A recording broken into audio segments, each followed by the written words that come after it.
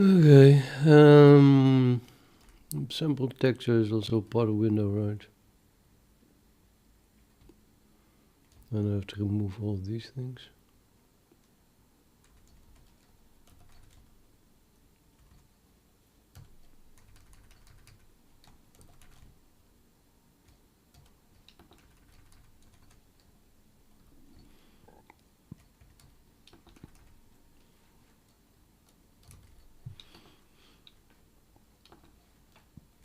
Um,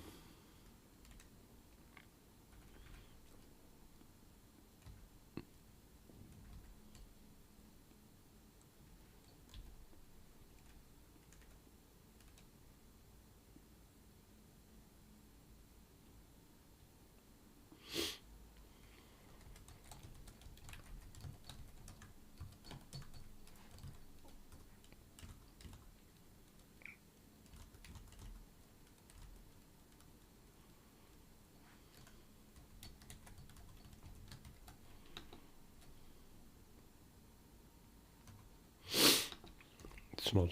Don't want to add texture.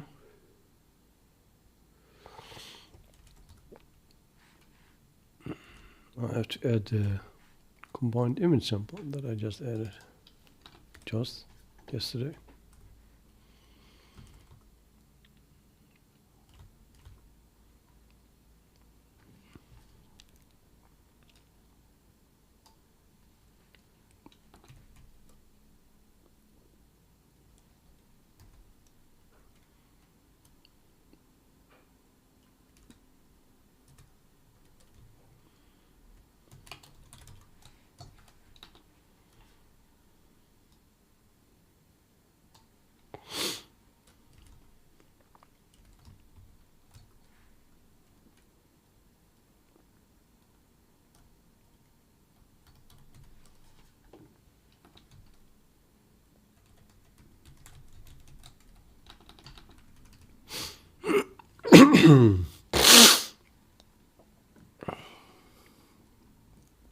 Excusez-moi.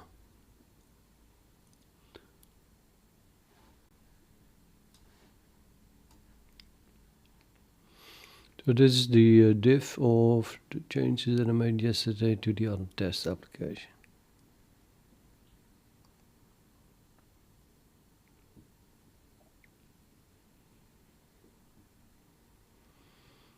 Don't have a push constant.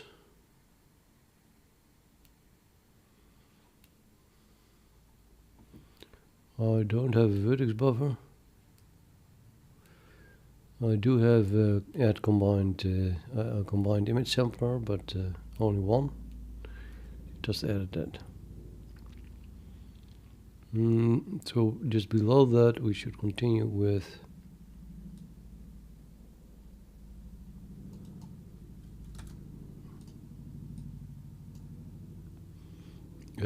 starting a new state.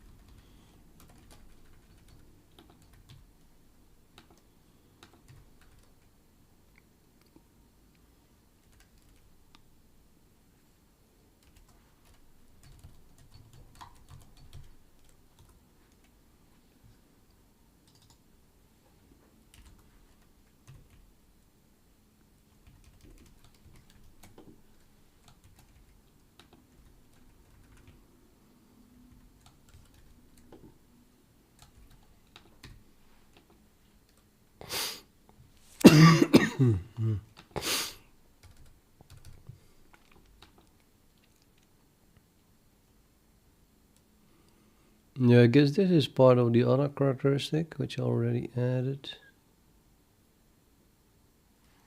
So that should be already visible again. Well, already there. Yes, it is. So this line can be deleted.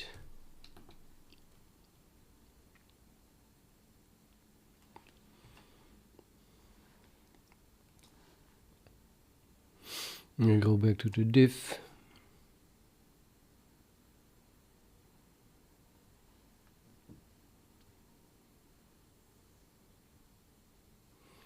We have to add the window, local window variable back every time.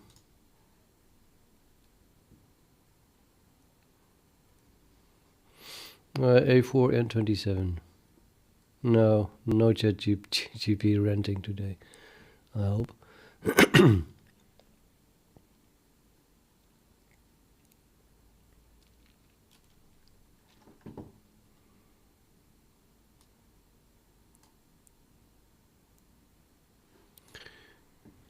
What is the problem here? Well, it's hardly a small div, so it's not that easy.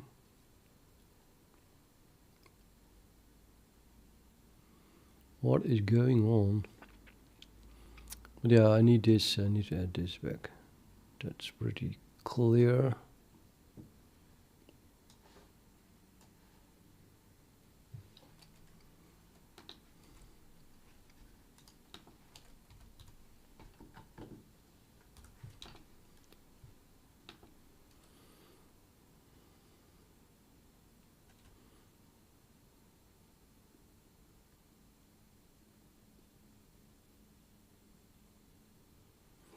I think I removed this indentation.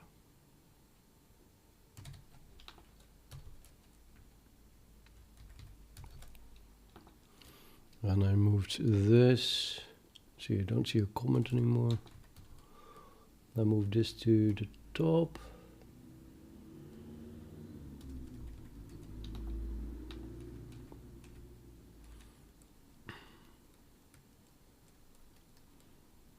I renamed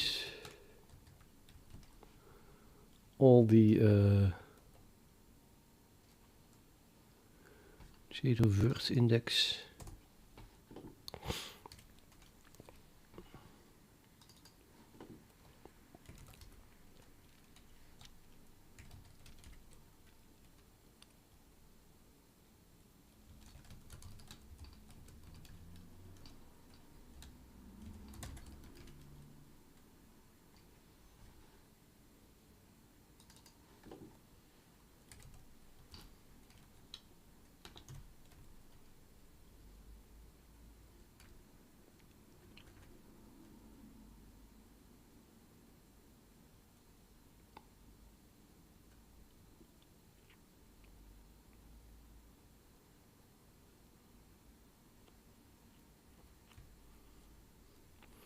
Local shader index.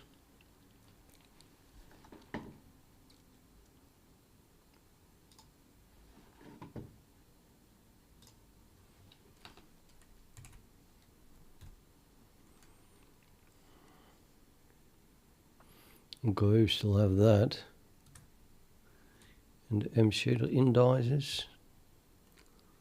I still have that apparently.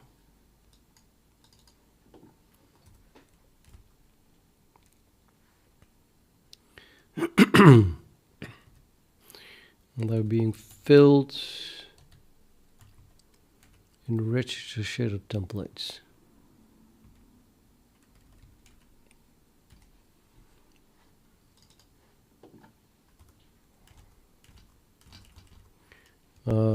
Strange. Cannot remember that. To really have that everywhere.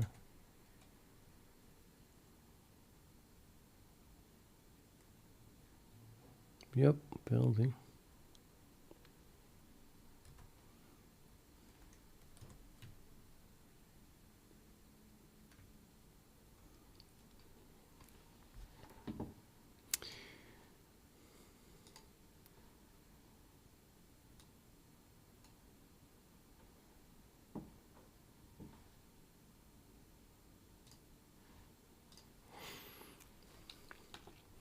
Let's me think.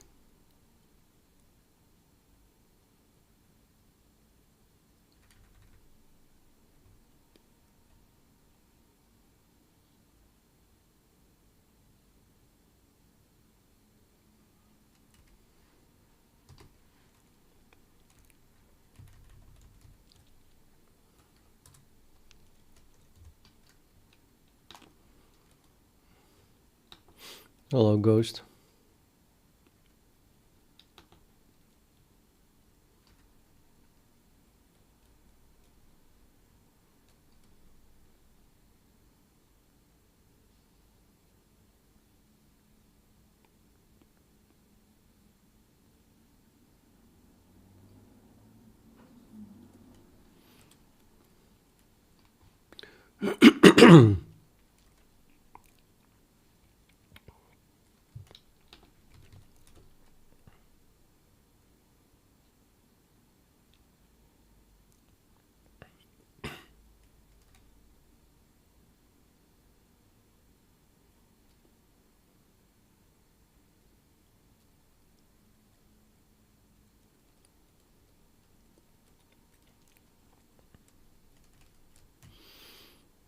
Yeah, okay. So if m shader indices is public, that would work.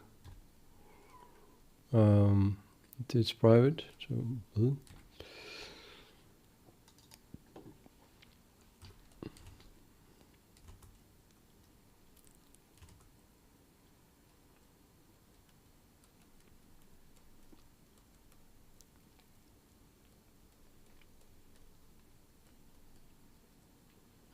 maybe I should just add this class as a friend.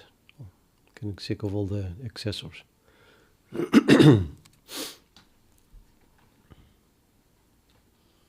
How does this even work here?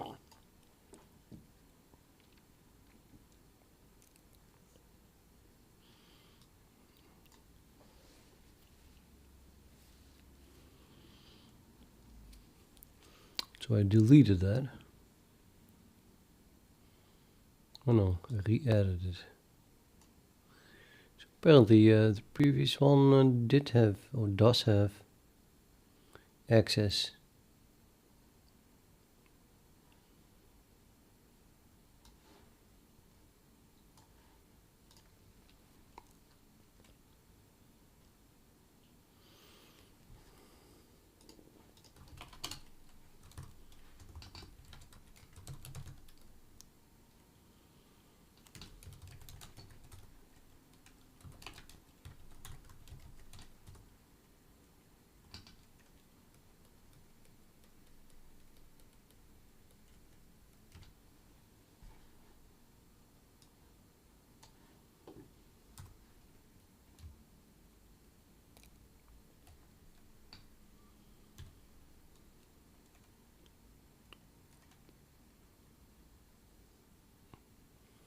Looks private to me.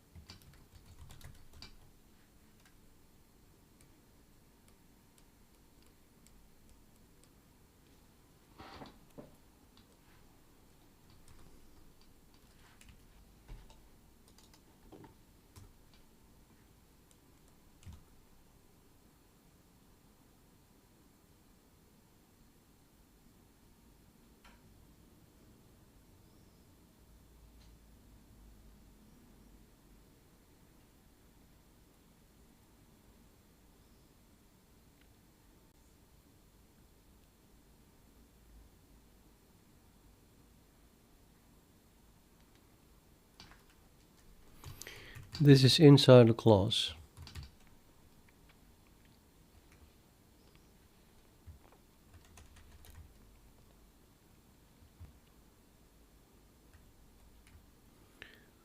Oh, really? Yeah, it's a class that is inside another class. Apparently it's automatically friend then. I'll quickly remember that that's the case. So refresher. So this is inside class window.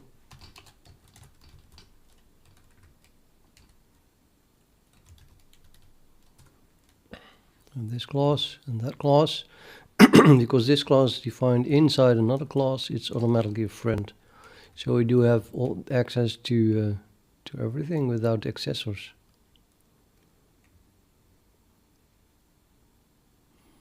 Oh no, I've been adding accessors all over the place. It's not 100% a bad thing, but still, let's say embarrassing or unnecessary. Pick your word.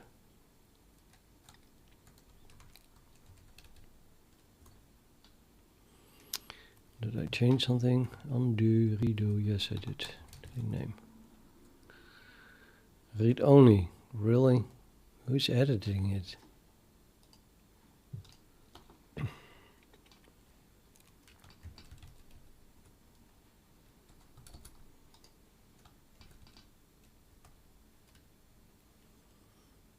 cannot imagine that I have another window open that is editing something.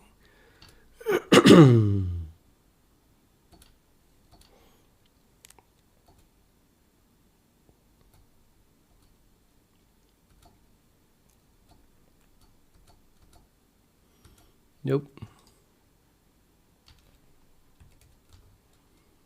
This I'm just, really? Oh, wait, right. Quit.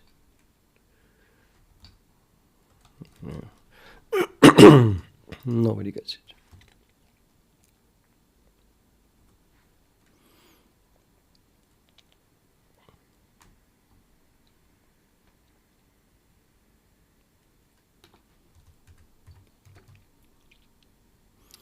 Oh, it's a, I guess, is it not a project when I'm working on it more than 2 years now?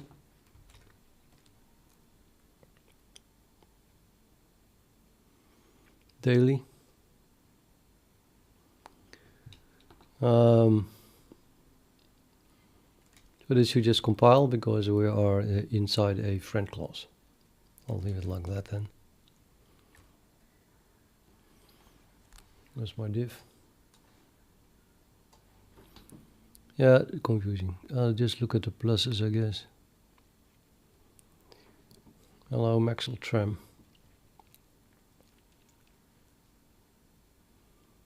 People says 1.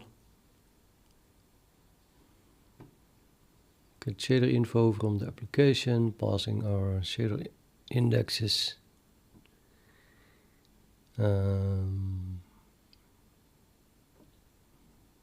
And then we call realize descriptor set layouts.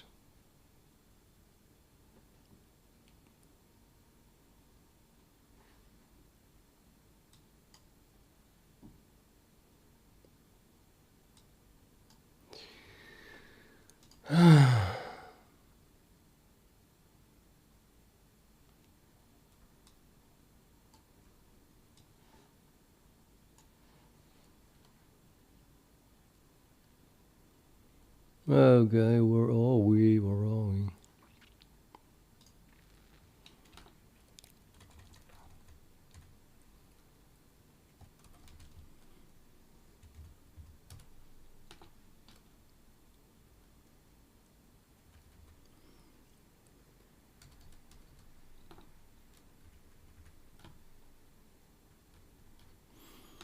Realize descriptor set layout, owning window logical device.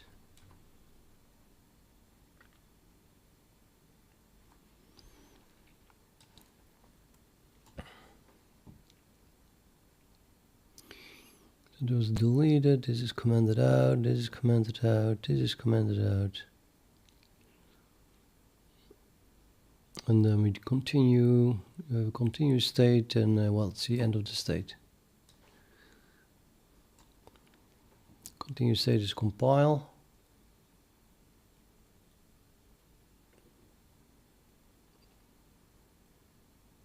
A run state must be preprocessed.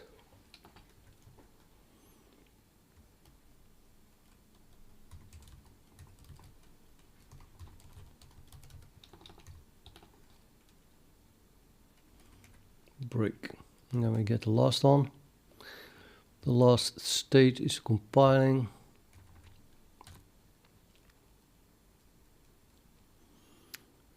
Also that, also a window. And then we get renamed vertex shader. So this is the same stuff as before, also repeated. And then we create a compiler and then call build shader.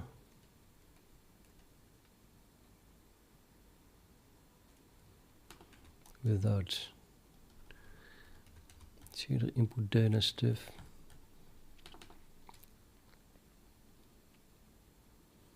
Owning window, index, compiler, set index int map. Yep. Looks good. Compiled, break, and then we're done.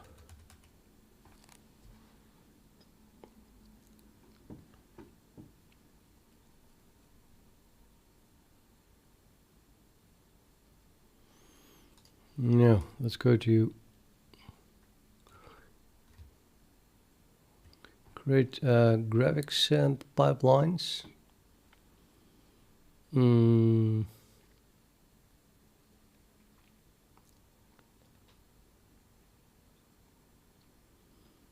Things will change so much here that it is.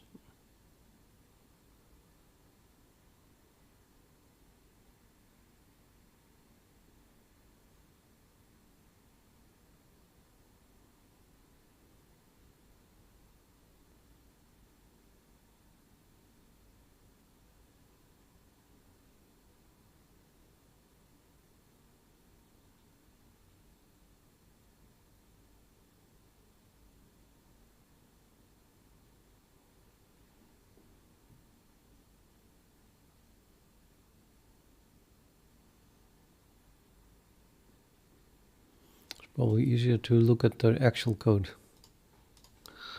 than at the div.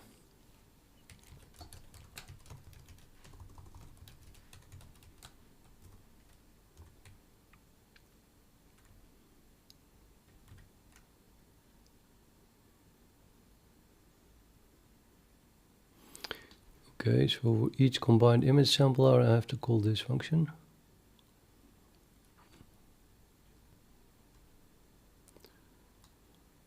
And I'll have only one.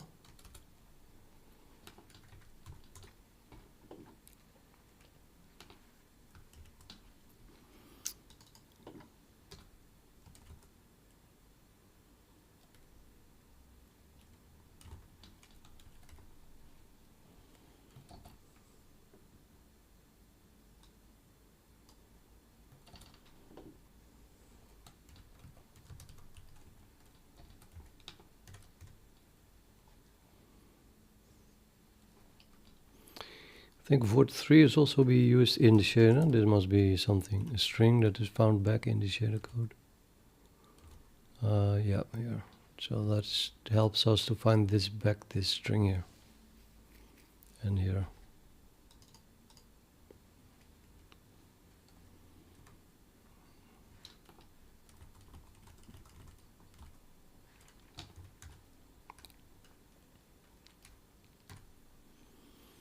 And then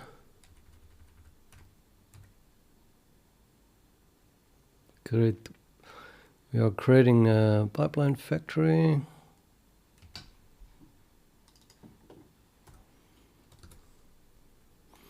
And in this case I have two of them. And I'm keeping them for some reason.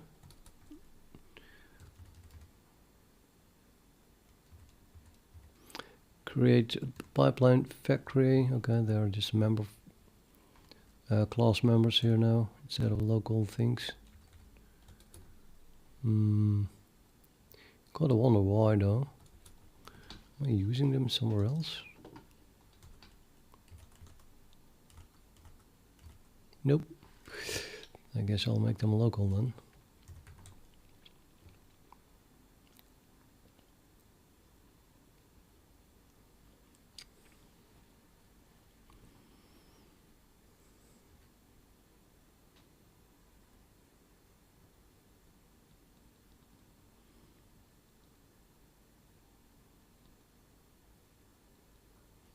Well.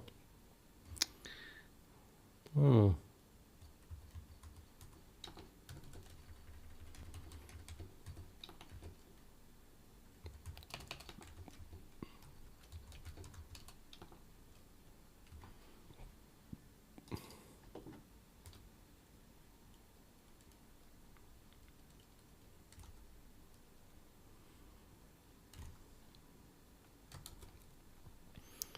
You don't do keeping alive anymore apparently. We're already not doing that there. And now you don't have the m underscores at the beginning.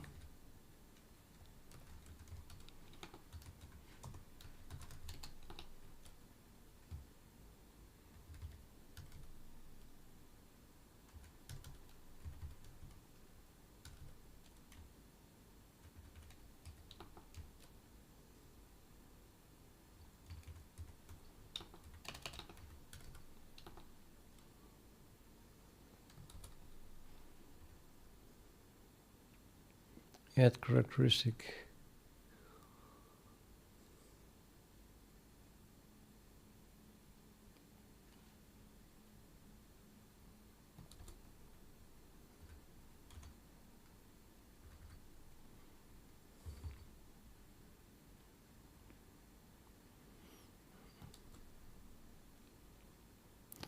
This one does remember the factory characteristic ID though, which is needed later on.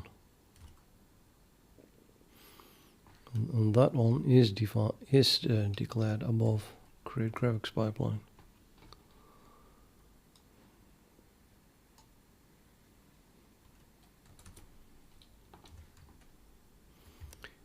Well, that's here.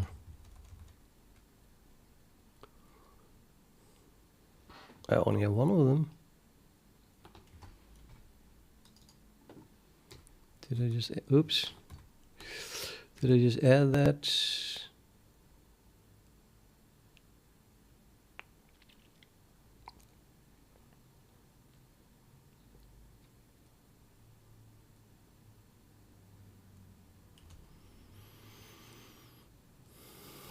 That's really weird, man. Why?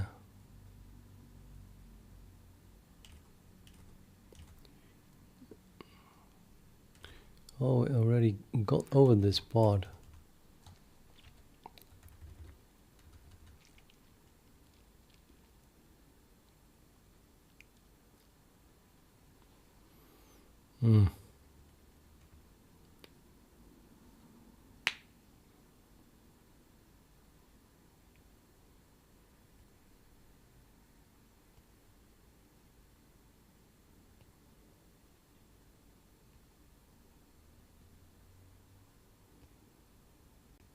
Yeah, confusing.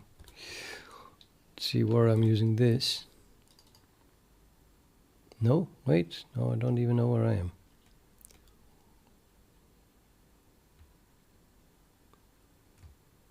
Yeah, this is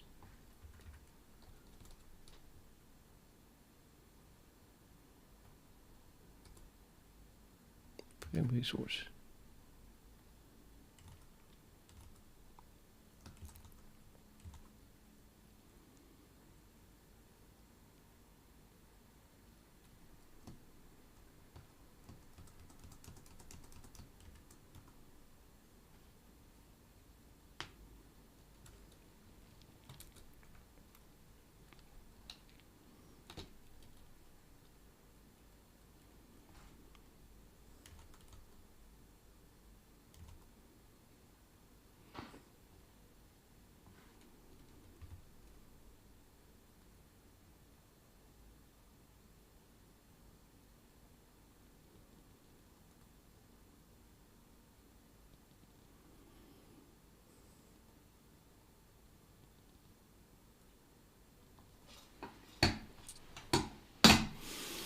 I cannot understand this. I mean, this is the pair of a vectory and a characteristic ID. So we have two factories here, and I'm adding characteristics, as you can see.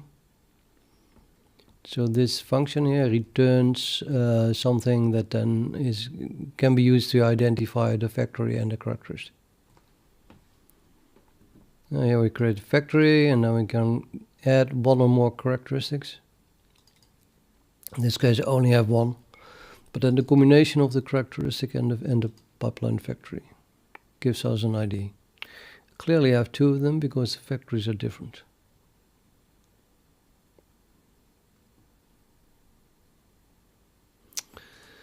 But I have the feeling that the old code already had.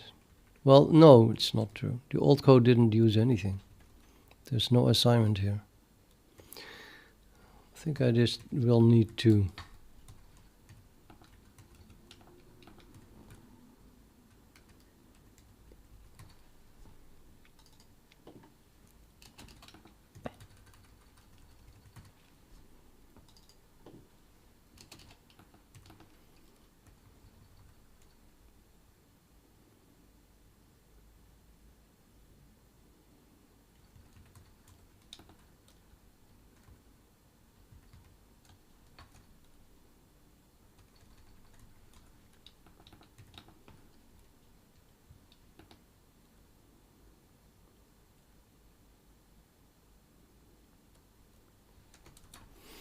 If you compare that with this one, which works, then I have a pipeline factory, add a characteristic.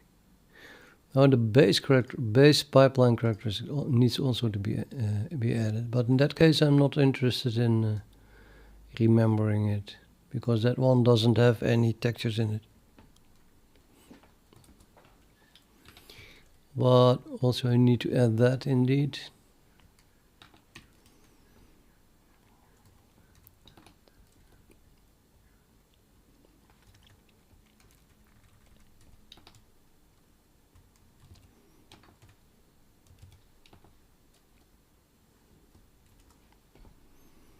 Which I defined above. I'll just copy that.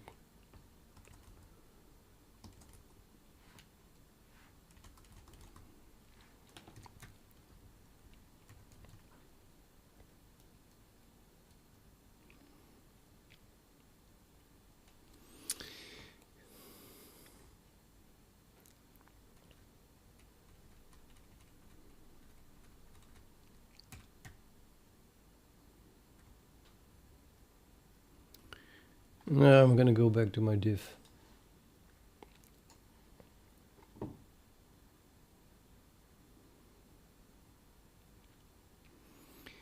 This is pipeline, the recording of the command buffer. And then we're done. Well, the I'm good timer was changed, and the recording of the command buffer.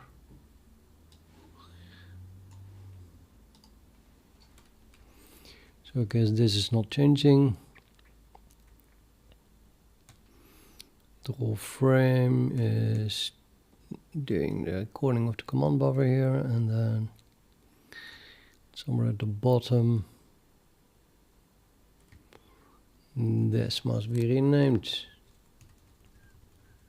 to I'm good timer.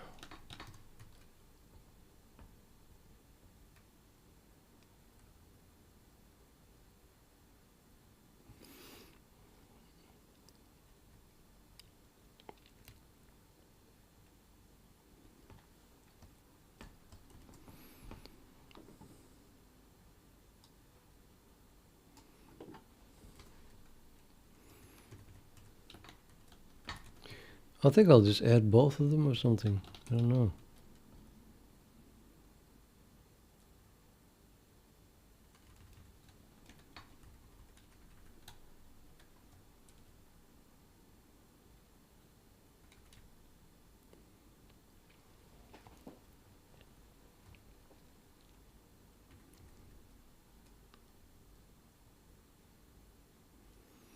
In a call to update image sampler,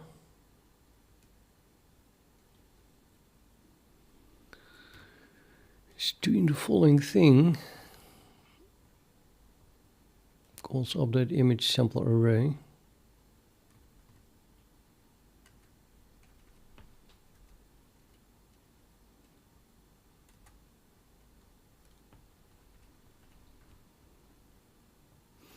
Which creates a new texture update request object,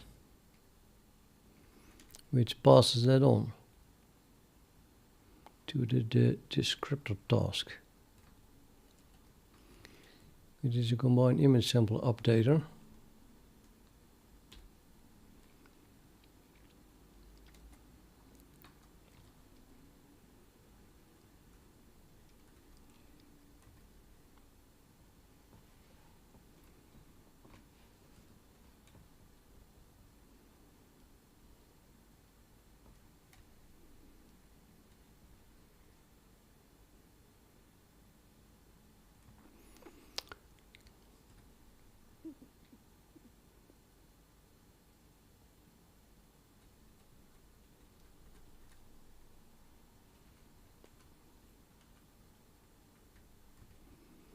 So we get the factory key here. Look for an existing entry with the same factory characteristic ID.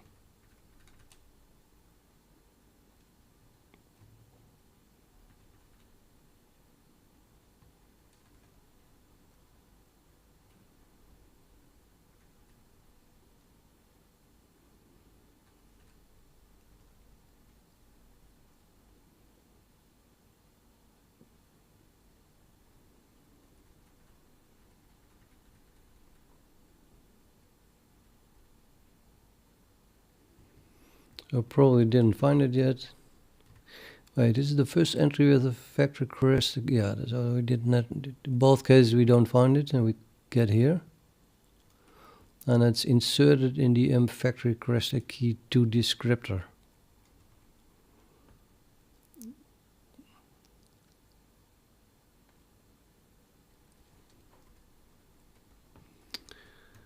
Okay.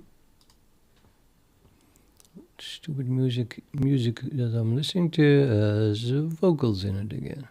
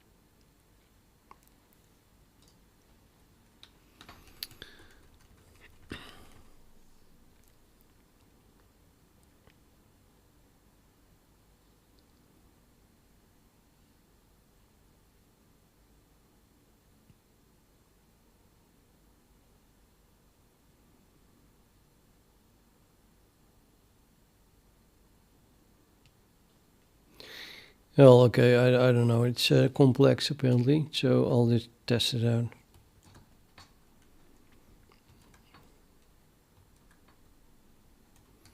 Seems the logical thing to do, to add them both.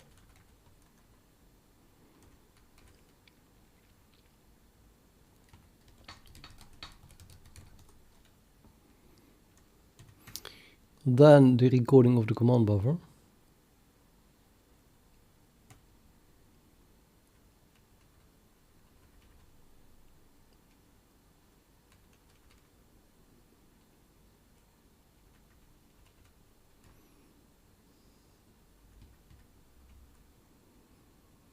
That also, let's also compare that with the code instead of the div.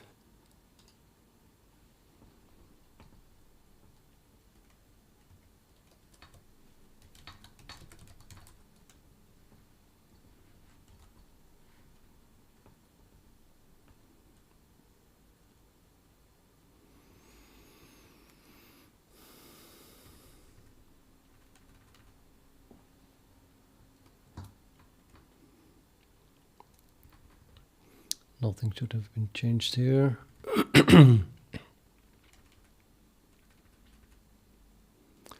We get the frame resources and then swap chain extend. And then we call something on the main pass and I'm view. Set the viewport, the scissors. I have a push constant apparently. And then we call wait command buffer completed. Reset fences. Get the command buffer. Print start recording. Actually begin. With Tracy stuff. Begin render pass.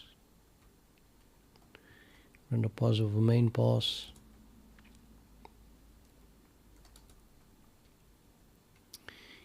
And then the ugly start. Well, it just doesn't do anything when the pipeline is not there yet. Very ugly, but okay.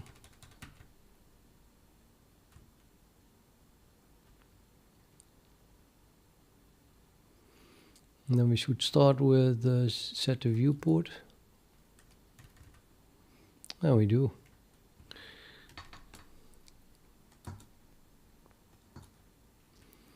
Followed by the scissors, and then we must do this.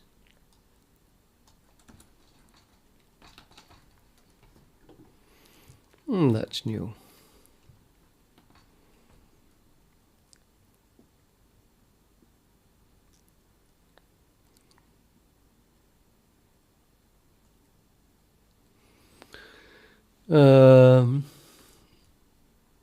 I better have vertex buffers.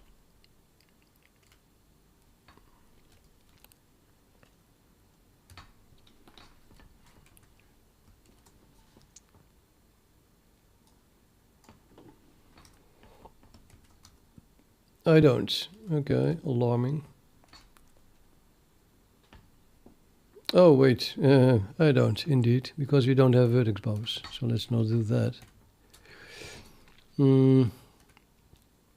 Bind the pipeline. Bind the descriptor sets.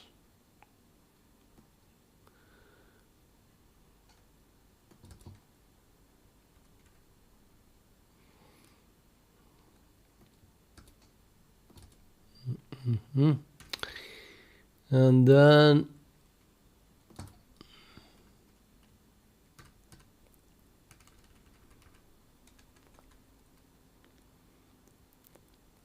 add push constant, so they don't see push constants. We don't have push constants here apparently.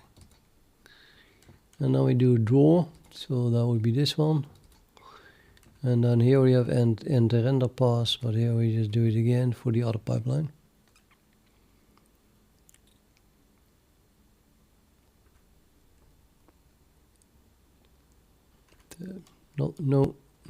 Not much change it seems, or at all. Tracy collect.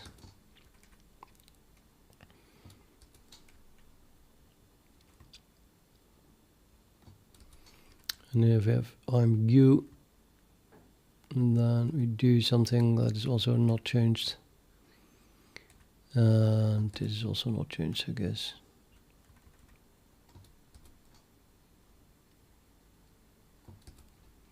Yep. One before end. Well, that's all. I don't think I changed anything. Or did I? I don't think so.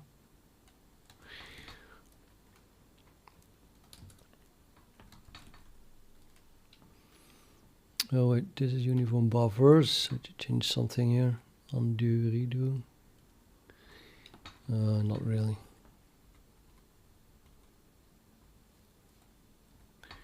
Yeah, that. Okay.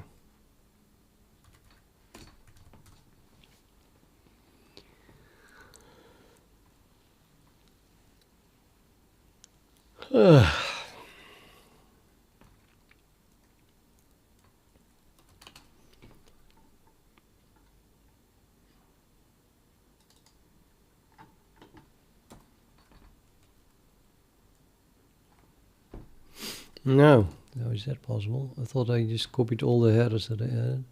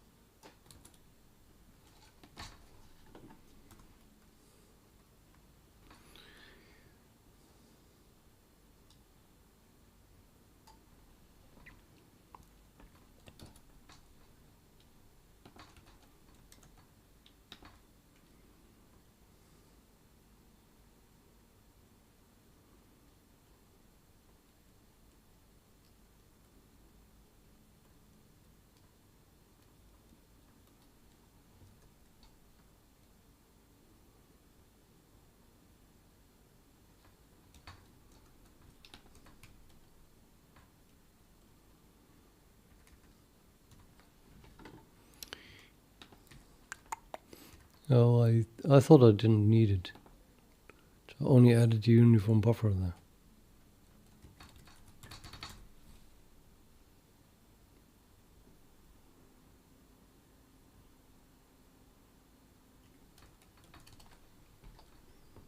That looks like a normal typo.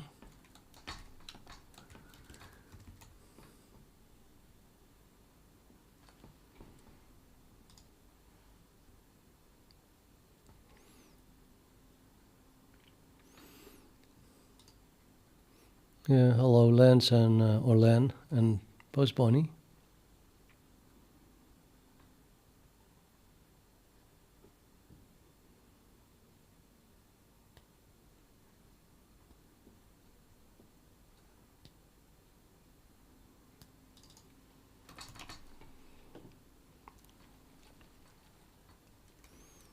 Shader builder does not name a type. Did you mean shader C compiler?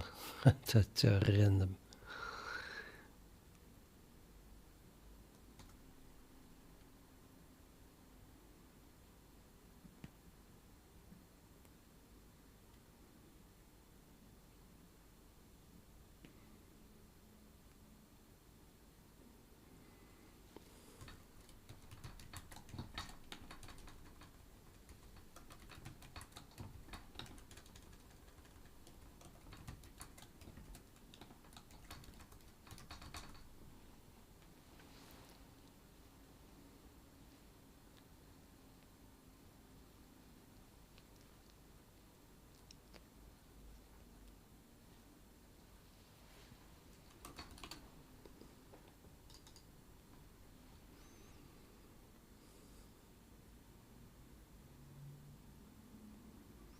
Could not convert.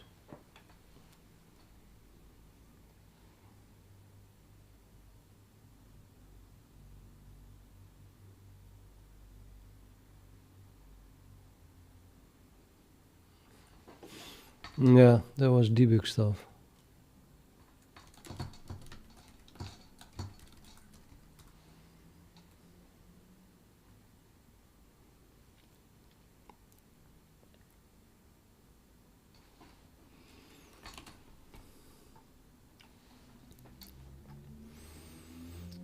Pipeline was not declared. The scope. Did you mean Vulkan pipeline? Nope. It's a namespace, idiot.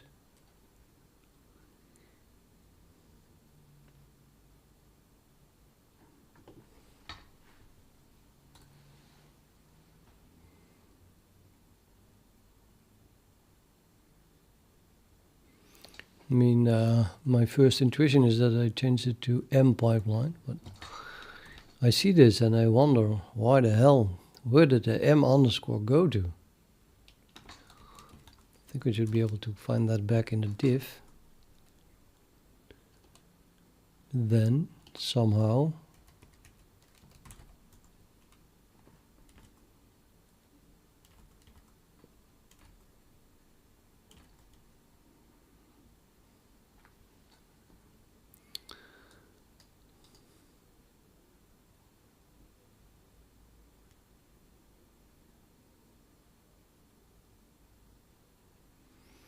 oh, it was a local variable passed to add shader resources.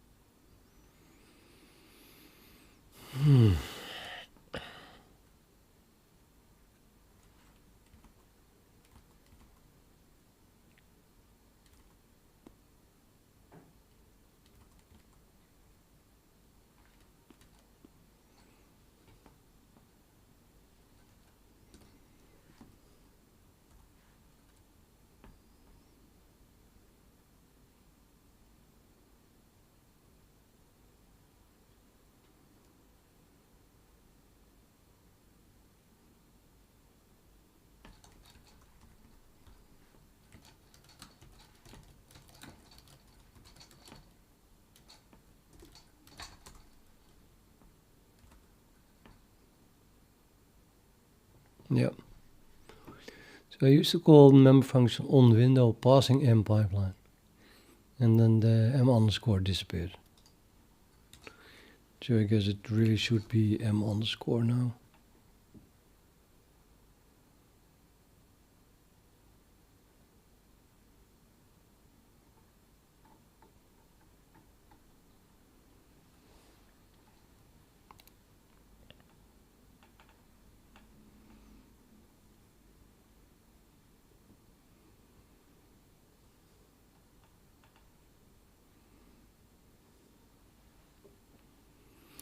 Let's see, an instantiation of const expression, blah, blah, blah. Required from, required from, required from, required from here. That's my code, finally. Oh, this is also my code. Well, anyway, that's the thing where it really is. And then it talks about we cannot do something because it is a deleted function. Window construction. Inherited from.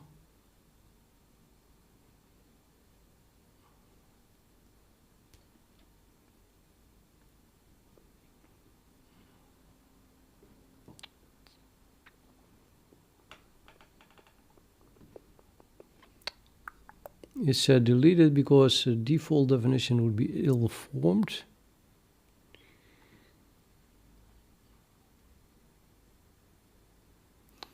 No matching function for call to.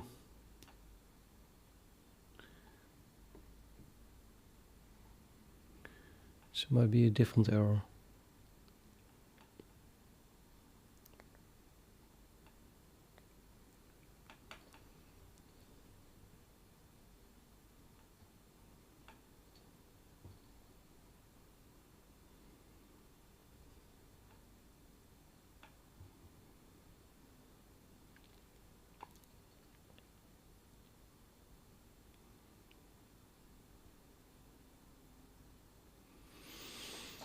Can't say I'm completely getting it.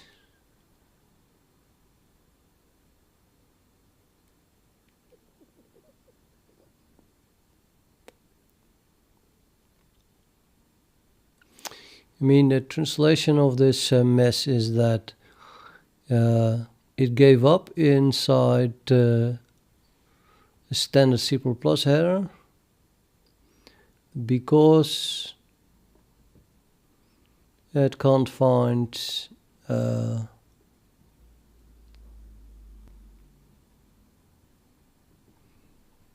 looking for the word deleted, but I can't find it anymore.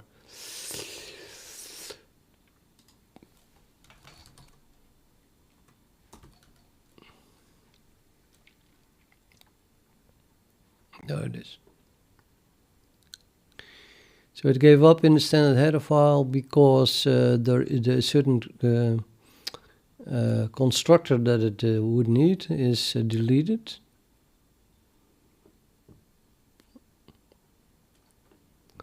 And then it is as helpful to say that it was deleted because the default definition would be ill-formed.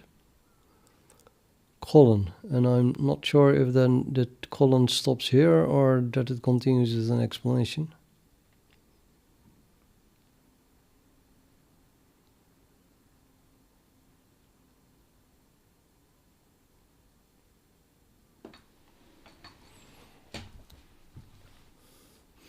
Might continue because it's exactly the same line and number and column even.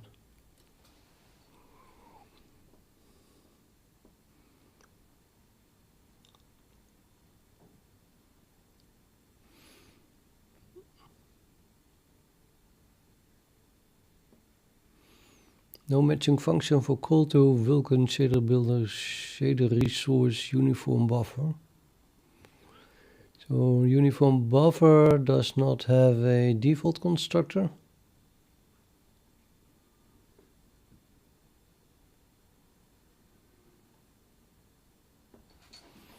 because what it does have is a constructor that takes a const character.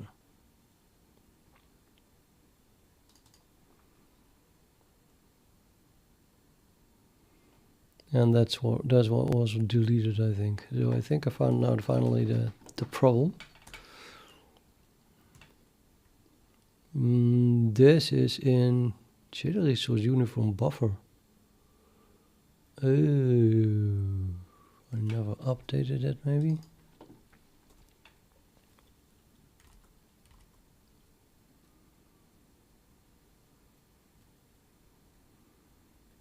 That's a debug name. Depends on what's being done with the debug name. It seems to be being passed to shader resource base.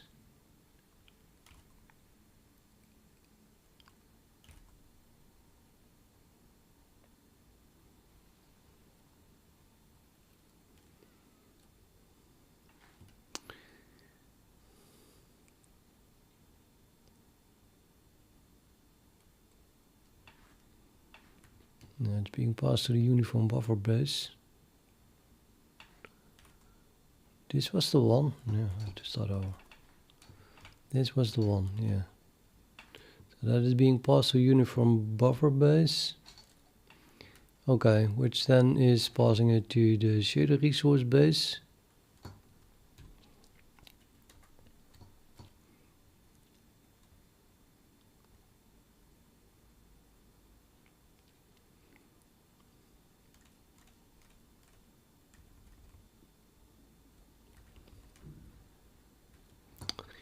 Which is storing it.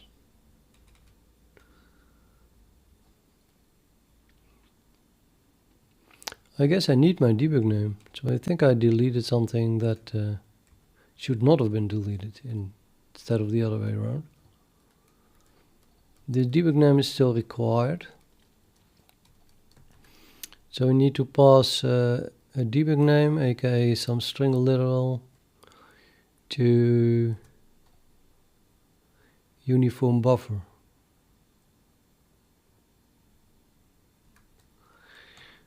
Which means that I have to go back to the error.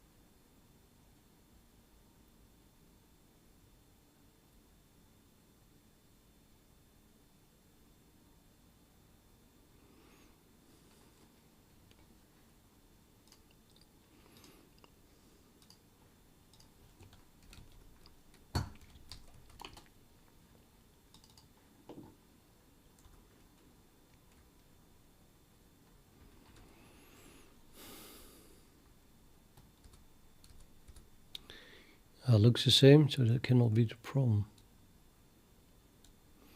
Must be, I don't know. Must have to do with the constructor of window then.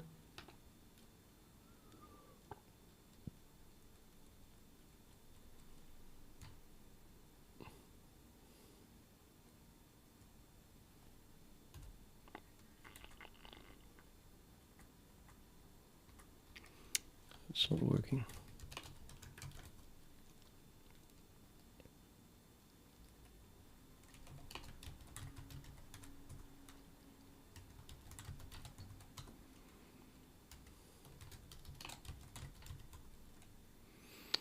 Window does not have a constructor. What I was complaining about something. Let me see really quick.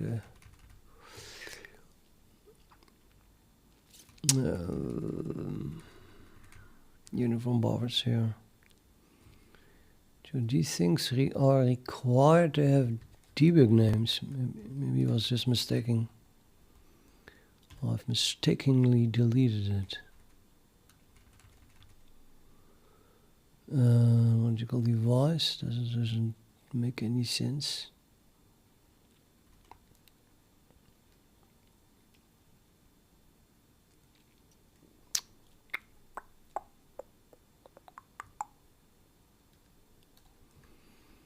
Nope.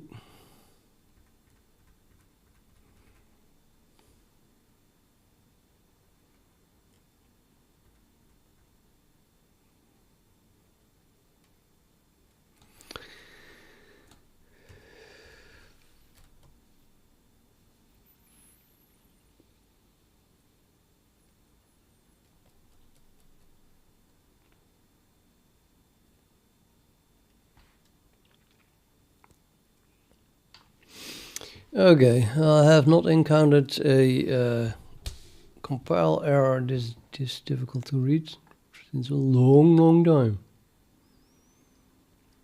Let me read it again in detail. It says user includes 0 plus 12.2.0 tuple in instantiation of const expression standard make from tuple implementation. Tuple index sequence with TP is window, and tuple is tuple vulkan application pointer bool.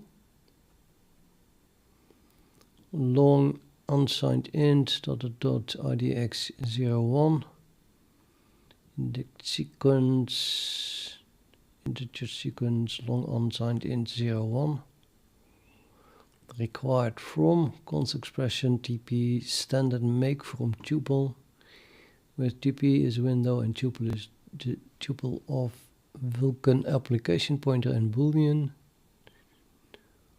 required from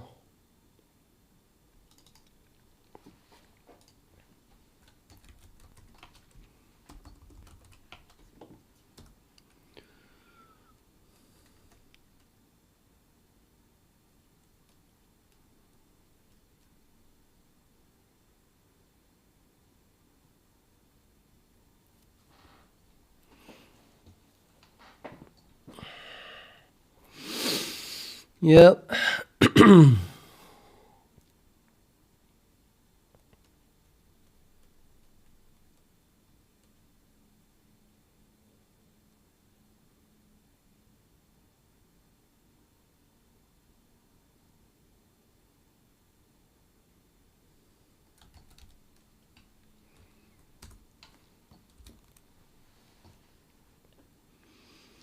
Required from boost intrusive pointer, central task create from tuple with task type is window and arguments are application pointer bool. Required from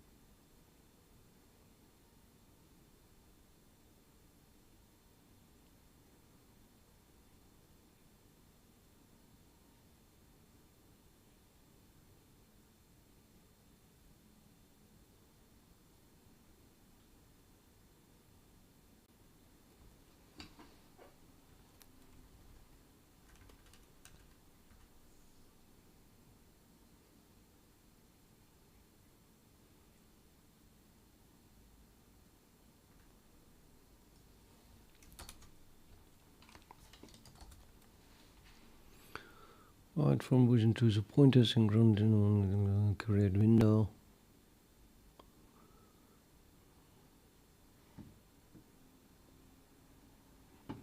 required from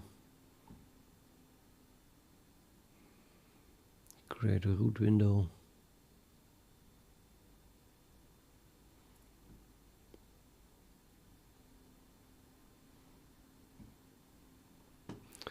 Required from here.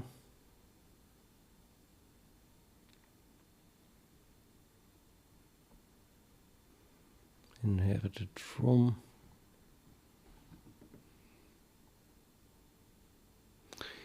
Use of deleted function window vulkan application pointer bool. I don't think that should be deleted.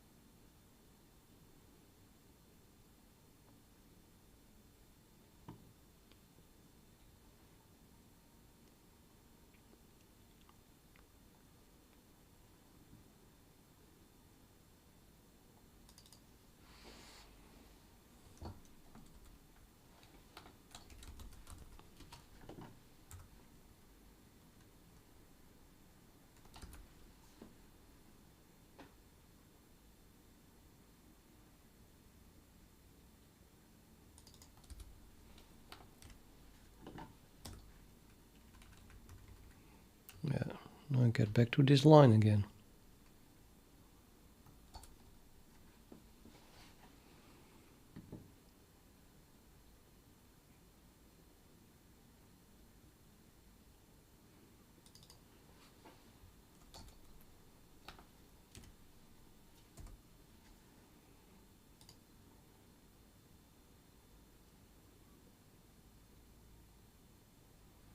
Debug name. I guess I overlooked it before I started to read from the top again, because I was looking for that. I think these three just need to have a debug name. So I have removed that probably.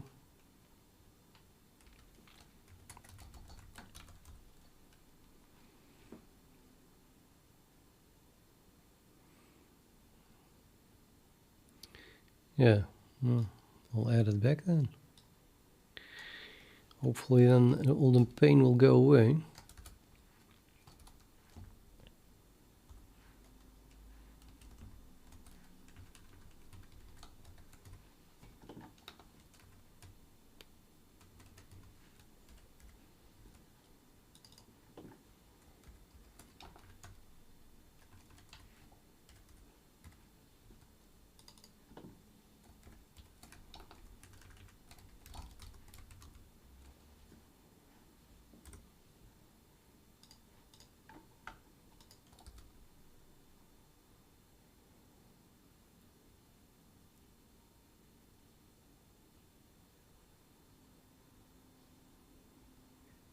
Then that was it.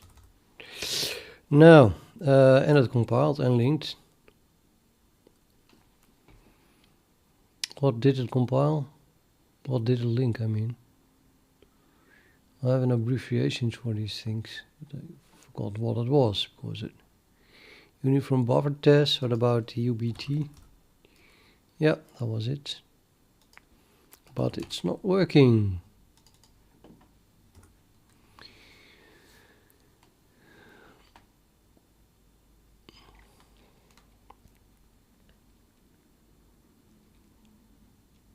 Oh boy, yeah, I don't have a vertex buffer. Oh, right.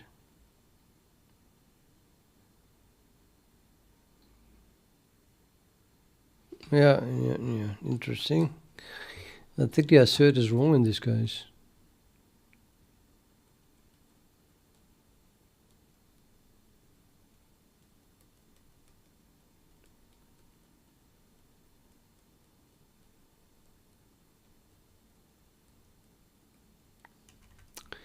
I suppose I could add a fake one rather than allow people to write code that has no vertex buffer, because it seems very, very, very strange.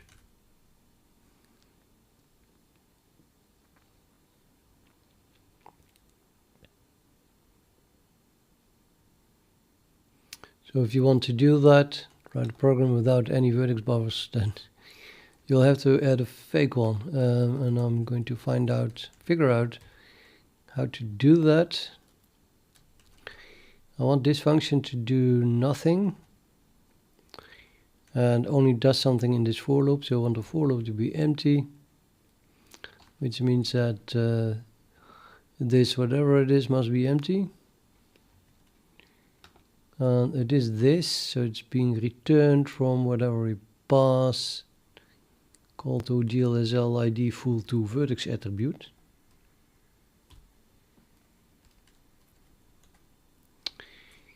Which is indeed a vertex buffers object.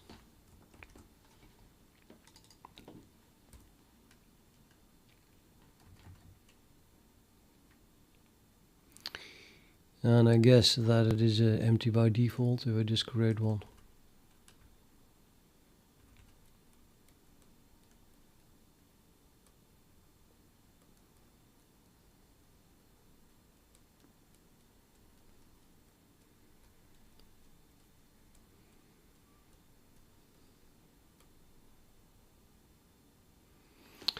Now, when would it not be empty?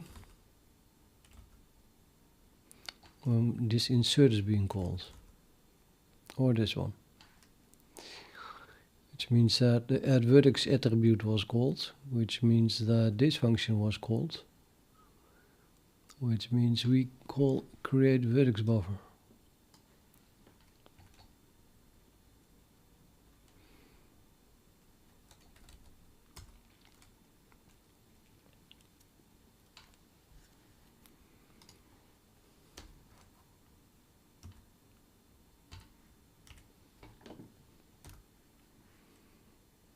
We don't.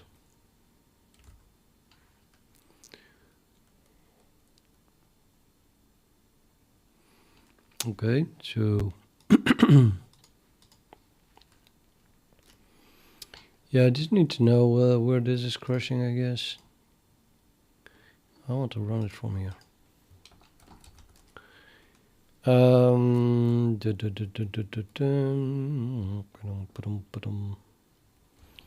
Run in GDB uniform buffer test.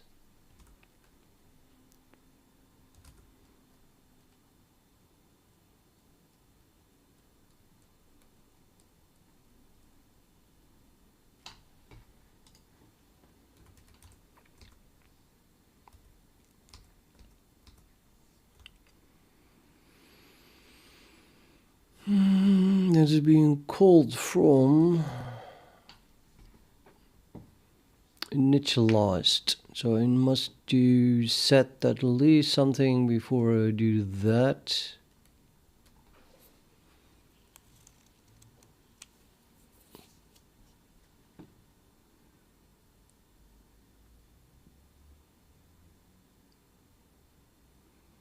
Characteristic.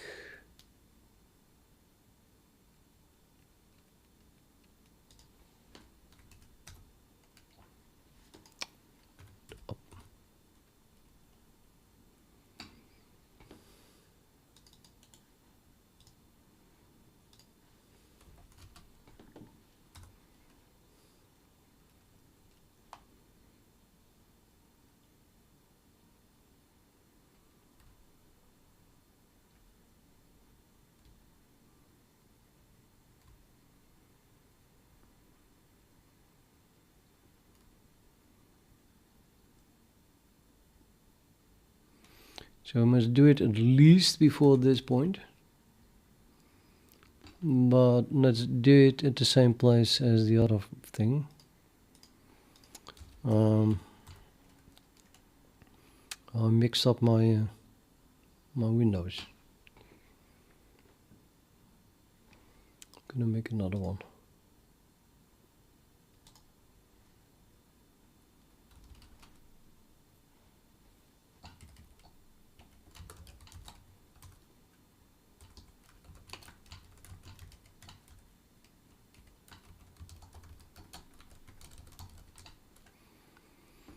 So I'm having a vertex buffers thing here in the class, in the window class, but I could move it to a characteristic, I guess, because I only need it to be only need it to exist and be empty and from the characteristic object.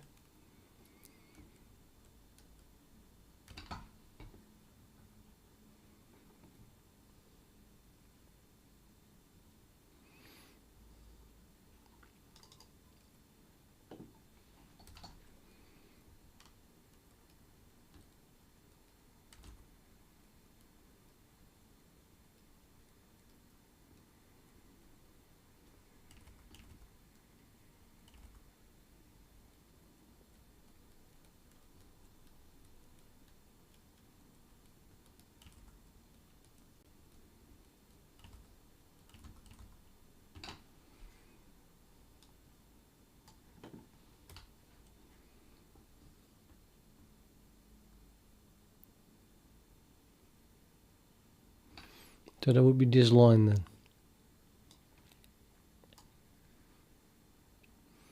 Before the initialized.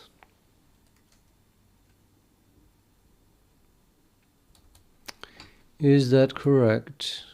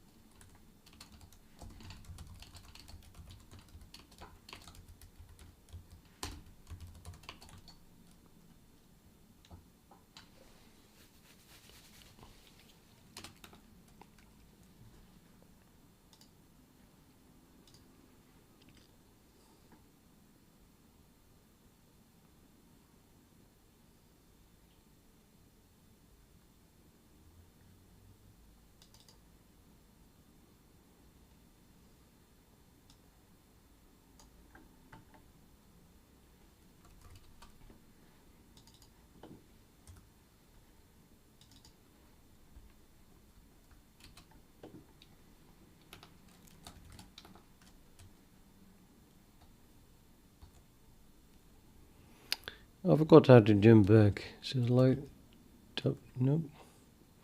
W goes forward. Now can you go backwards?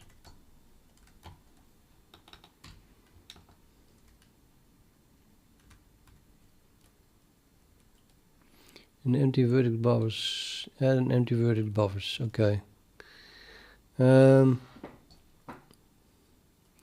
Yeah, well, I don't really need it to.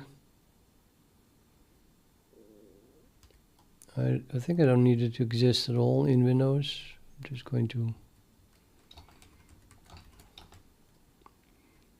make it, put it in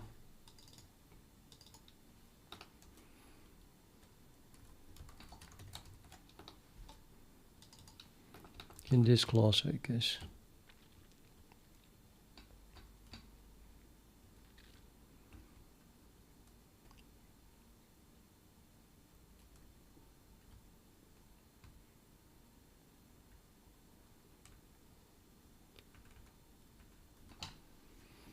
What a waste of space.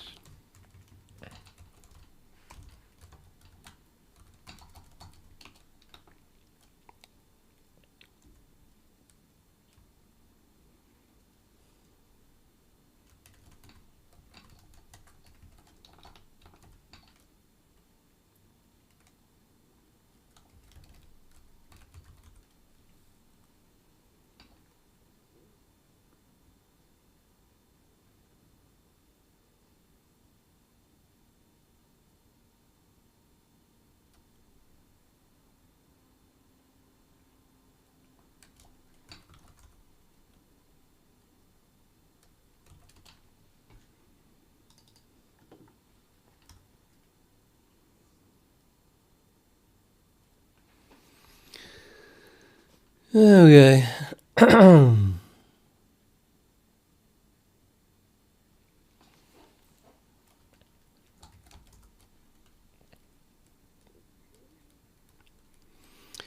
I seem to be running into this quite a lot.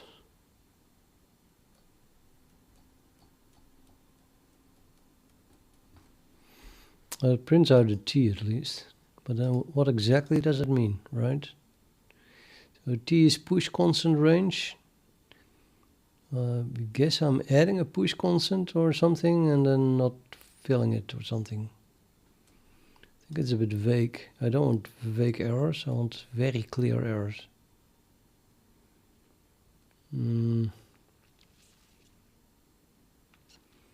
Got a lot to improve on that in that field, I think, for this project.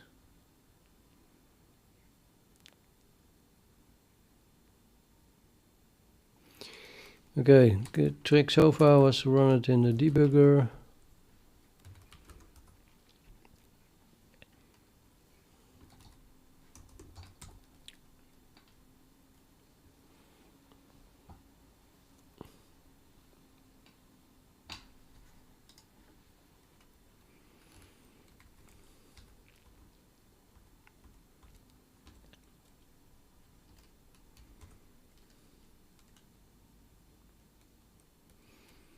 Yeah, it's one of those things that I cannot demangle. Well, I ran into this before.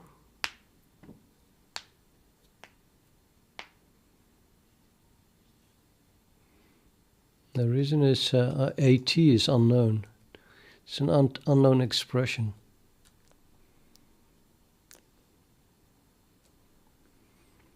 I have to fix that, I guess. At least in my own demangler, because that could also not demangle it.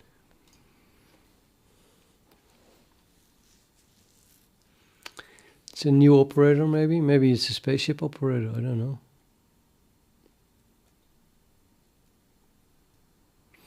Anyway, I don't think spaceship operators are in play here, so yeah.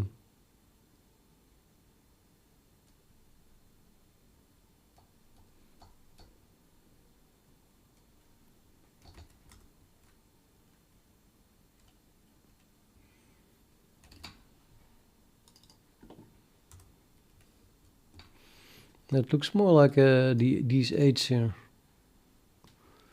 So this XAT, and then I guess it's substitution E or something. This whole thing, and it's probably an 8. Whether the 8 comes from, nobody knows. I mean, it's a substitution, so maybe something like AT stands for a fixed template argument, and then followed by a substitution.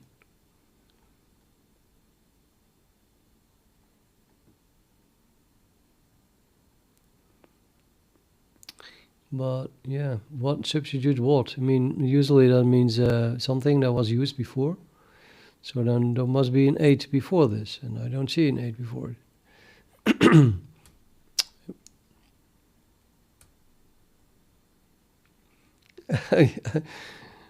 Perfect. Well, thank you, man. I have something in my throat though. My voice is not exactly the same as always, but maybe it got even better.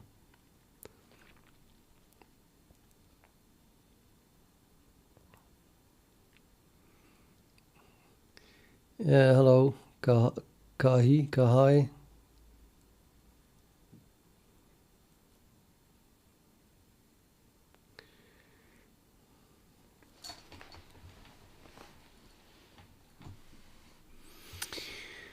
Okay, how was this again? I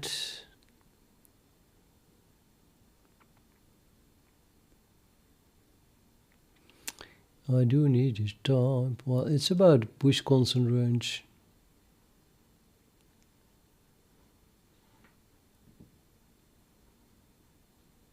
Yeah. Push constant range.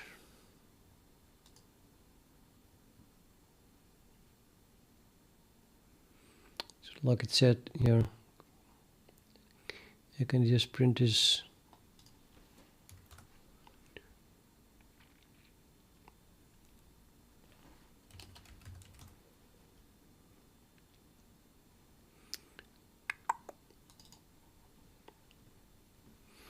vector of push constant range.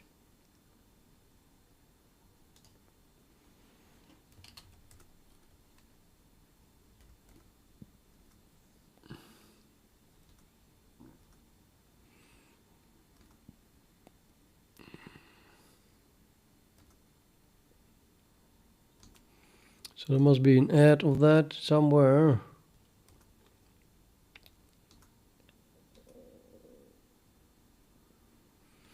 Add.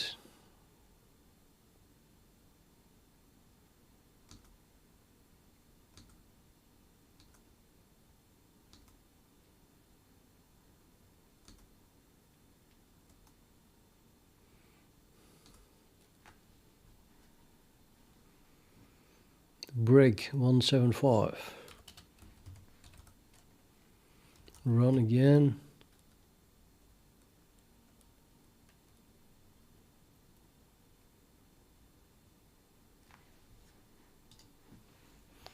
Up. Prefect. I said it wrong. I said perfect. Thank you, prefect. You're leaving again. Push constant ranges list.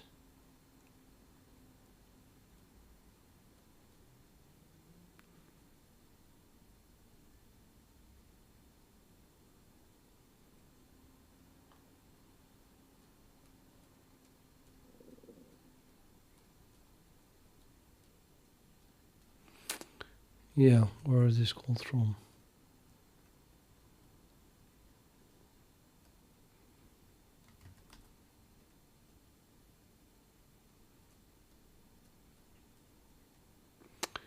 Yep, that's register with register add push constant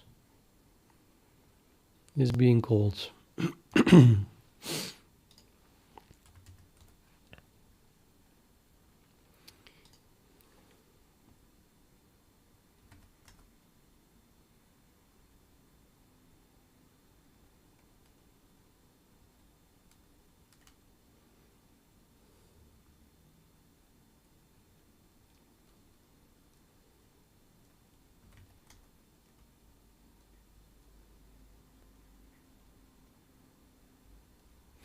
What I could do instead of assert is throw an exception and then catch it here. And then we can print a much better debug output. But clearly the problem is that I am not using a push constant while I'm adding it.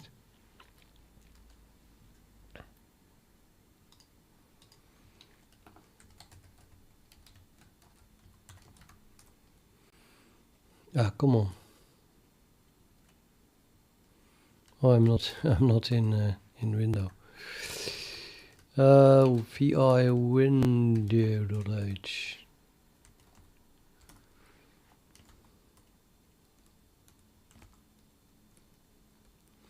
The problem is that we are deriving from this base class and then not calling and not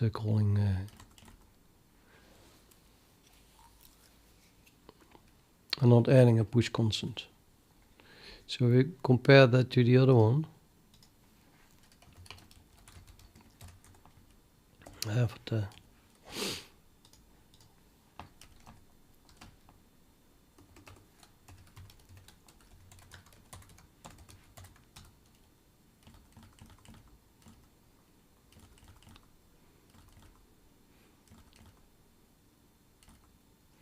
That's one.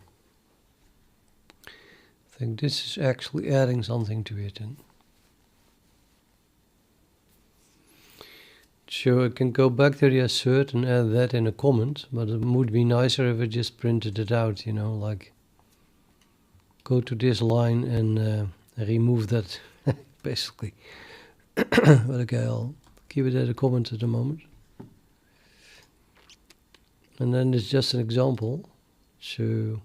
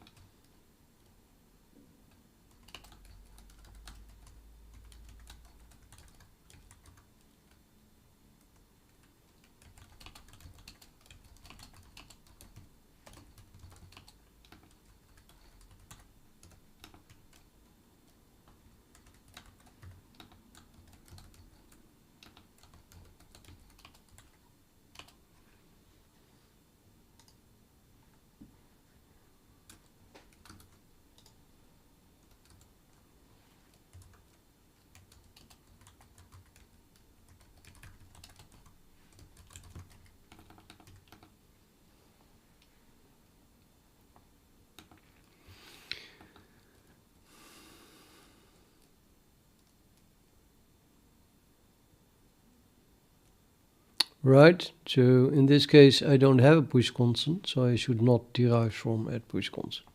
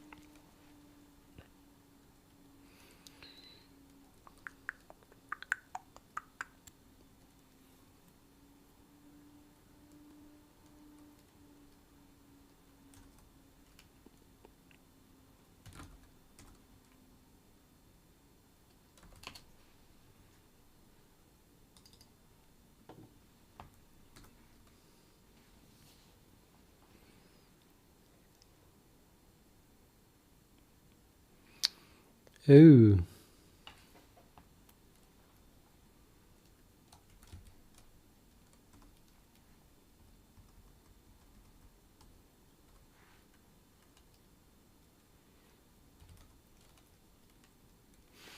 Imagine not having those asserts, or even not having the comments that go with it. Then we would be hours and hours every time I run into one of those asserts. It would take me a whole hour to debug that. And now I get a head start.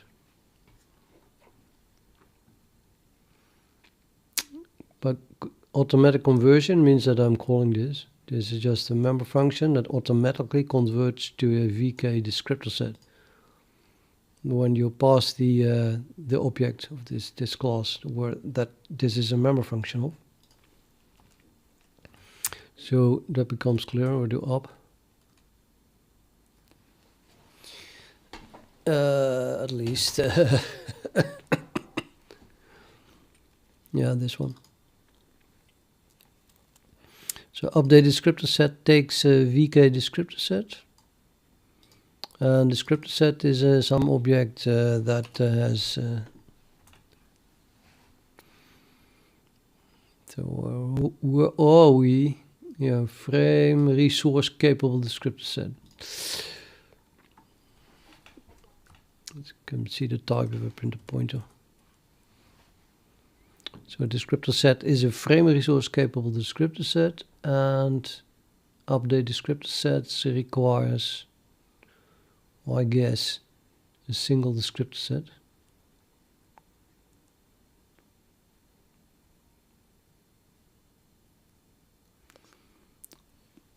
So then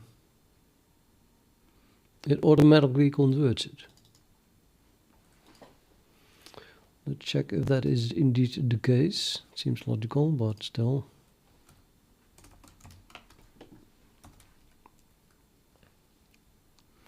Yeah, just once I have a VK descriptor set.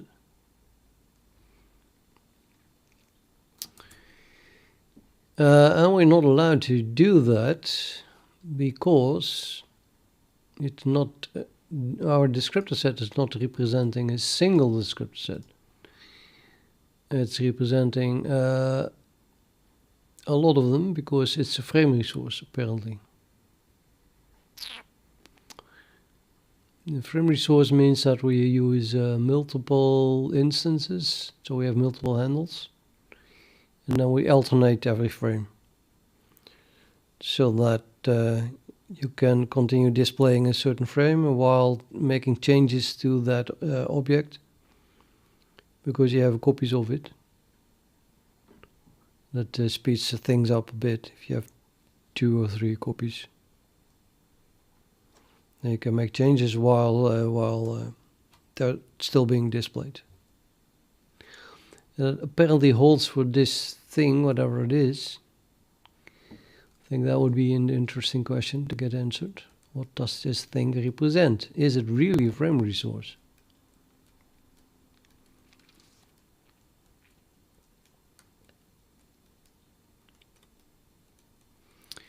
The thing is ridiculously large, I must say. I think it's 1, 2, 3, 4, 5, 6, 7, 10. Like it said there. 10 is ridiculous. That's not practical. It should be 2 or 3 normally. But I just test, so maybe I put it. Maybe I set it at 10 for some reason.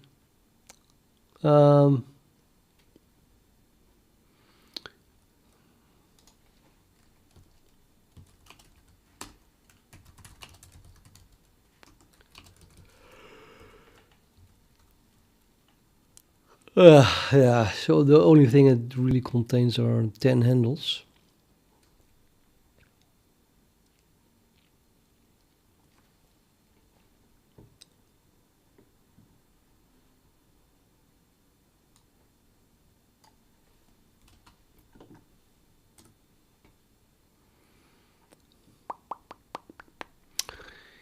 I'm not sure where we are here. So it's a super general code.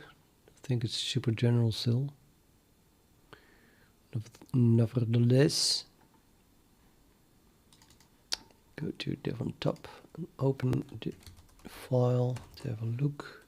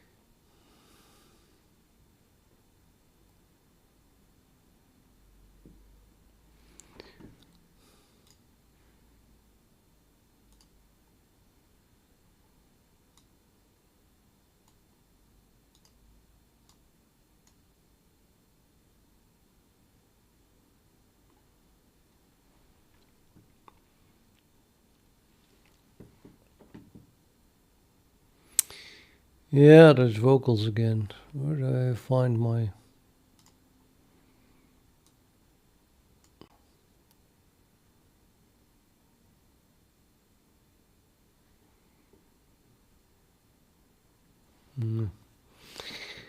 blah, blah, blah, blah, blah.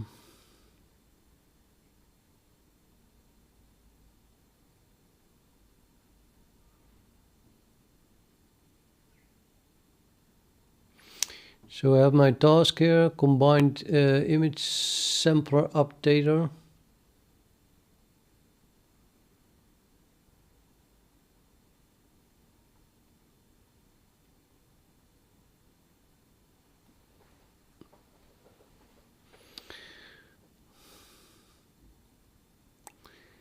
I'm not really sure if that is a task. This is the task.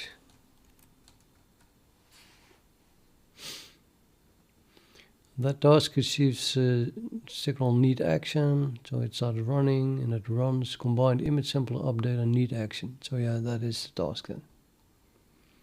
Combined image sampler updater is the task.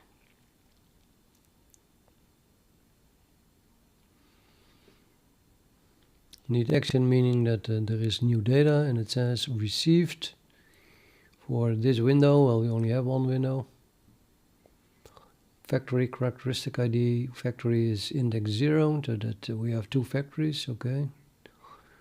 Range index, we have no range. Range size 1. Fill index -1, which means that it is called from the initialize, so not specifically from some range value, and we don't have a range, so yeah, it would be -1. Descriptor array size.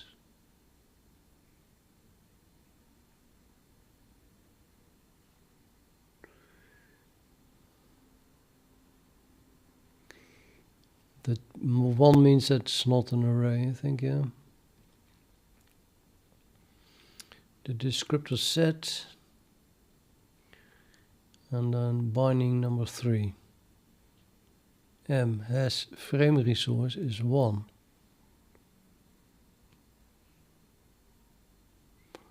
On void 3.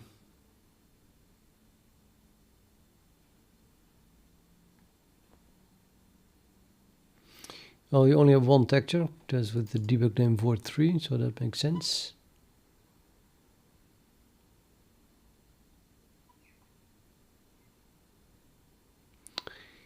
I'm not sure if combined image sampler should be a frame resource.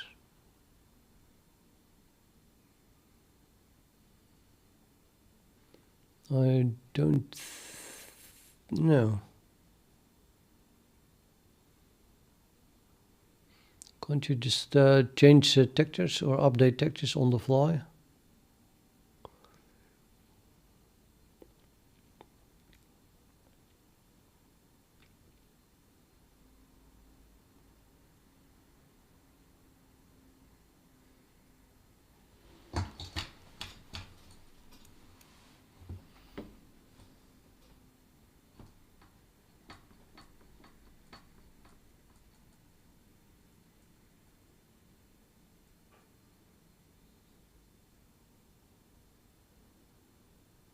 Did I really create 10 different sampler, combined image samplers here?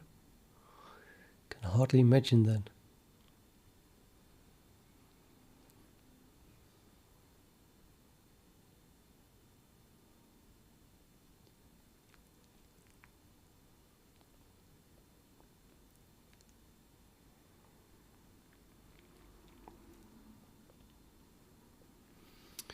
Let's see where those handles come from.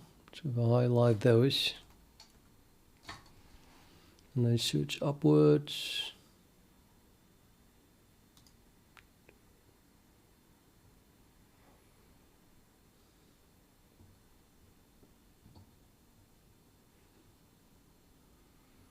yep.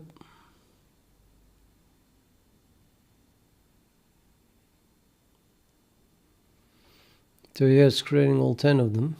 That is created object and then the debug name with handle the and type vk descriptor set. So you're creating 10 different descriptor sets, and the F here means the frame. So this is indeed the frame resource apparently. Allocate descriptor sets. Allocate 10 frames. Called from allocate update add handles and unlocking. Adding set index 0 to set index has frame resource pairs because have matches false.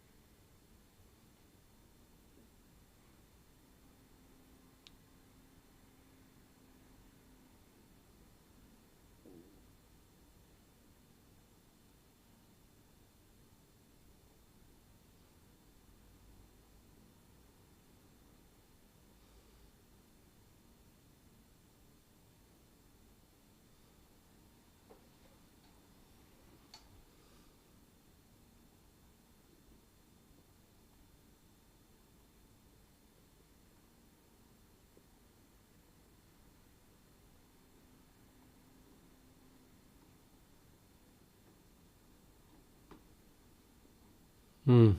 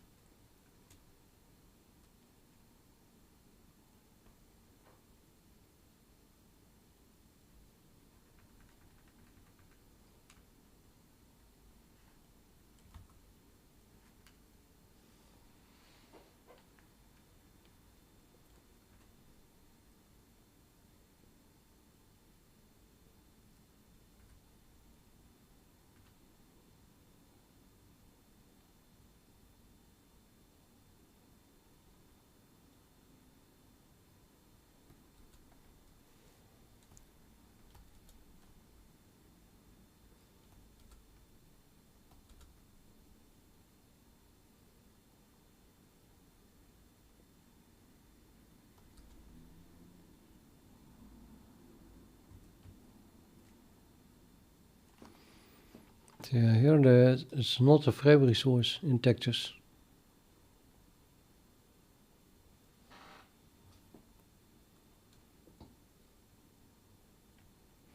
So that's why the call to update descriptor set just works.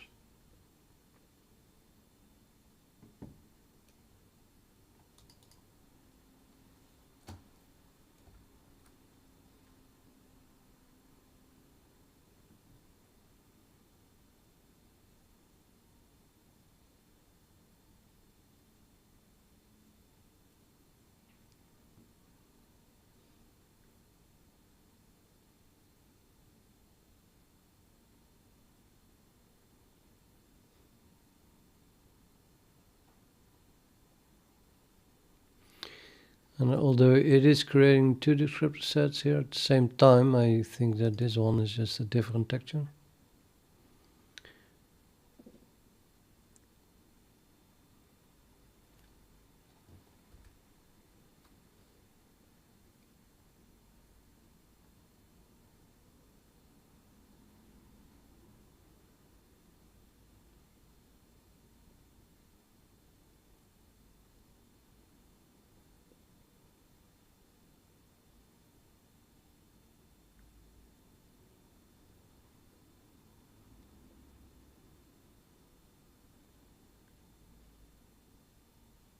Yeah, this is top. And the other one was bottom something, bottom 0.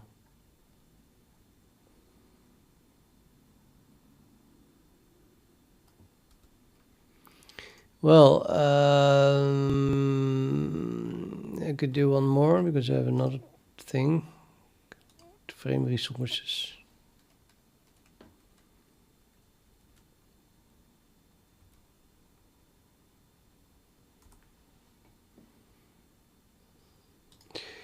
Only has 2 textures, but okay.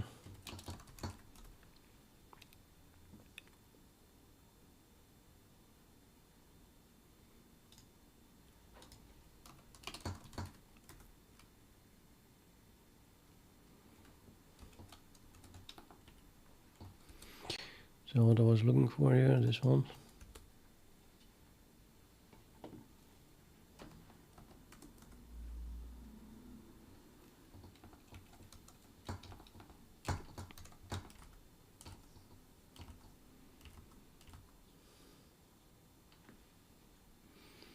Received on backgrounds.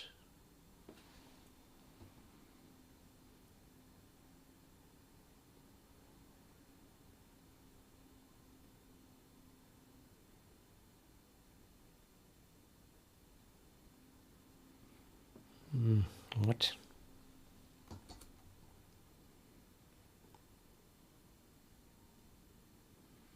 Received owning window. Received texture is something else. There, owning window, also 0.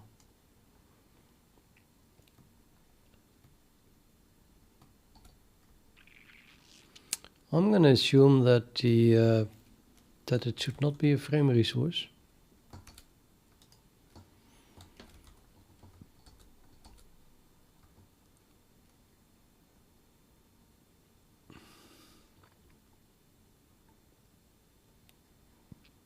So that this value is wrong.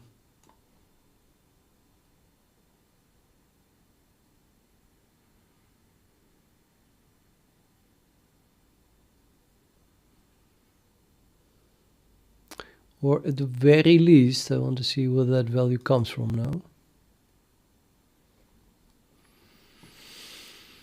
Well, that is difficult maybe, or isn't it? Do you think?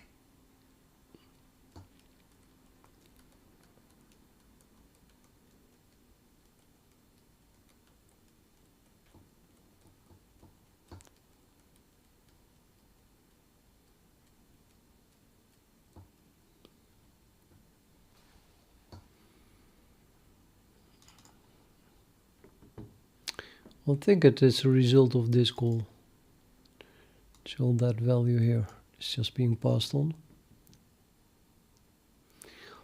So the way my tasks work is I have tasks, and each task you can see tasks as sort of threads, but there are threads in the sense that a task is an object, and the object has, of course, an internal state and all kinds of member functions that work on those variables, member variables. And it being a task then guarantees that only one thread at a time will call member functions on it.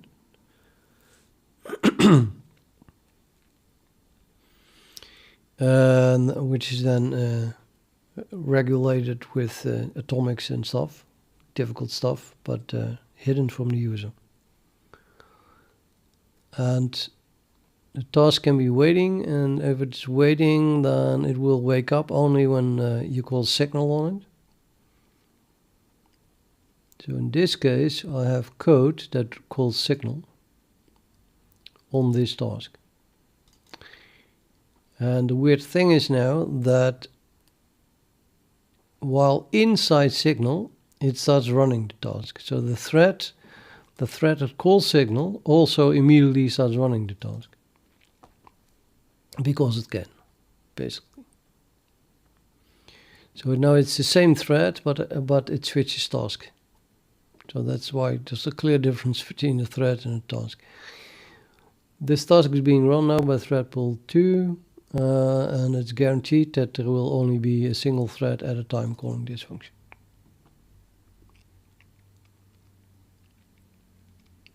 So the signal woke it up, and then it's going to run it, and it runs that. Because you send the signal need action, so it's going to run need action. Haha.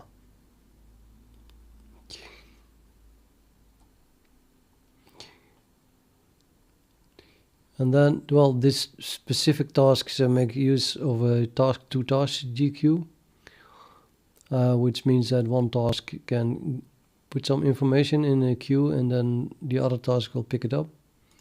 And this is what it picks up. So, yeah, this one put it there.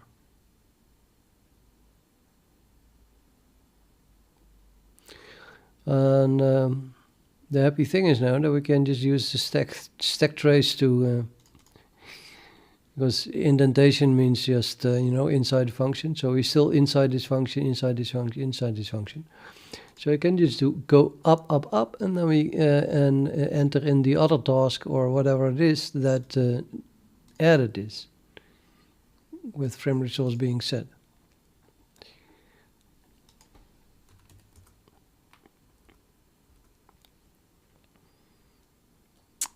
Wait a minute, where am I? Let's do a backtrace. Okay, so here we crashed. This is debugging library. This is where we actually crash with assert is. And that is because that was being called. Yeah, okay, I just have to go through all this mess to get here. Frame 14 already. 12, 13, 14. So you are inside this task, and it calls flush new data, meaning that's calling a lambda for all the data that was received. But we can go up further, and then we are inside multiplex, and up further, inside insert multiplex, up further. Now we are inside signal. So the signal that caused this task to run. And then go up further. You are in the task-to-task GQ, up further, and we are inside update descriptor set, which calls have new data. So this update here then is what we want to send to the other task. Oh, it was moved, so it's gone. But okay. The stuff that we did move was copied from, well, also moved, descriptor update info. And that was printed. And that's what we saw here. And now we see that it already had a M-frame resource set to 1 there. Okay, so the question now is then, where does this information come from? And that comes from a call to update descriptor sets. That has passed it, so we can do up more.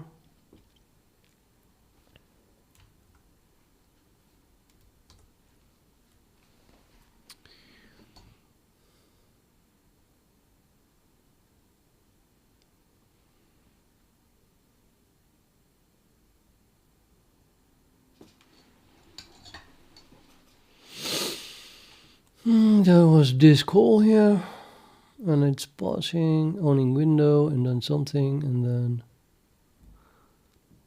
new descriptor set second. I think this is the one that is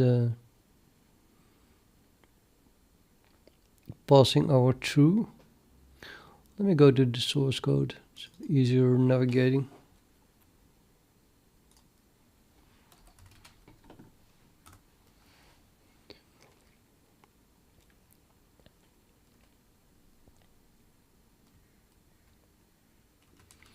I don't know whether it is yet.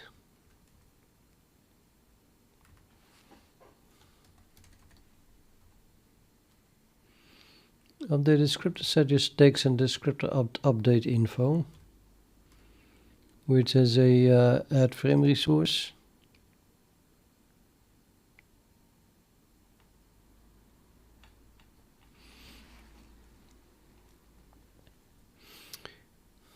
It will be interesting to see if that is indeed also set then. Descriptor set is frame resource.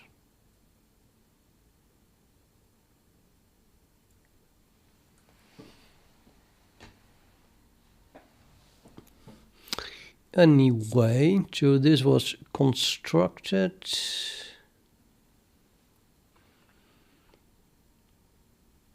like this. It's the last argument just after the binding. And before that I have the descriptor set. And that should also return if it is a frame resource or not. I mean, it is a frame resource capable descriptor set. So if it is one descriptor set or a lot of them, well, more than one.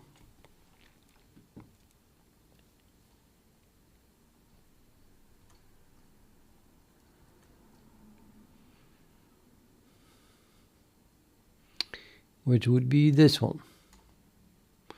And yes, that is on the one that is true.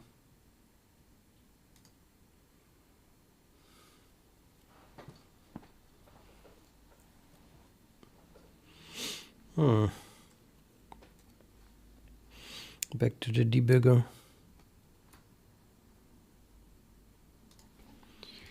I can print this, I guess, I hope. It's just true. And I want to print this whole thing.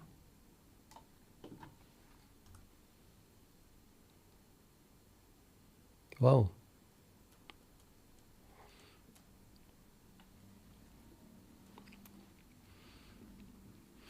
And yes, that definitely looks like a frame resource thing because it has 10 handles, not one.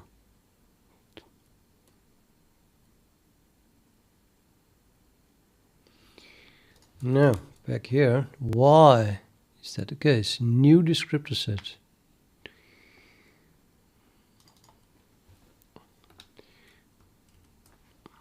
So that must have been just added then here.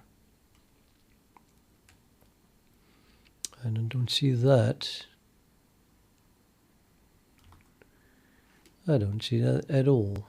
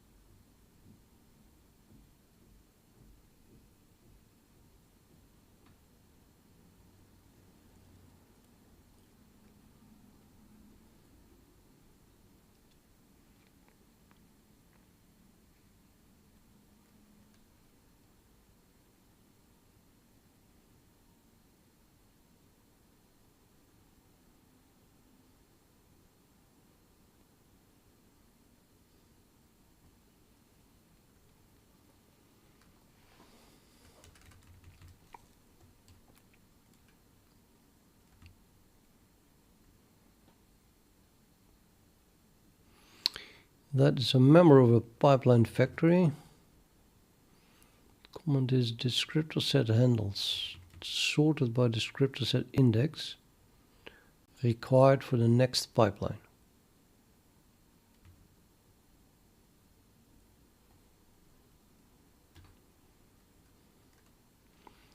Just a vector of frame resource capable descriptor set.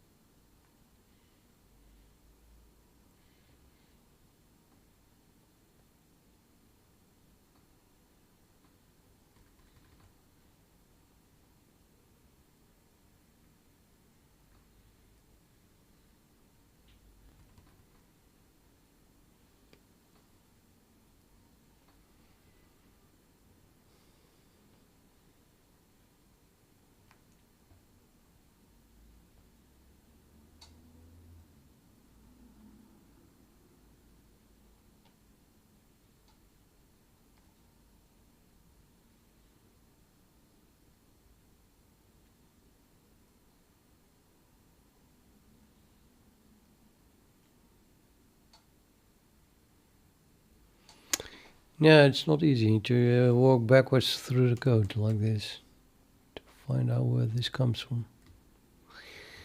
I definitely, that's a semi-dead end. I'm gonna follow this one, where that comes from.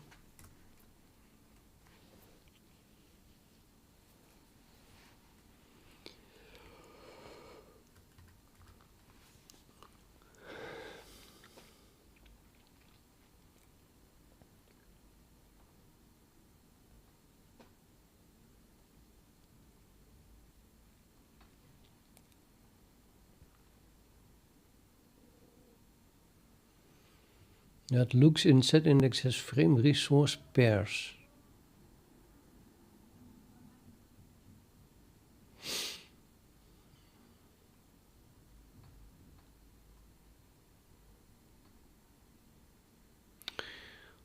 So set index comma has frame resource pairs. And then it's a pair, so there's a first and a second. First is the set index and second is the has frame resource boolean.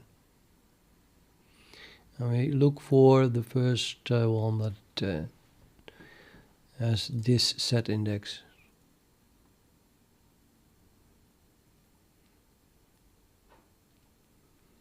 No, and then the second thing, the boolean, is that represents a has frame resource is true. So I suppose the new question becomes then, why is that set in this thing?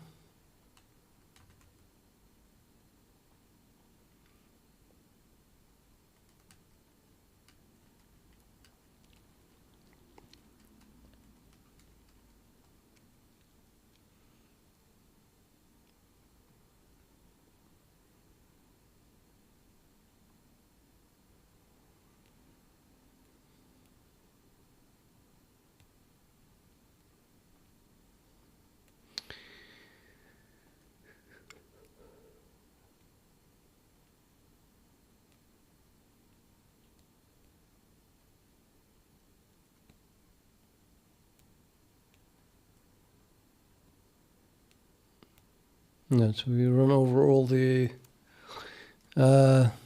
missing descriptor sets, and then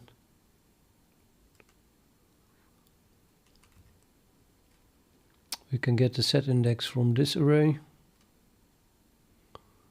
So as index, we use as index here the set index, and then that's why it says per set index. And we put in it a descriptor set.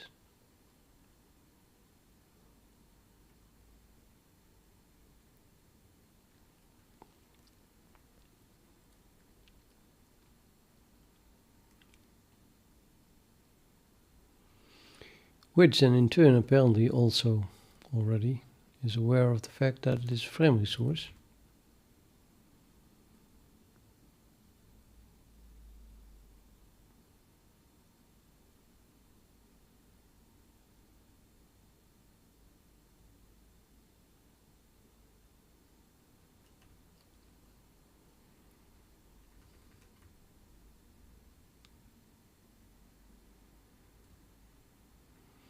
Descriptor set per set index.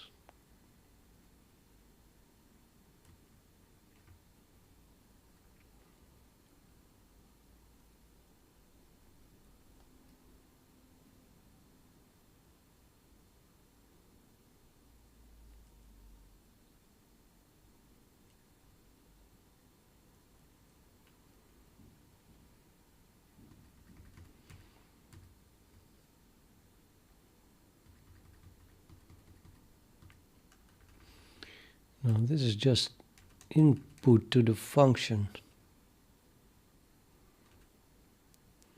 And the missing descriptor sets.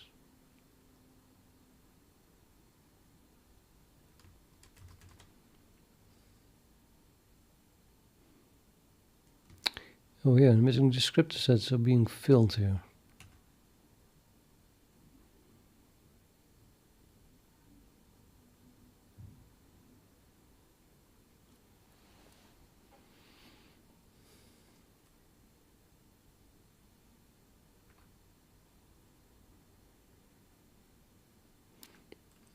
Allocated even.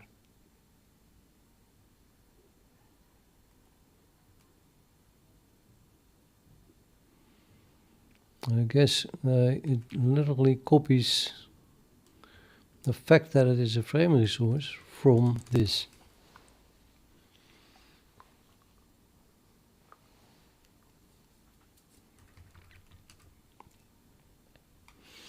Allocated script set is argument 1, 2, 3, 4. 1, 2, 3, 4. Set index as frame resource pairs.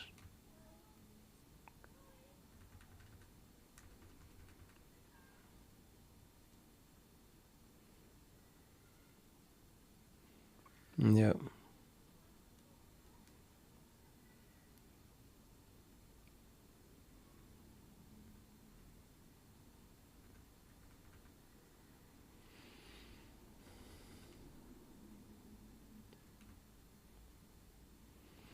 Yeah, I'm not sure. This code is not trivial enough to not add an assert here, which in itself is an explanation, as it were, for what's going on.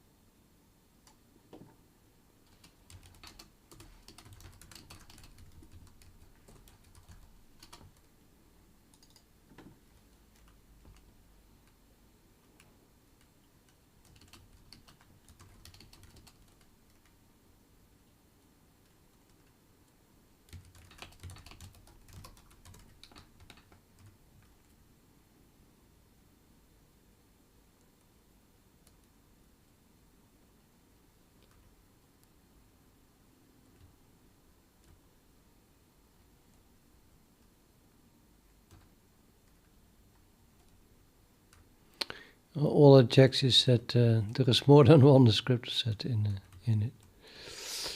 But hey.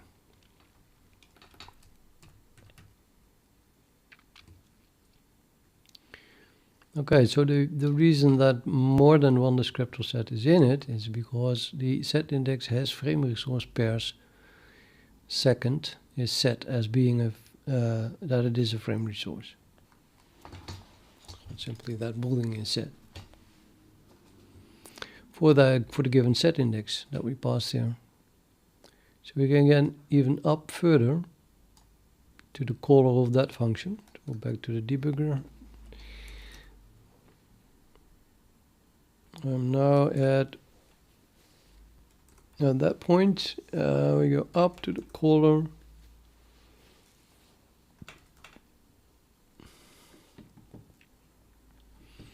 And there then is the reason. This true is the reason. Just making a single thing, and it must be a frame resource. Now, let's have a look there.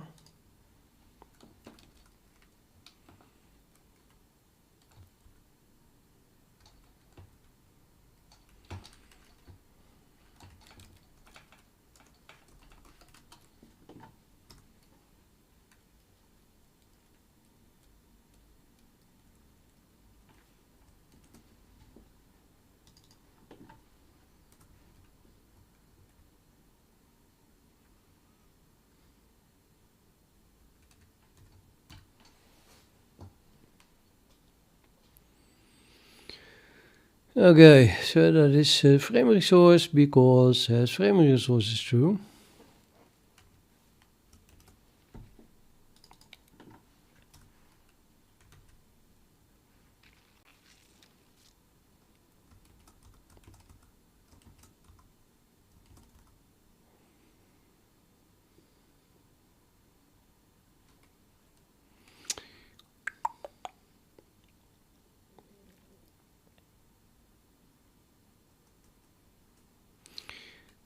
suppose that we are still inside this function. Is that the same function? See this, we're now inside the function.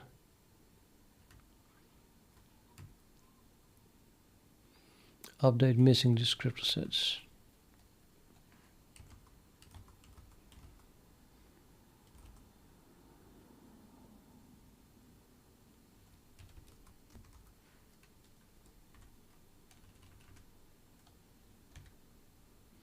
Yep.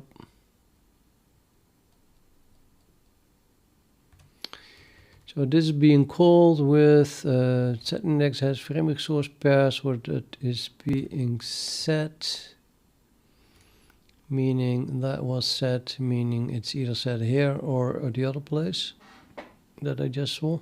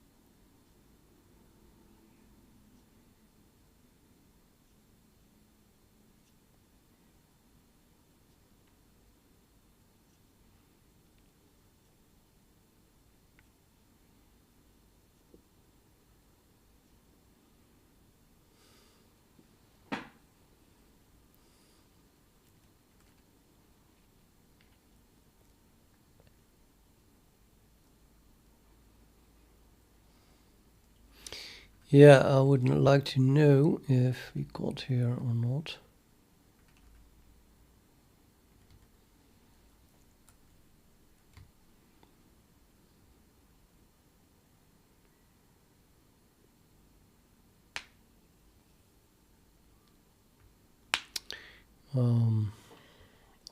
Top. Control top, actually.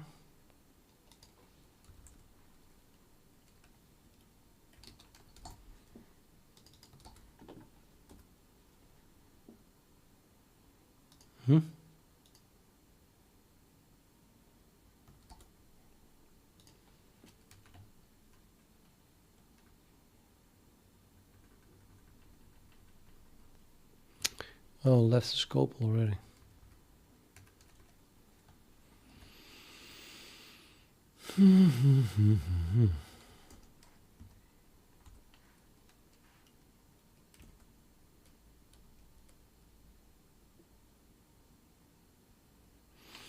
I'm calling is frame resource on a shader resource.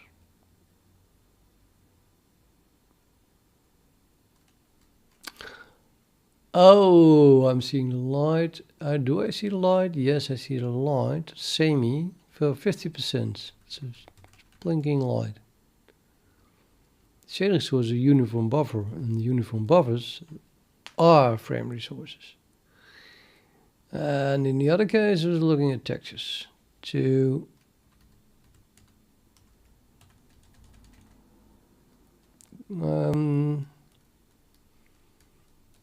Sputnik 4. Oh, sorry, because I say, you woke up.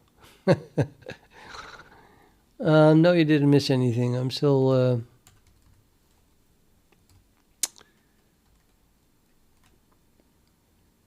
looking for the reason that this is a frame resource.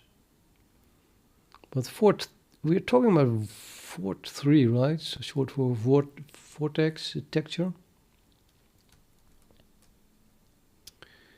Just the way I found it on the internet, called vort3.png or something. It's frame resource. See, that's what it is. It's by default false, and then it is true for a uniform buffer. It can really only be true if this is a uniform buffer, so I'm a bit confused now. I thought we were talking about the Vort3 texture.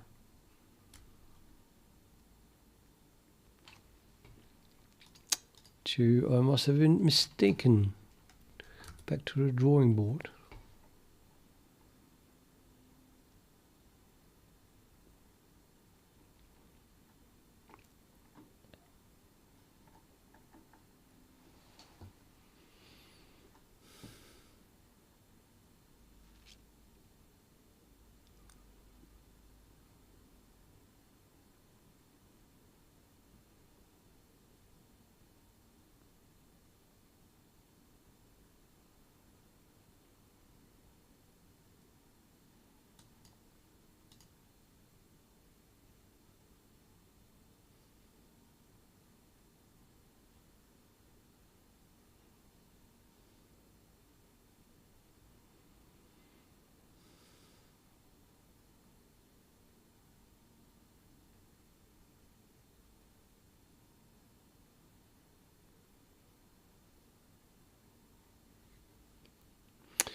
I'm going to look at those handles again.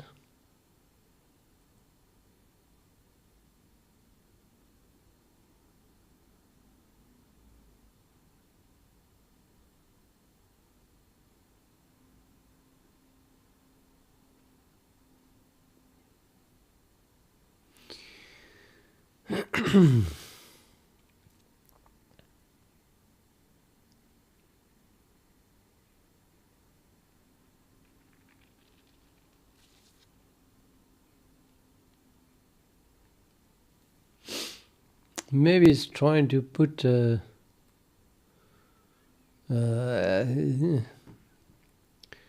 combined image sampler in the same descriptor set as the other things, which looks like it, because it's already at binding 3. So there's more than one thing in it. Binding 0, 1 and 2 are already used, and those are the uniform buffers, I think. So just put everything in the same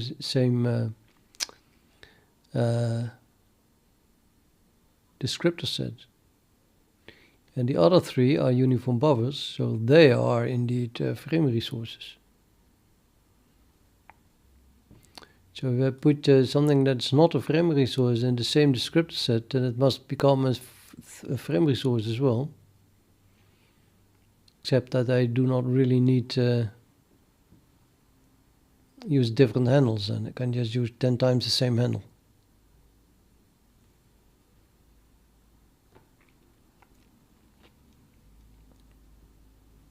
Either that, or I should not put it in the same descriptor set.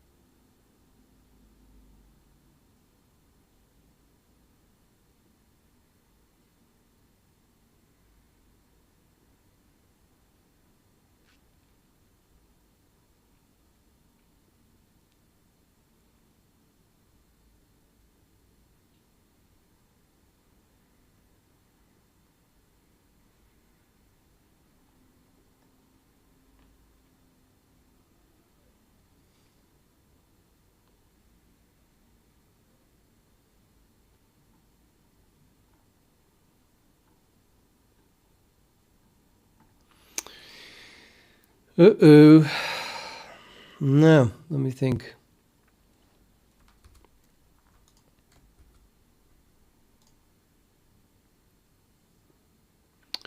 You would say this is not possible if we're talking about the shader resource 4.3 is this is not the case.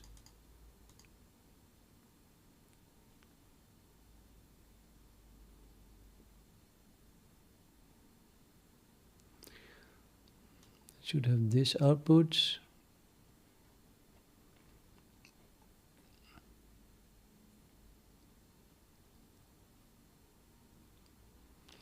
Let's add debug output here, so we know when it is being set, in which line at least.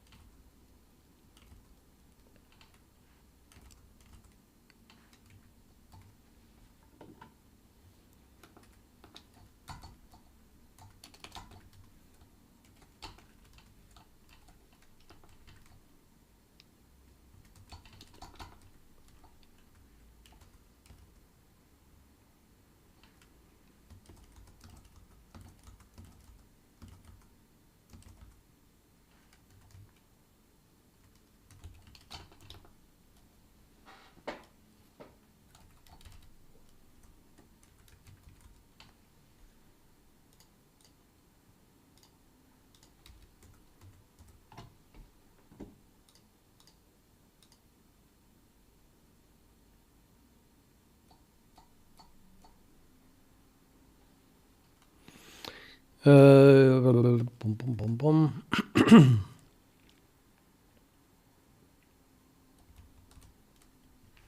Nope, uniform buffer test.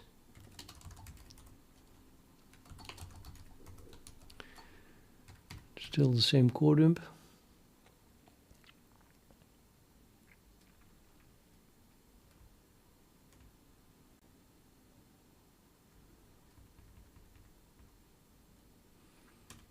And then I had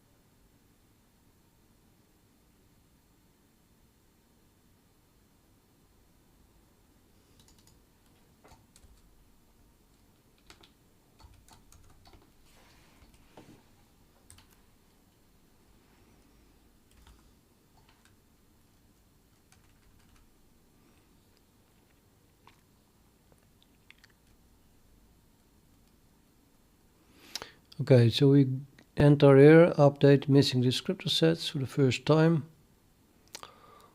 And it says we find a shader resource called mTopBuffer, which is a uniform buffer, and therefore it is a shader resource.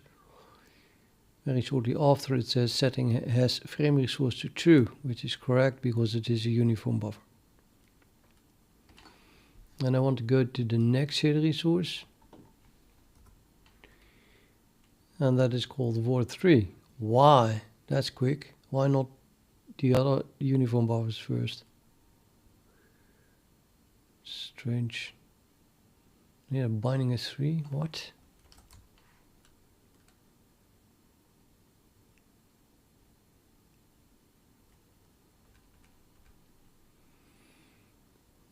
Trying to find set index hint 0 in sorted descriptor set layouts that has content.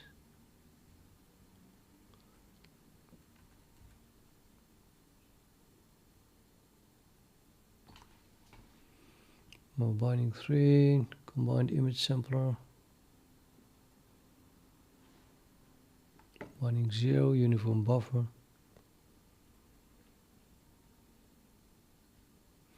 Okay, so this is showing that everything is being put in a single one.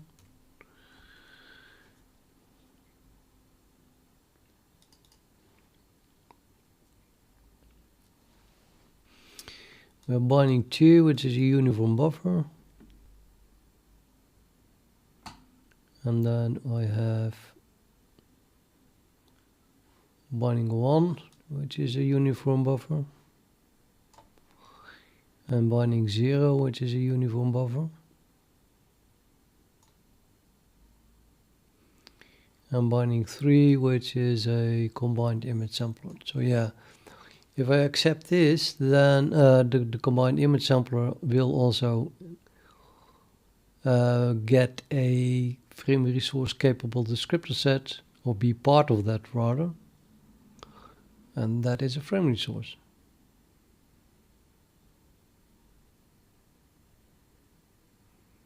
I don't really see a reason not to allow that though. Yeah, no.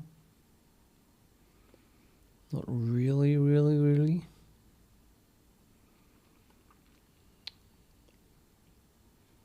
Not super strong feelings about it, but well.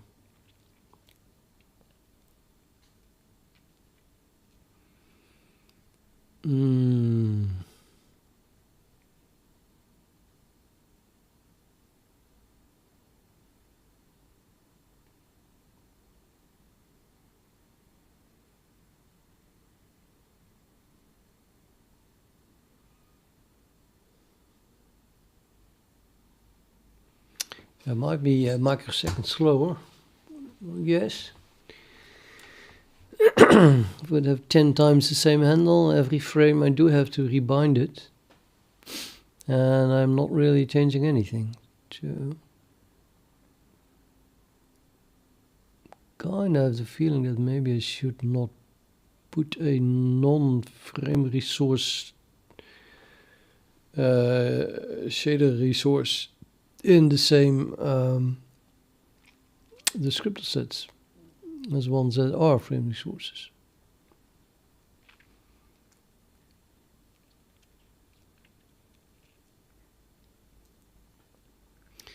But I think I'm going to explore both options at the very least.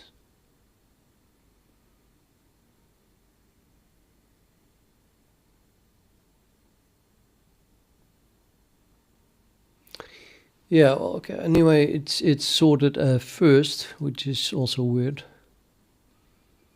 That still we are not seeing it first. Then I don't know what happens here, but okay.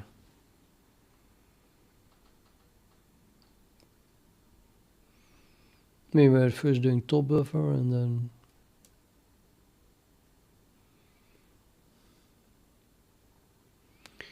Okay, it's like it is, and then we find word 3 first, I guess. Combined image sampler. Oh, sorry.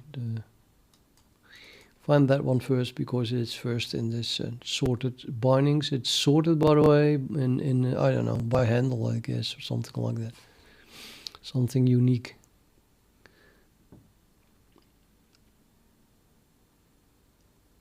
So it will always be first, but it's more or less a coincidence.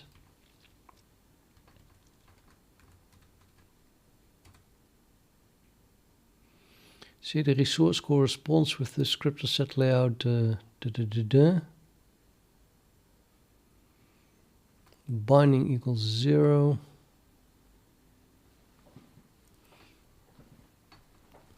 Set layout binding is that. Entering log set layout binding. Entering set mutex and set handles log descriptor sets.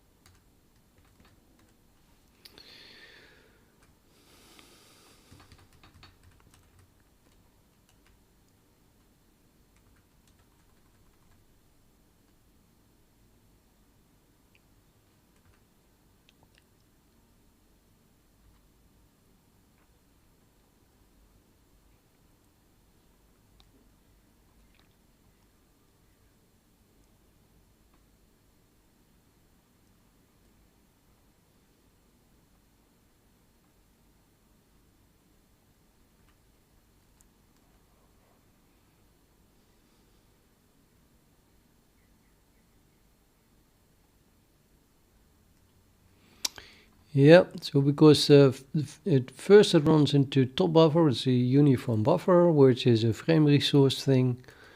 So allocate multiple descriptor sets for it. Ridiculous a lot, but at least it's pretty clear as well. Then can't miss it. 10 of them. And now we have the descriptor set. So all the other shader resources will be added to these descriptor sets.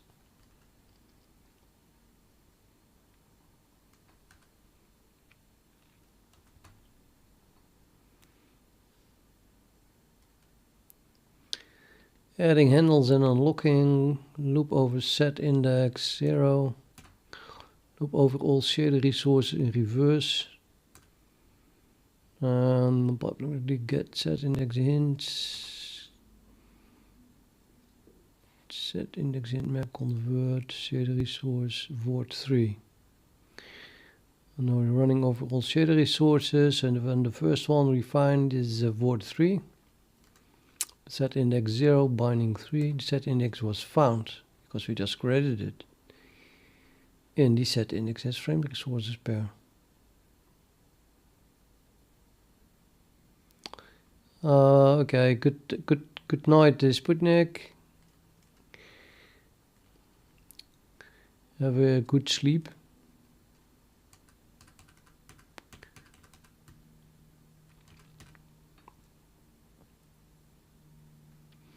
The set index was found in settings as frame resource pairs. Entering combine image sample updater. Update descriptor set.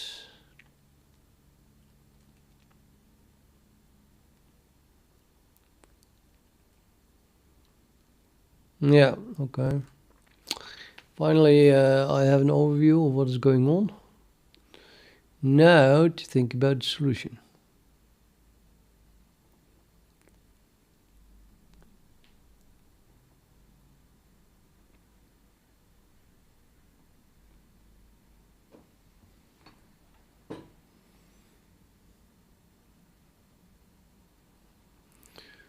Shader resource.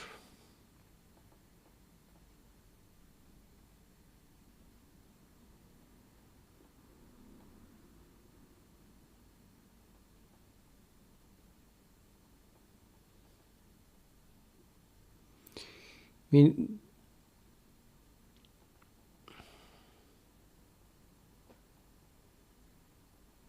at this point I just don't have any option, I guess. It is put in the same descriptor set. So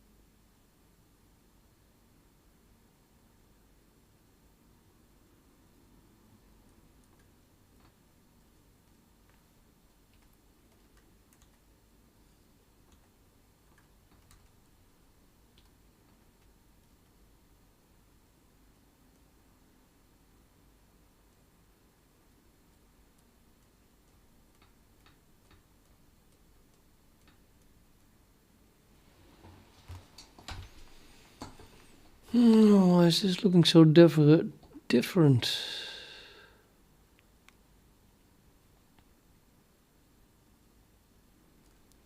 Update descriptor sets. This creates a new descriptor, update info, and then passes it on to the current task.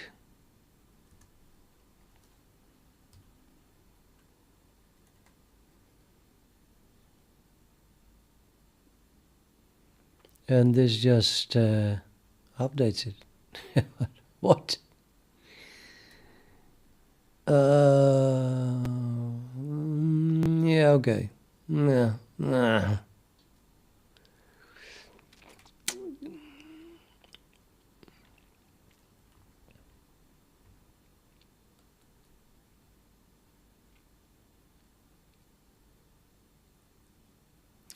Alright, yeah, the reason is that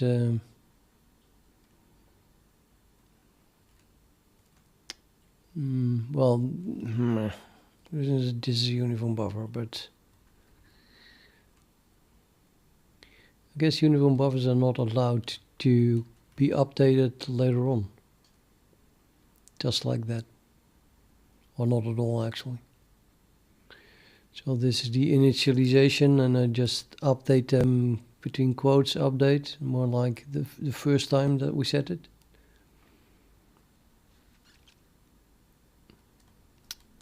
While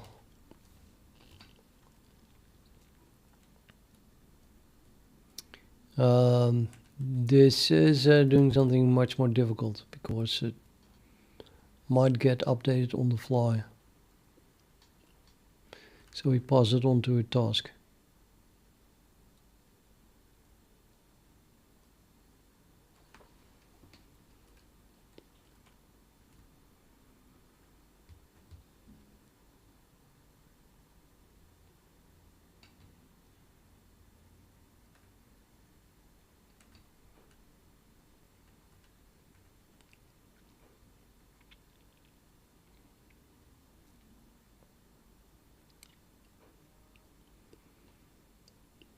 Then this would be the case, is descriptor update info.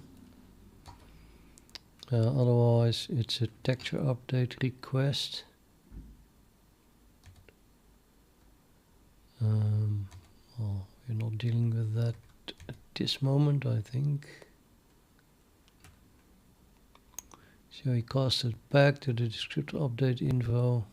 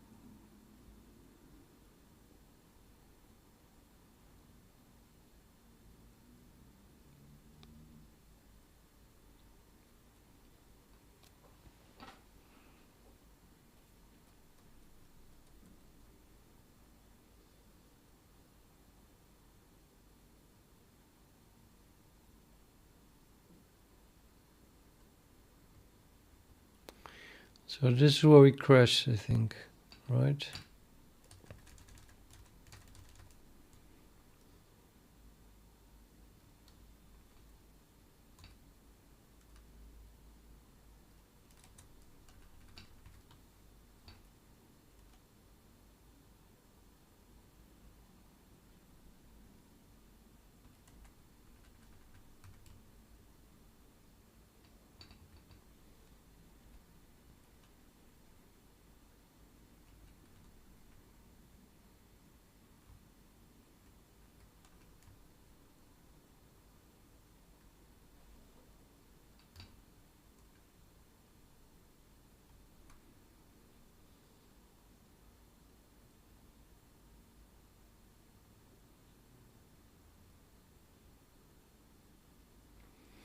We're long past lunchtime and I got up so late that I ate breakfast around that time anyway.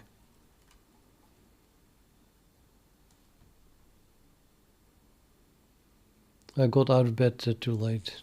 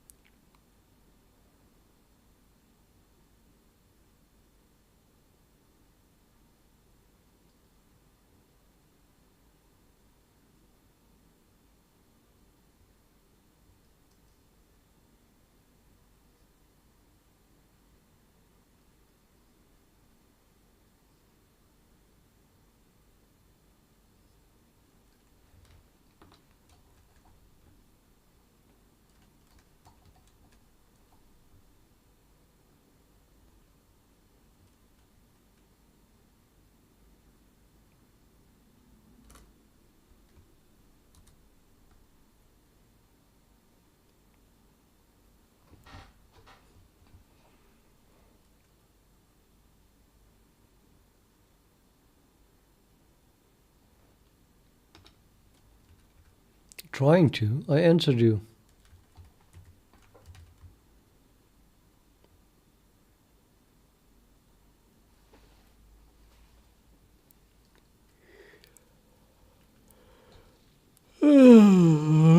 Okay.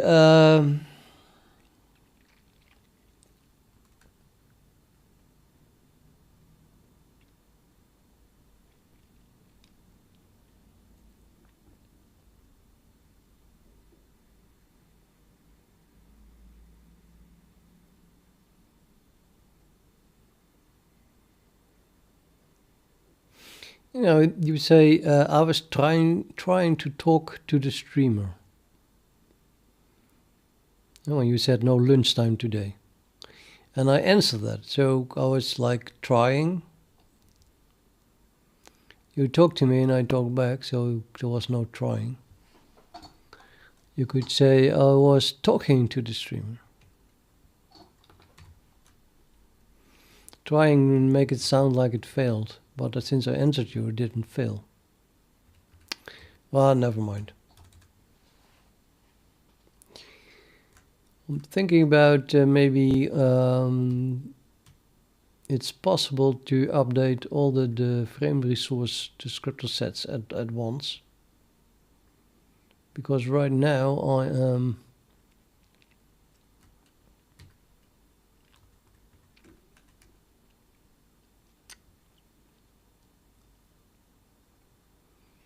calling it 10 times with a array of a single size. It's not possible to make this array like 10, size 10, and then do it all at once.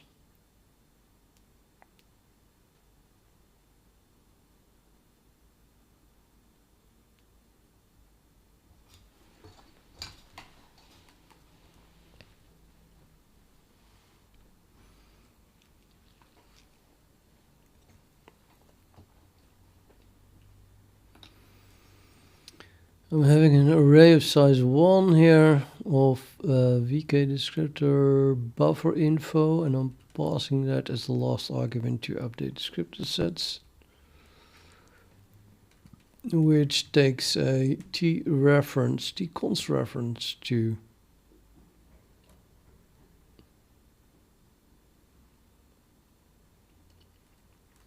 that thing being an array.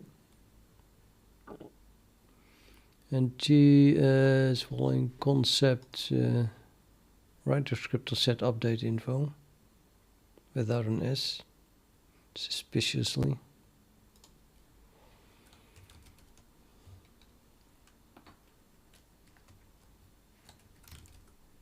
Yeah.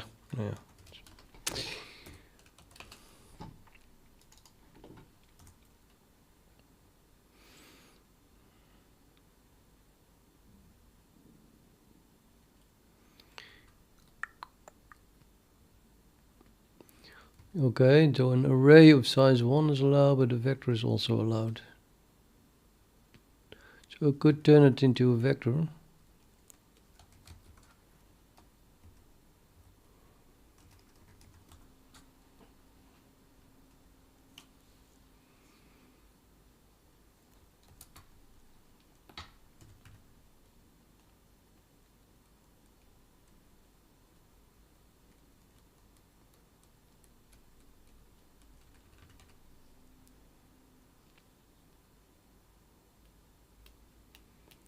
Update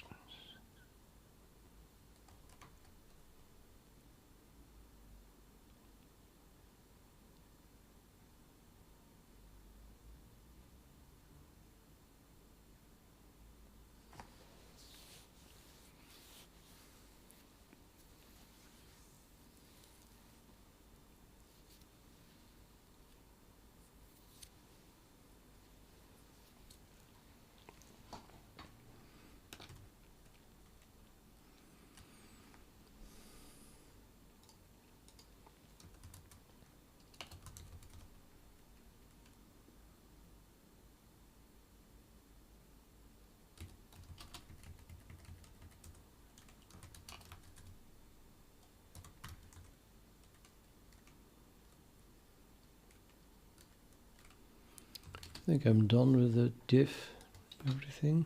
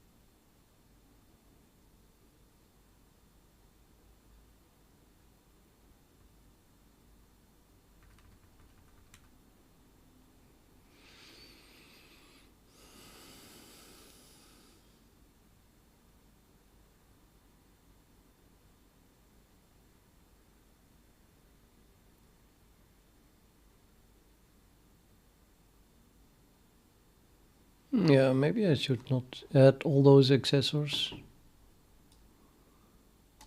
Because it's not really needed, is it?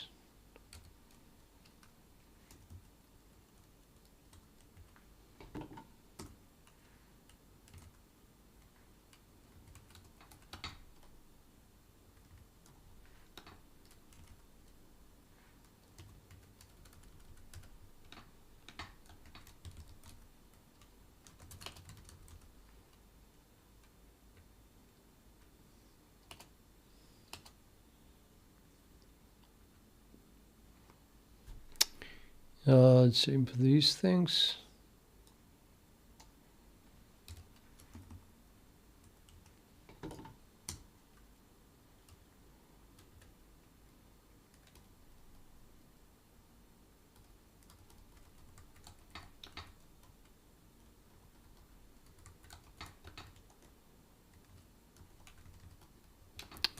Oh, still need a window.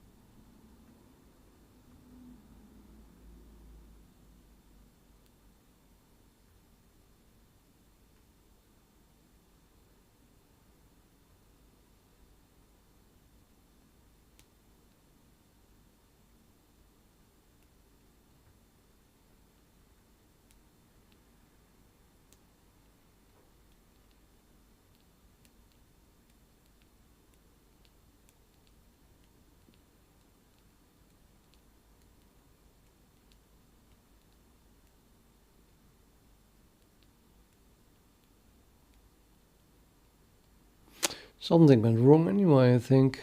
The texture must go into the same set as top.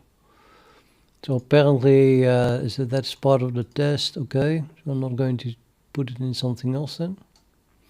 But it put everything in the same descriptor set. I don't think that is allowed.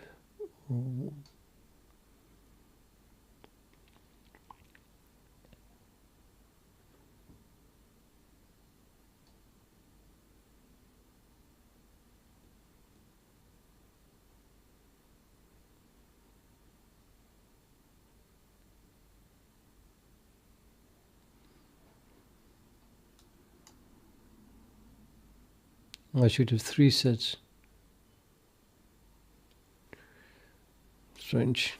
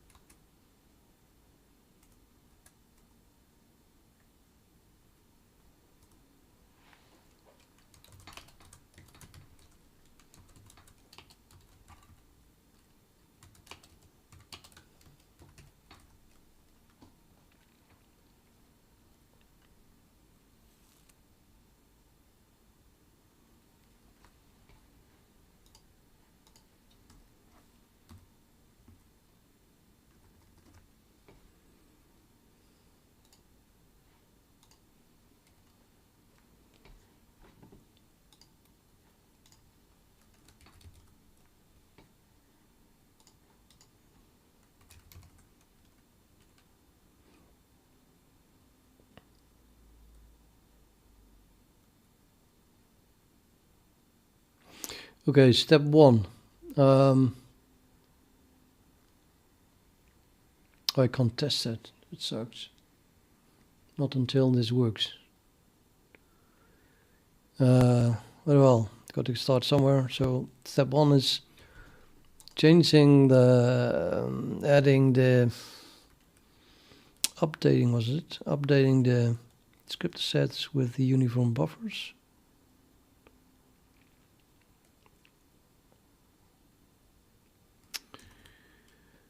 I forgot what function I was in. What function was it?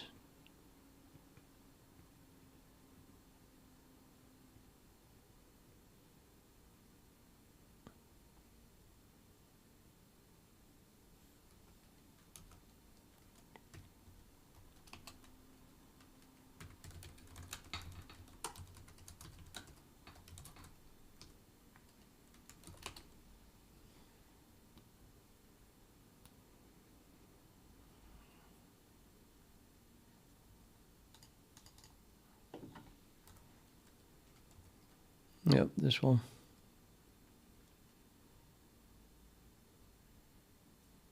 So right now I'm calling up the descriptor sets. Maximum number of frame resources times. But it should be possible to, let's say, I'm just passing descriptor sets.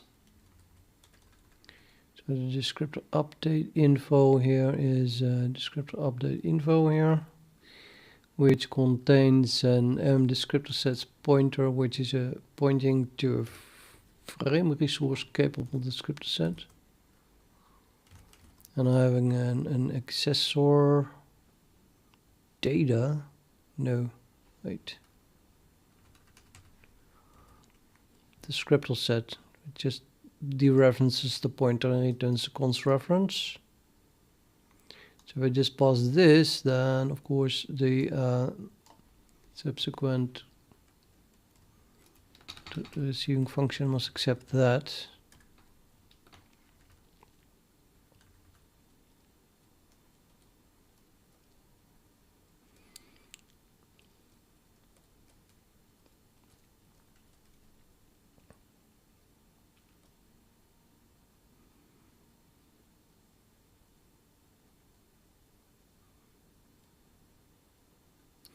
I'm kind of afraid that maybe I cannot get to this value here.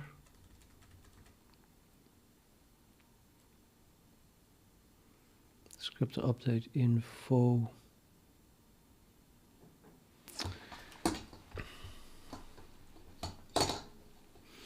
Yeah, the logical device doesn't know about the window, and the window is the one that determines the number of frames resources, so I'll have to pass that then separately.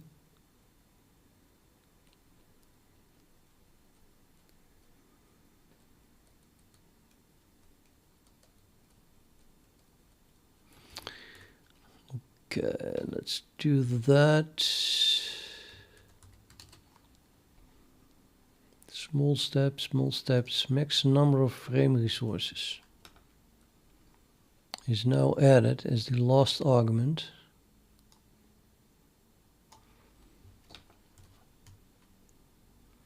Update descriptor sets.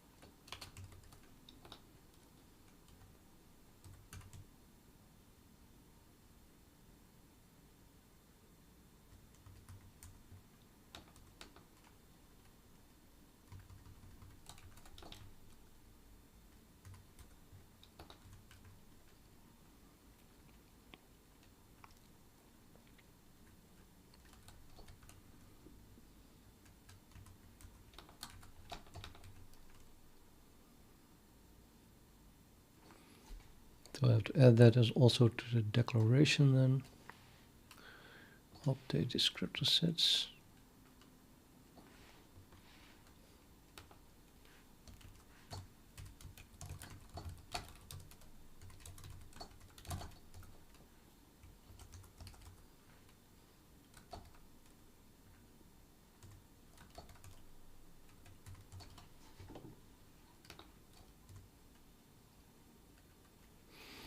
And then to every place else where it is being called.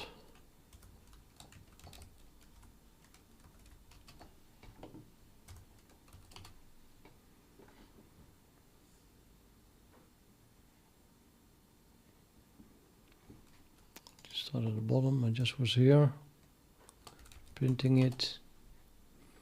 That's a declaration, or the definition I mean, just added that. This is the declaration, I just updated that. And then we have this one. That's what I started with, so that is passing maximum number of frame resources. Yeah, that doesn't work. I don't have two. Wait, and 3, 4, blah, blah, there, and we have this one.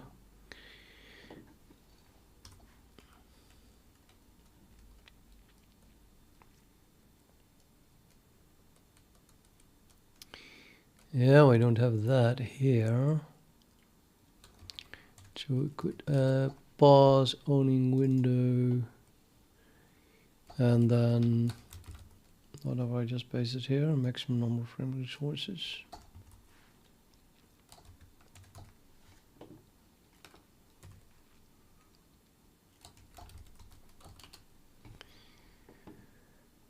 And then we have 2 more.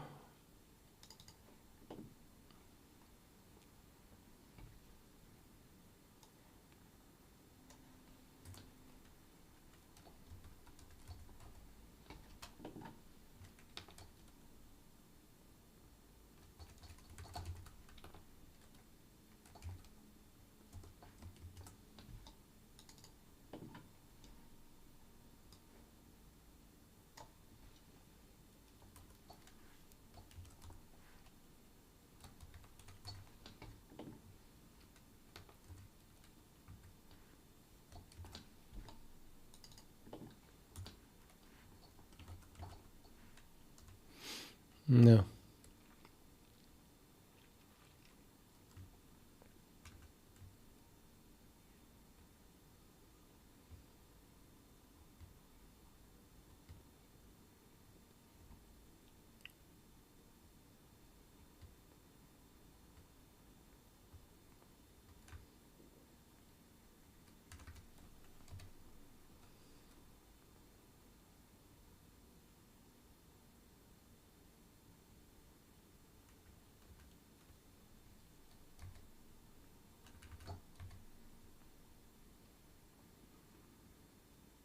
So it's either one or the other. Might as well do it in line then.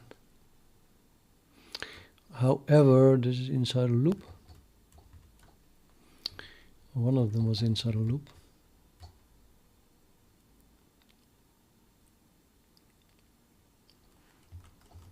This one is inside a loop. No, not. The for loop was before that. Oh, this is a loop, yeah. Yeah, well.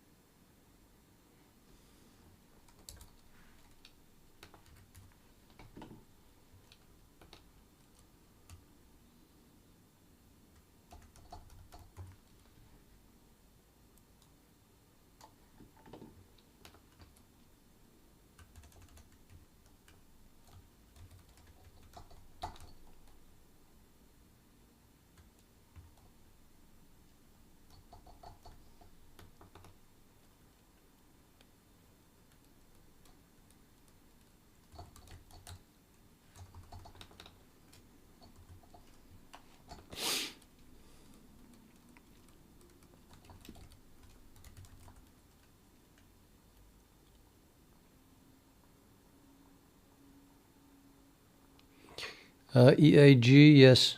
I'm the only one working on this project.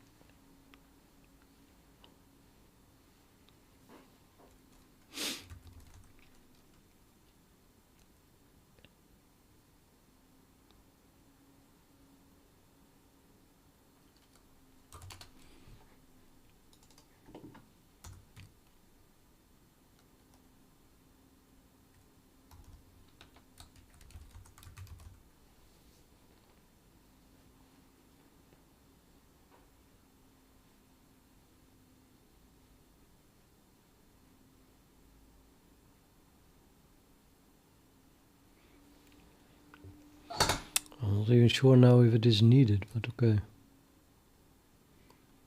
Somehow feels weird, but I have the now a div mostly consists of what I just did.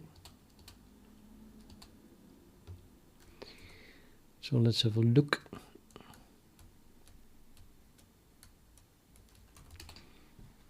I think that was the file. So now I am passing the maximum number, but what I really want is to pass a descriptor set here.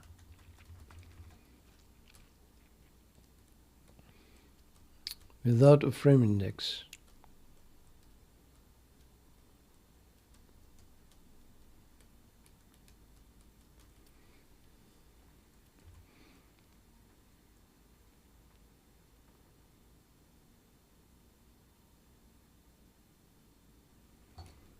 I'm going to pause a, yeah, see, it's not necessary. Yeah, it was not necessary. I don't think it was necessary. I'm going to make a vector here and then fill that vector with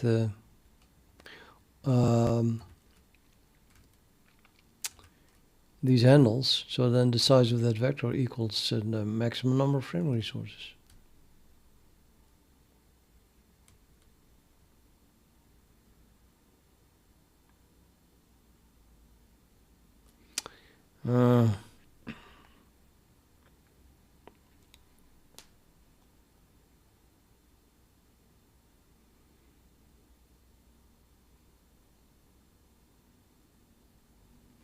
I don't think it's needed. I want to undo it, which is super annoying.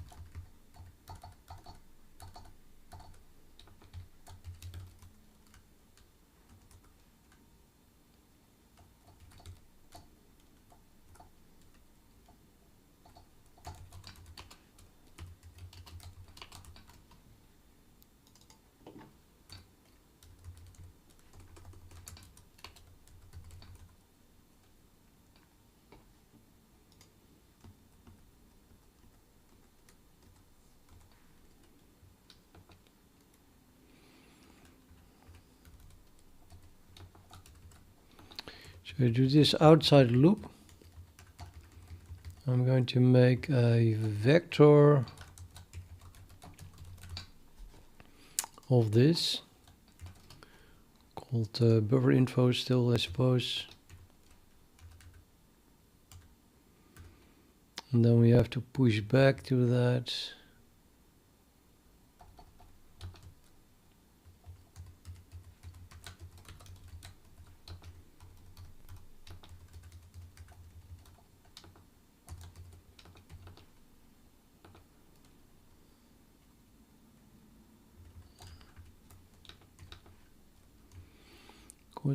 Oh, I want to use some placeback. Direct buffer info is a. I don't think I have a constructor though here. Turn that resolve. So it must be initialize list anyway. Buffer offset range.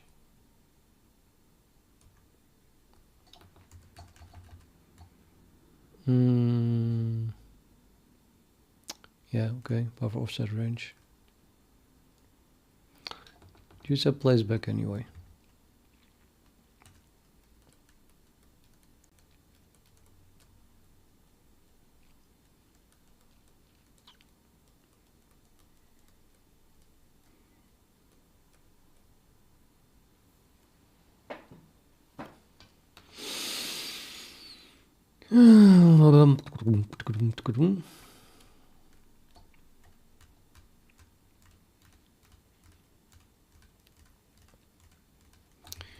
should compile.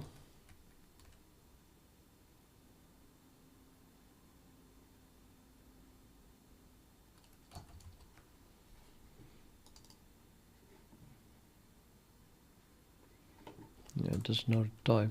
Stupid thing. Let's try and place back without the braces.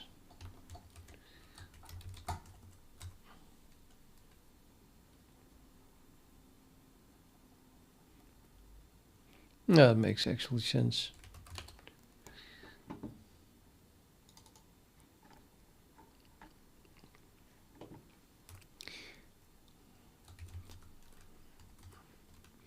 Yeah, there's no frame index. Okay, so we make immediately the big leap here, and I'm going to pass the descriptor set itself.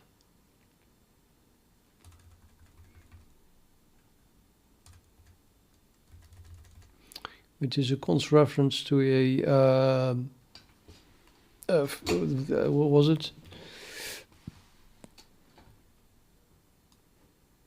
That.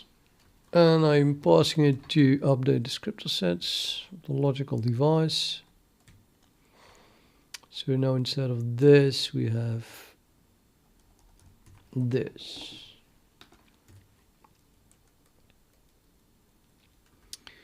Now let's print that on large change.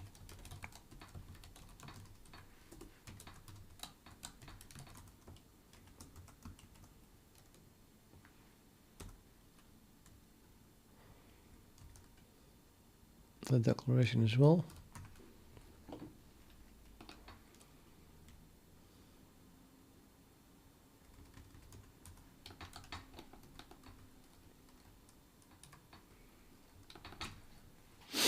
Now what?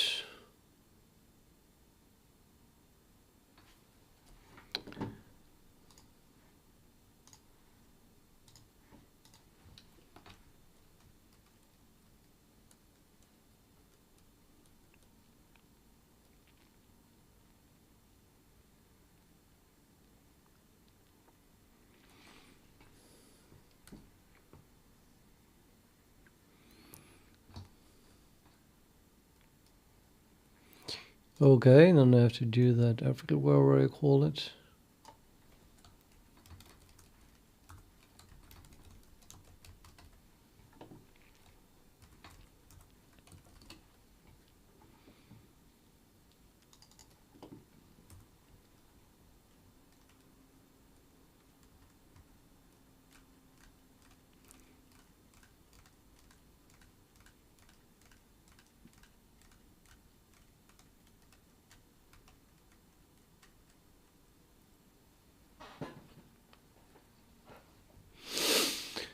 Huh? What?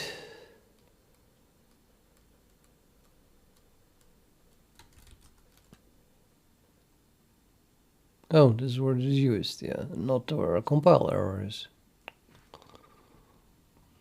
So these are already correct. And then uniform buffers, now that's I just changed that.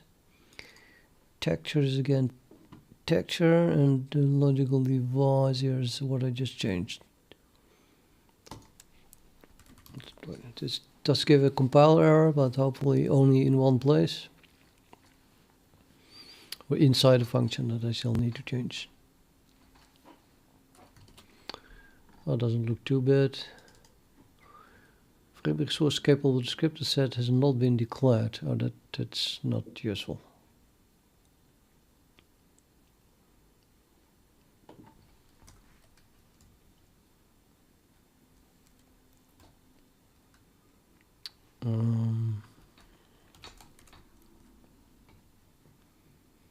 That might just work if I simply include it.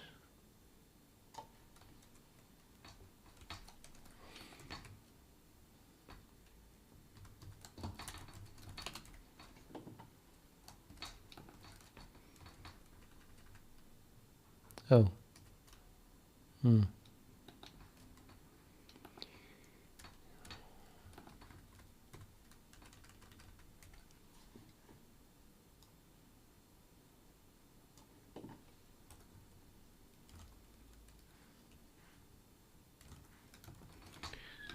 undo descriptor. I guess it is satisfied now.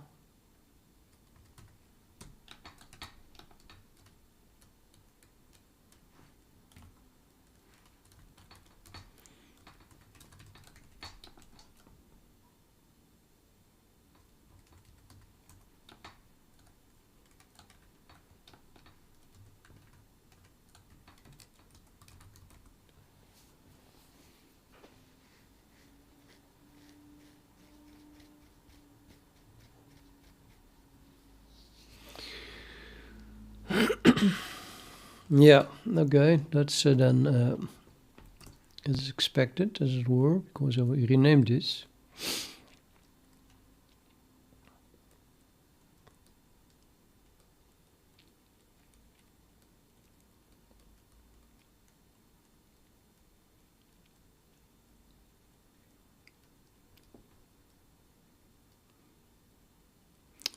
So I guess that now I need a vector of this. Let's see, the update descriptor sets, I'm calling it now with 1 and then a single pointer to a VK descriptor set. Which would be this. So I just say I have only one of them and I'm passing a pointer to that. And this one is 0, I suppose. Yeah, 0 and null pointer. So now instead I should pass, I'm going to pass a vector. I might as well use this one then.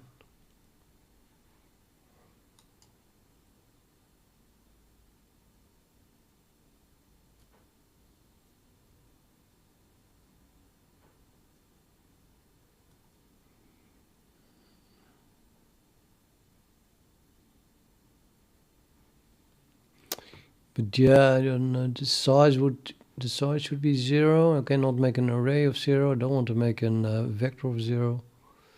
I'm still going to use this this one, I think, and just pass it myself, count and the pointer. Oops, I don't know what happened. And Control T.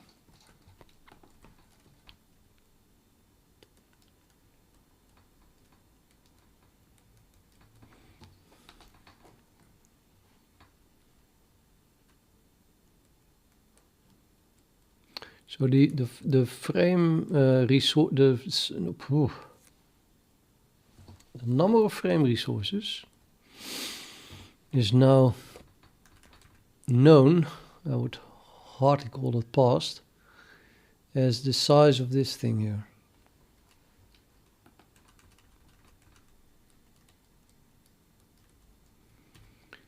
So I can do. Let's keep the type as the same as long as possible. I don't know the type anymore. Why cannot jump to my concepts? Stupid.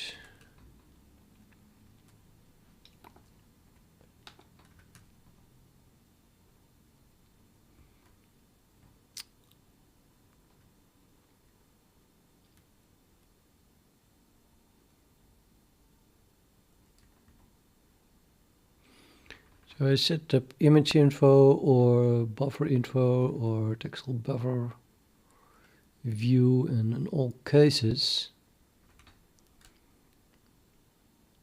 I have my size here. Or descriptor set update infos. Yeah.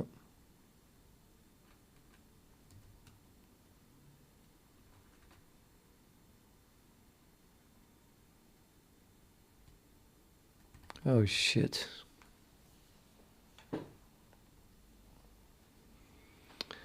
Oh shit. I'm using it for arrays. Gotta be kidding me, right?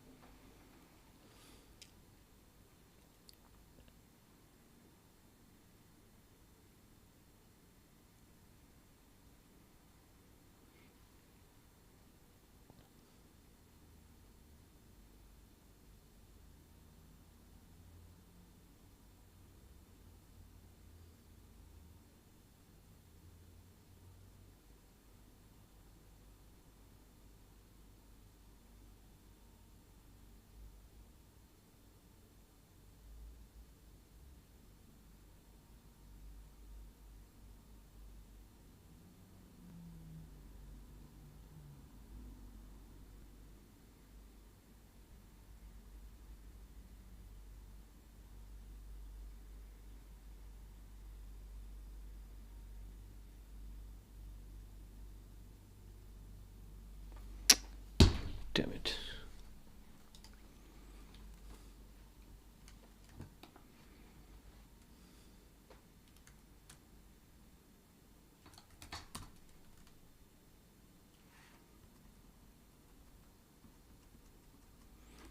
To redo this patch and it's gonna fail because I made so many other changes already at the same place.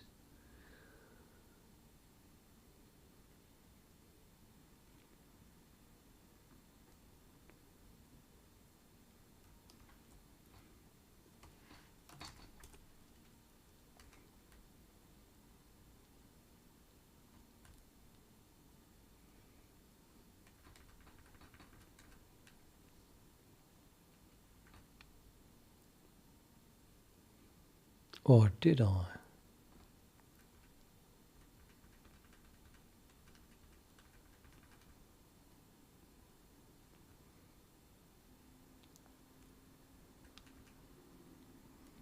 No, it's not that much. I can do this manually.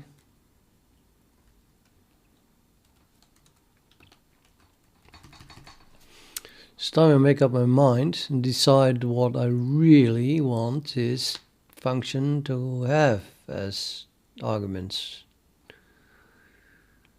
So I was thinking I don't need this because it's just simply the size of that vector. But it's not, because this is actually only a vector when it is an array.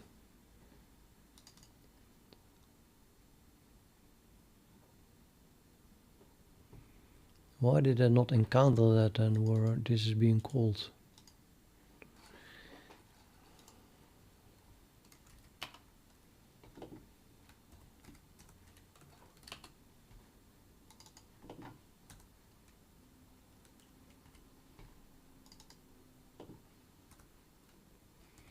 Yeah, your elements. So yeah, I have a vector and that is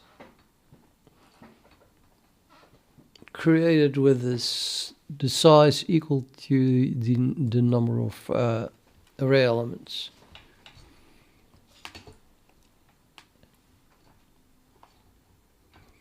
But hey, that's okay, I think, because it's a texture. I don't want to have it another size than the number of. Maybe it should just pass the owning window here. If I pass owning window, then at least I have all the information that I can get from my window, if needed. That shouldn't be too bad.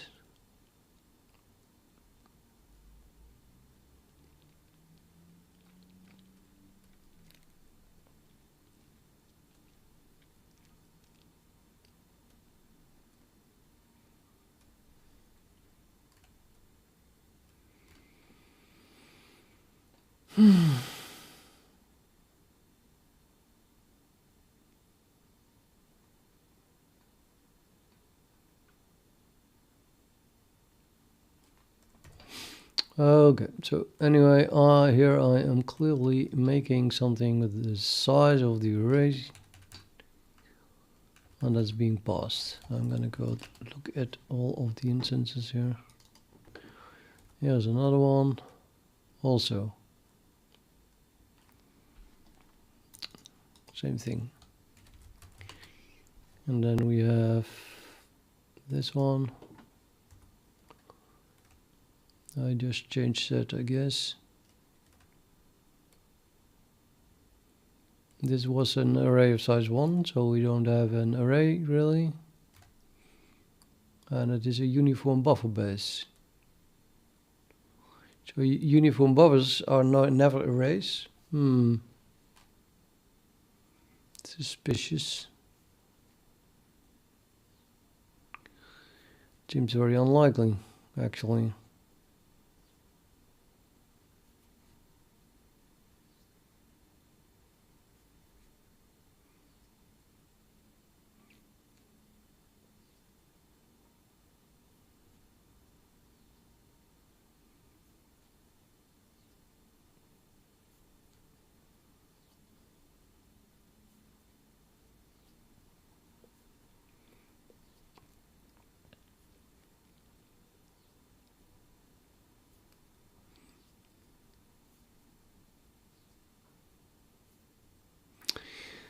I guess I'll pass I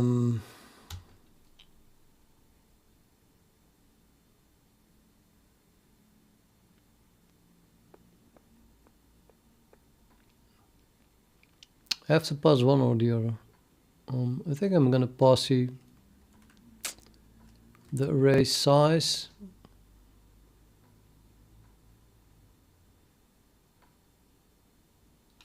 Or something, and then I can infer, if that's the right word, the maximum number of frame resources by dividing this size through the number of array elements, the size of buffer infos.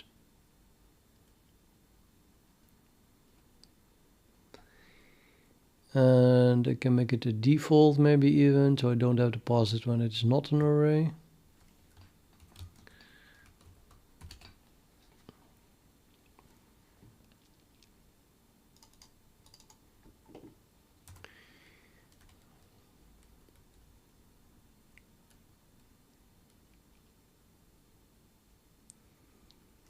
Texture, vector, array elements.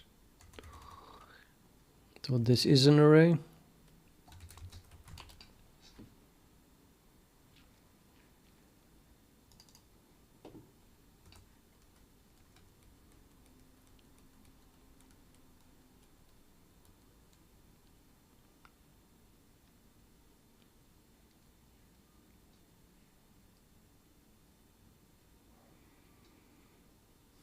No, it's the other way around. Nah. I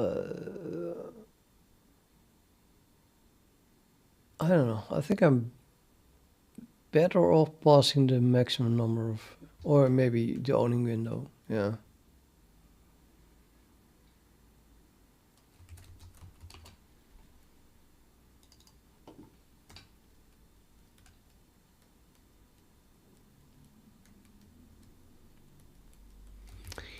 Already tried this like 3 times now, and every time it's wrong. So the safe bet would be to pass the owning window.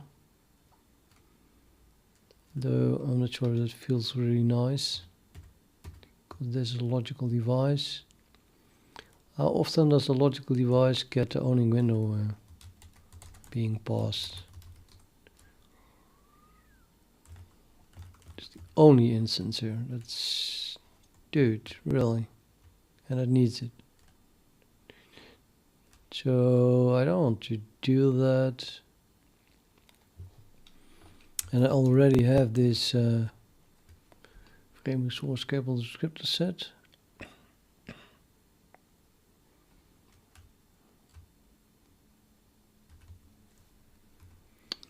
Which defines, I thought, frame resource index, where is this being defined?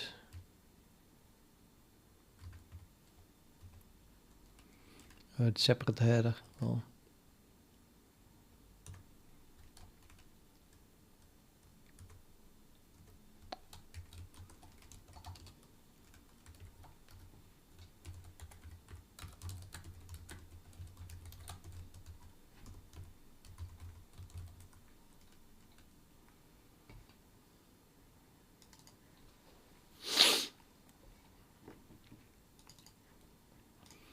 I think I'm gonna do it again. Add this. It is kind of the div though. Shall I take the risk? I think it just fails, so it might be pretty safe. I mean, it just either works and then it should work, or it doesn't work and then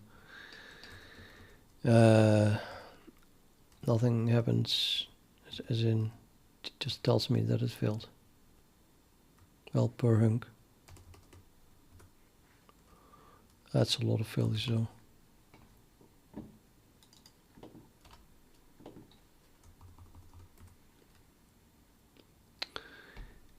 So yeah, I want to add frame resource argument to the declaration.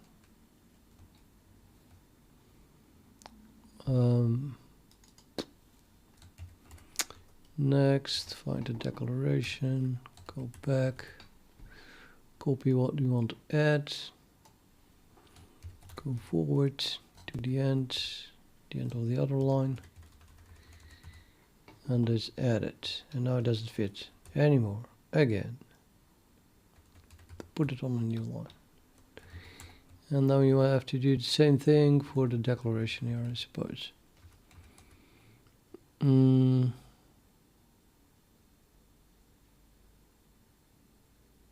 Looks like it.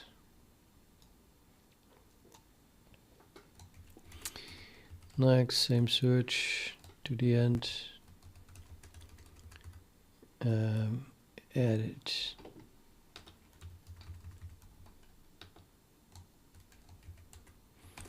Print it.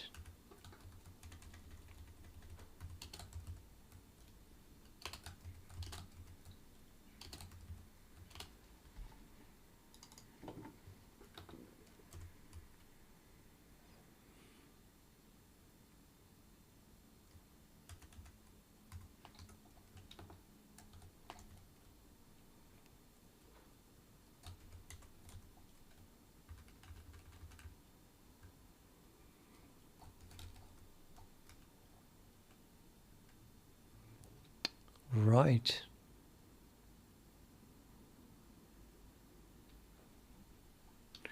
Oh, the other one. Yeah. Excuse me more.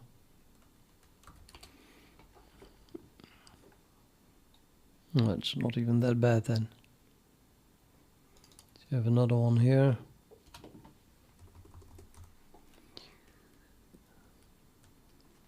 A failure to add maximum number of resources to the end of wherever this is.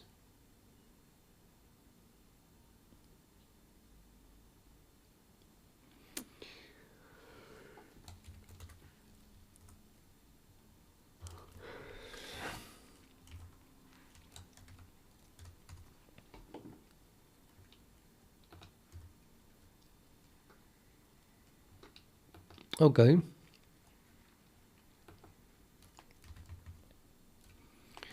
So add that back, and then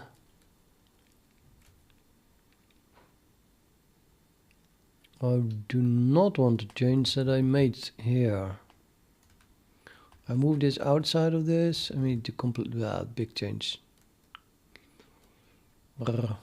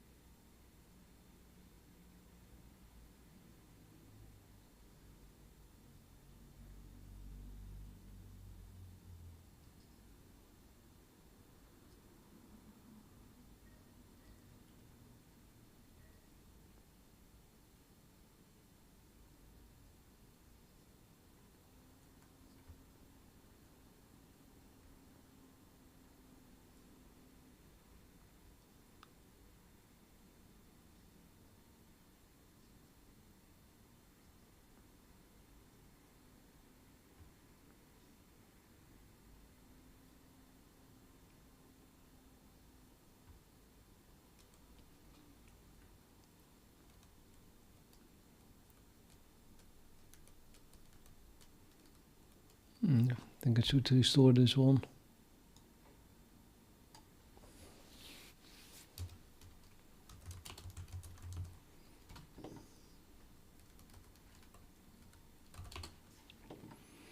And then add it again.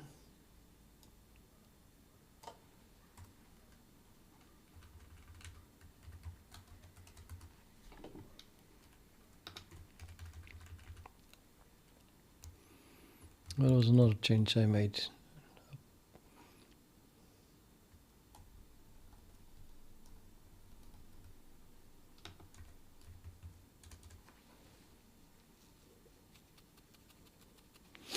Yeah, that's dubious and dubious.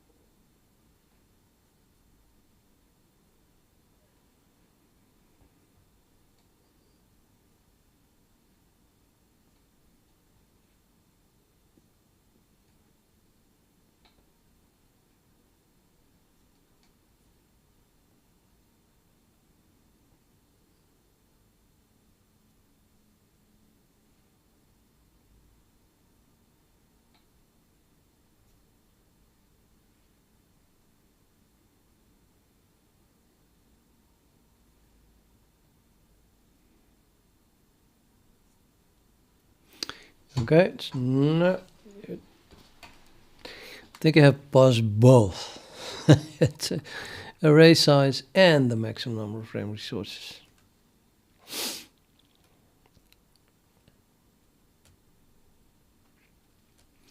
And I need to make a decision how to put that in this vector then.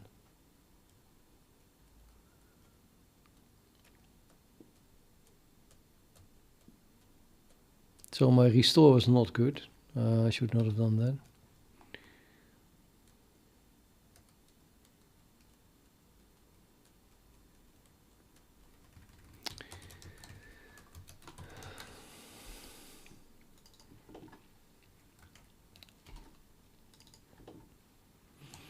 Let's create a thing with a size of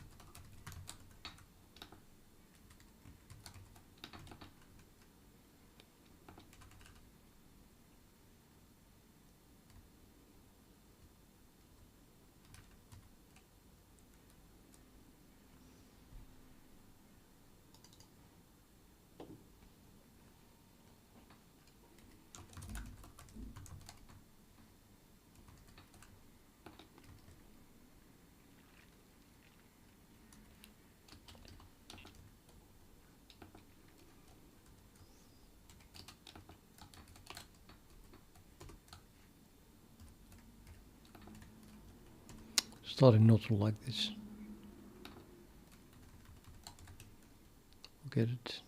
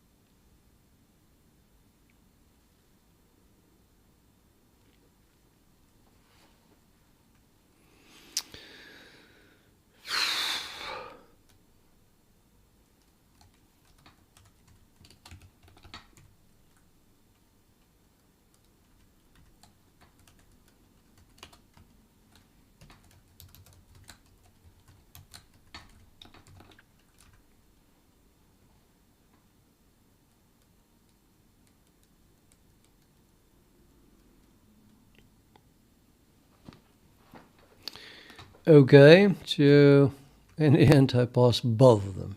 Maximum number of frame resources and the array size. Now, again I have to find all of this, or that it's called, and edit it.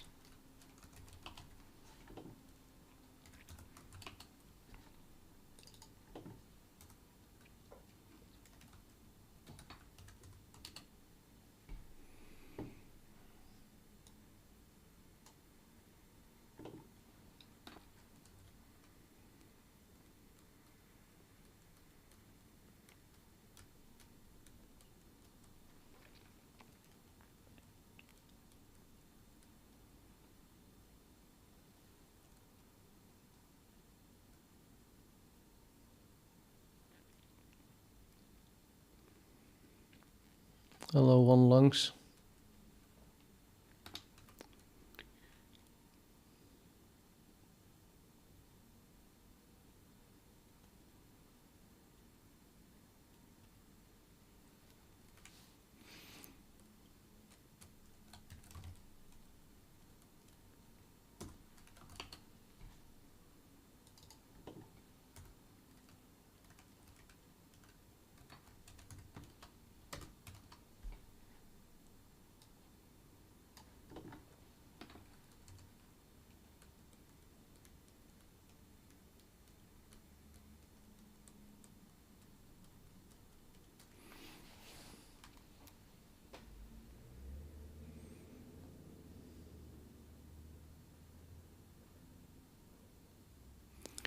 There's still confusion here, I think.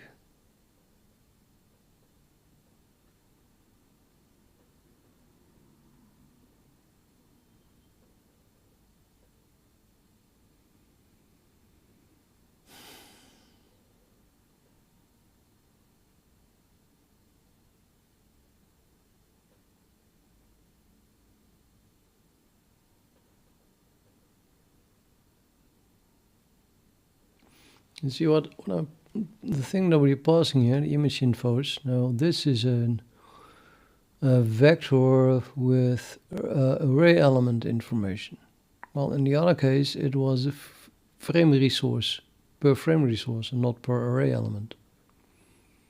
At some point, I might even have both.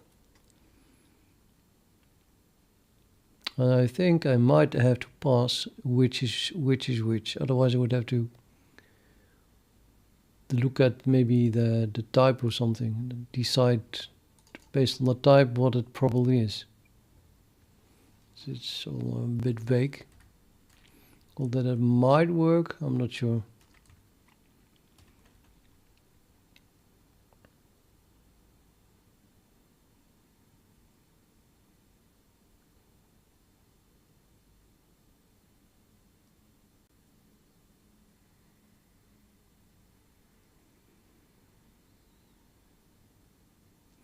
So you have 2 frame resources and the array is size 2.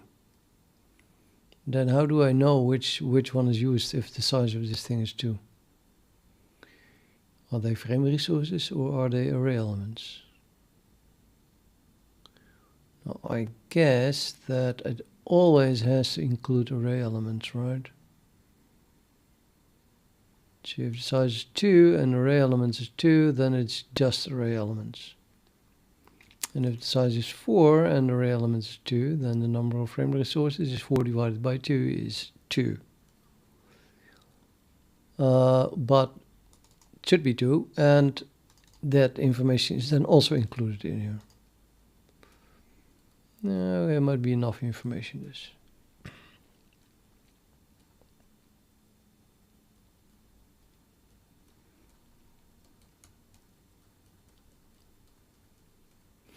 I also might want to swap these two,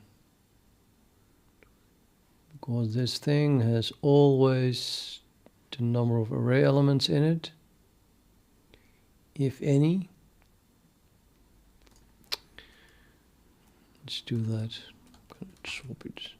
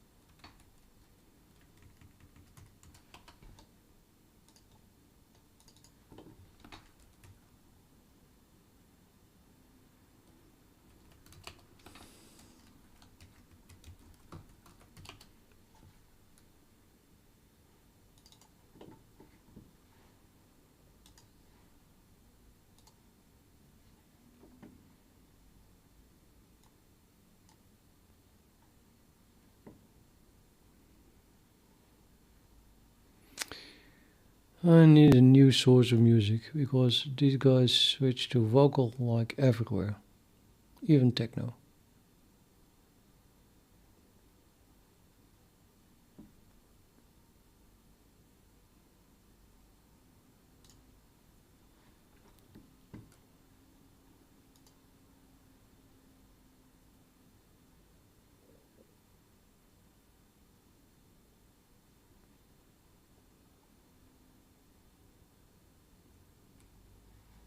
D6.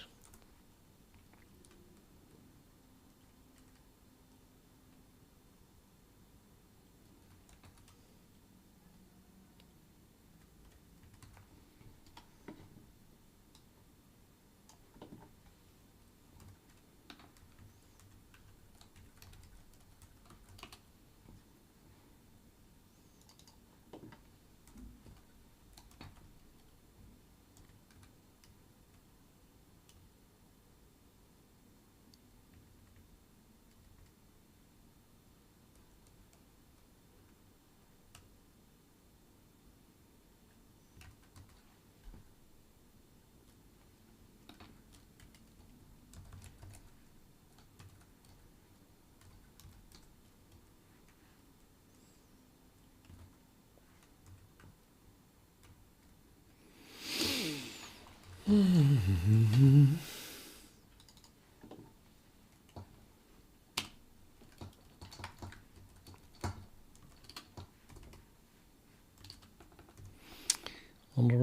it's going to complain that I pass a size type to in int32 type.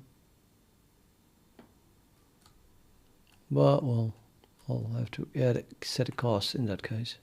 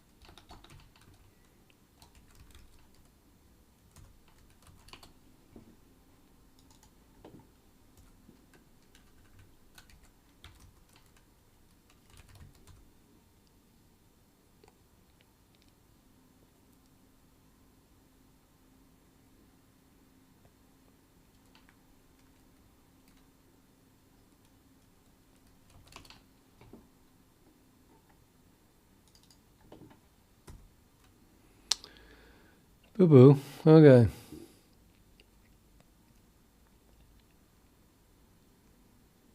Now I should have enough information, finally, in this function.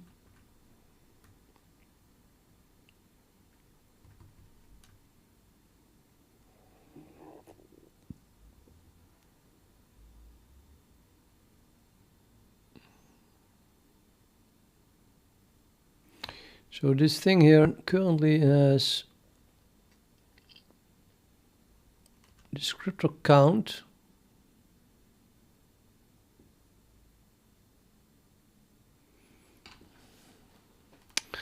Okay, now I see the array element thing, and which horribly worries me.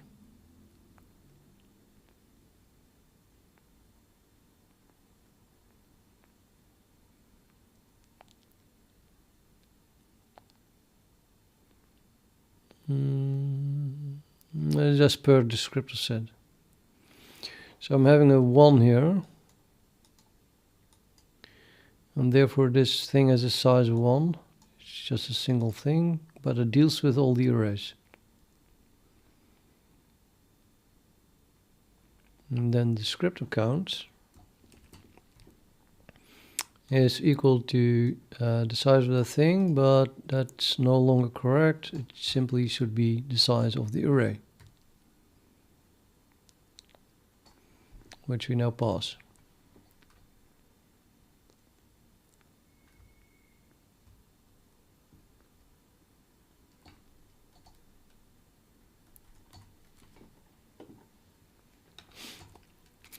So that's incorrect as well, because I think array element is the offset. So it's more like the number of elements that we want to do instead of array size.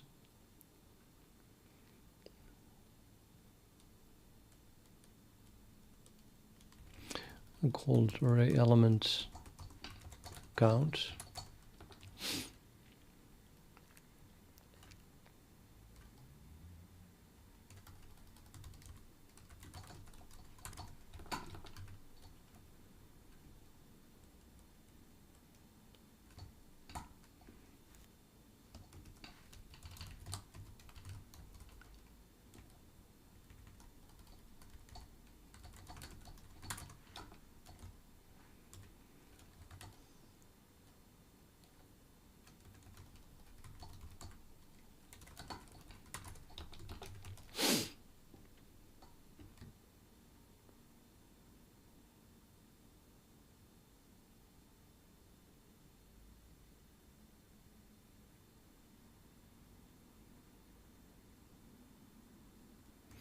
So I don't need this anymore, except that we do.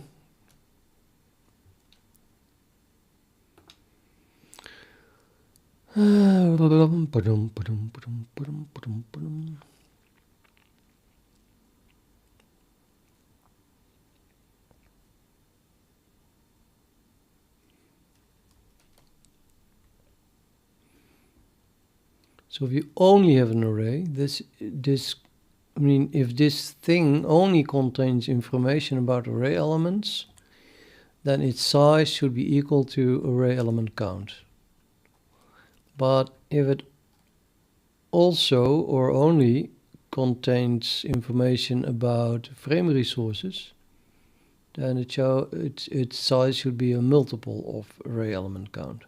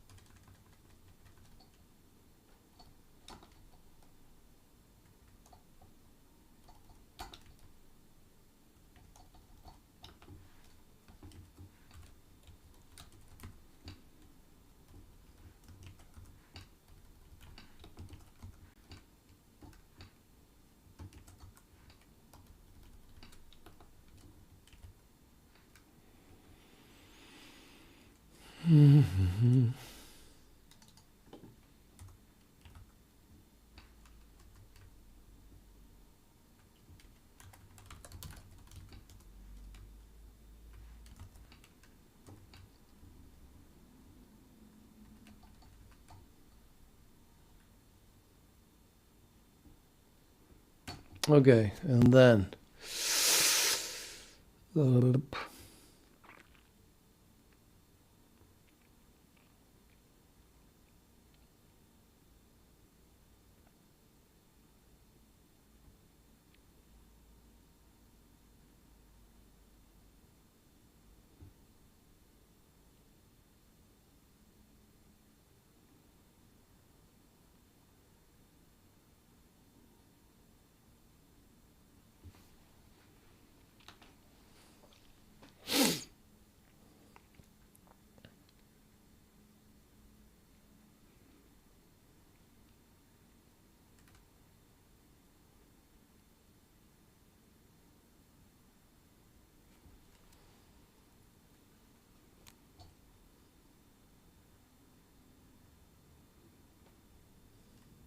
now this is correct the way it is, or I need to update also multiple frame resources.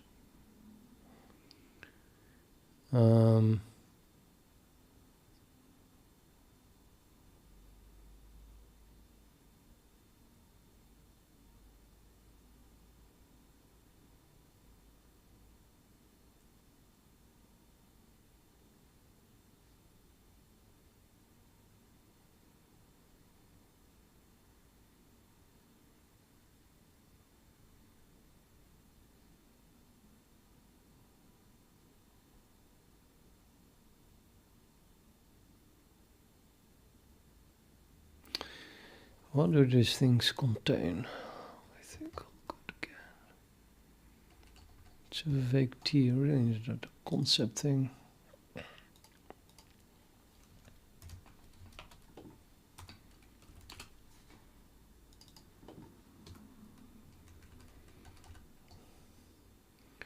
They contain descriptor image info or buffer info or a VK buffer view handle, not pointers.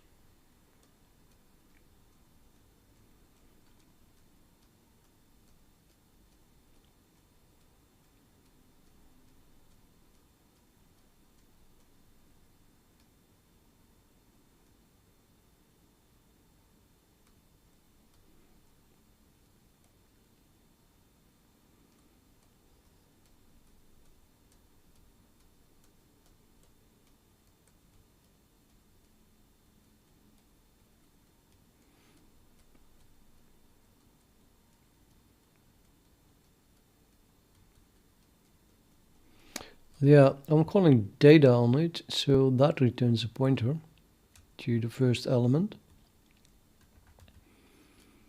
And I guess I can just add an integer to that, so say add 3 to get the third element.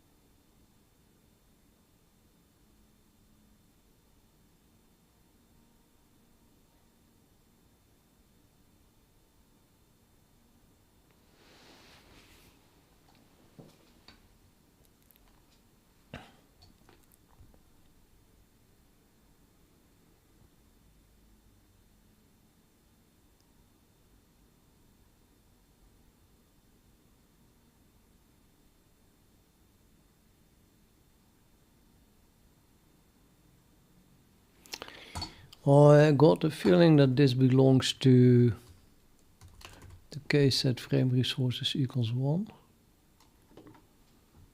but I'm not sure.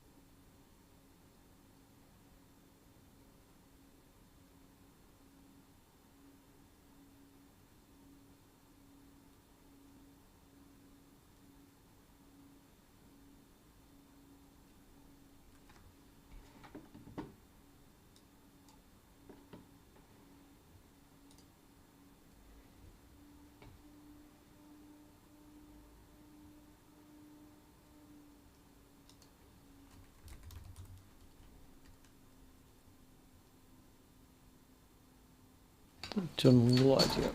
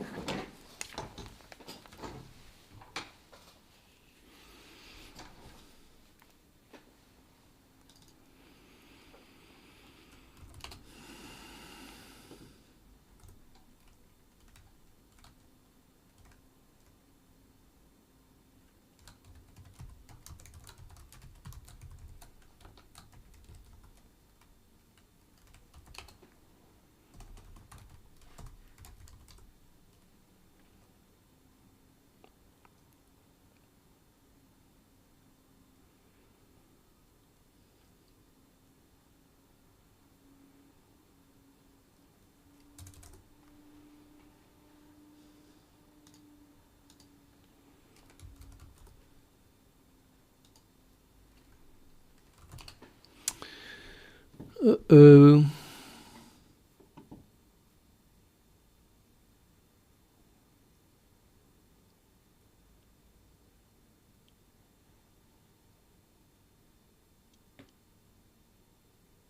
Yeah, I'll just run it in debugger, I guess.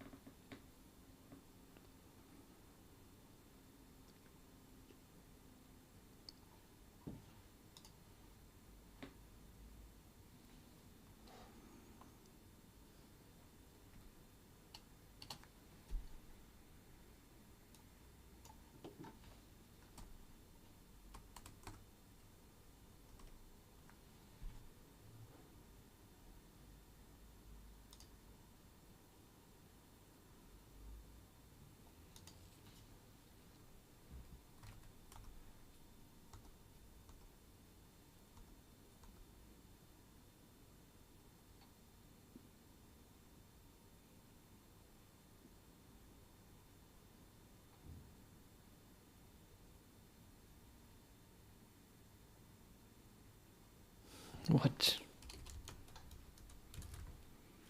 Yeah, it was already moved. Oh no, it wasn't.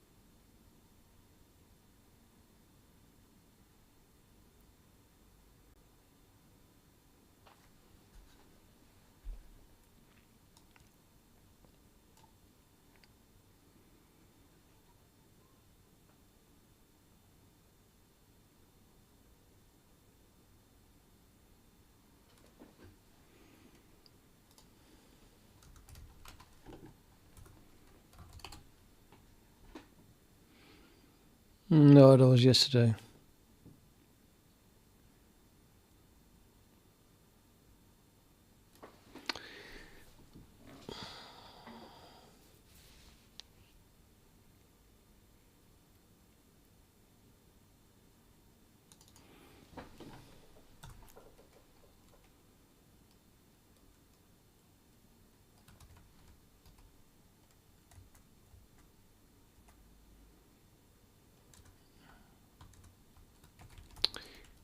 Okay, no idea. What is it crashing on? Yeah, it's no owning window, but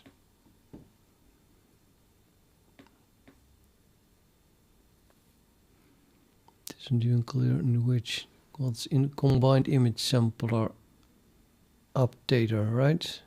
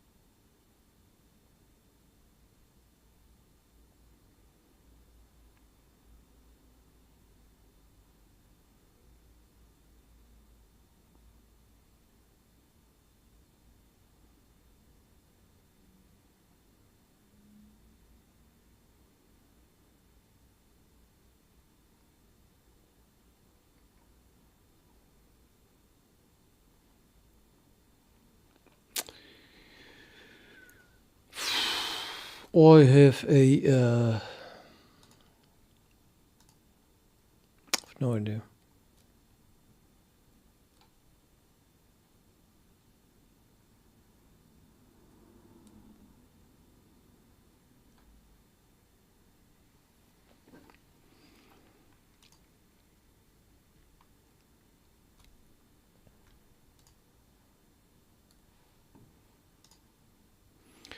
Number of frame resources.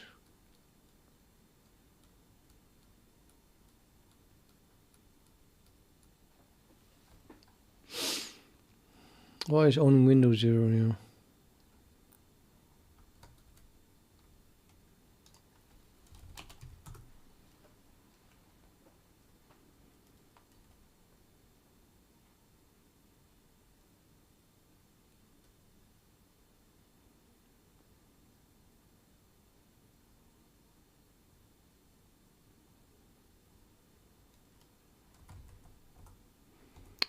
Well, doesn't make any sense.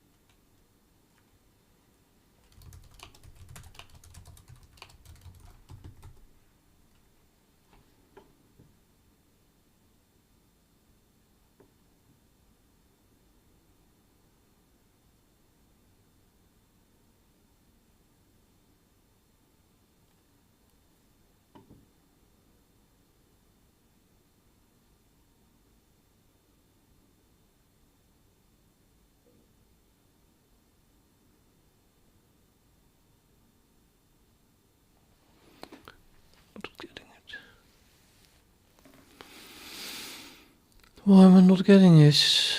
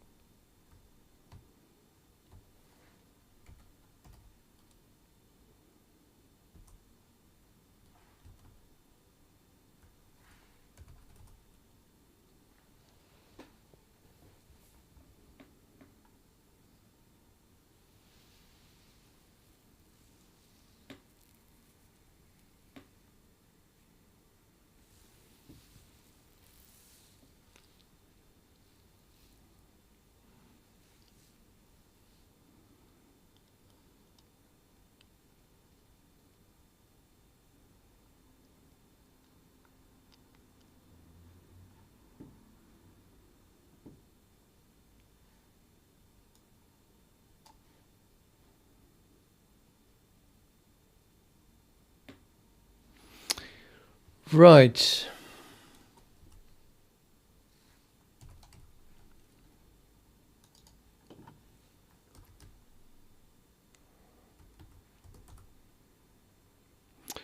I guess that's where the null pointer comes from. The descriptor task itself.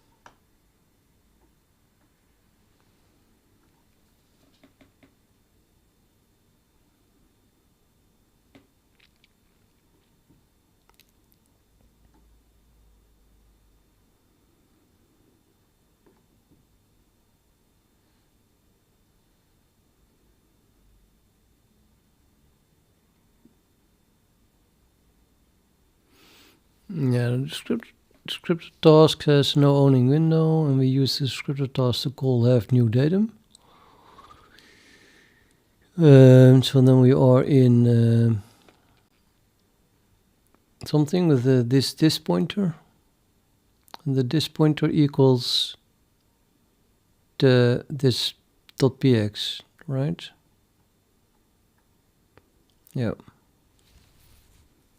So the descriptor task is this highlighted pointer here, and we call have new datum on that, which then calls signal on the base class, but that means that we still have this pointer, and then that calls insert multiplex again on the same object. It calls multiplex on the same object, which calls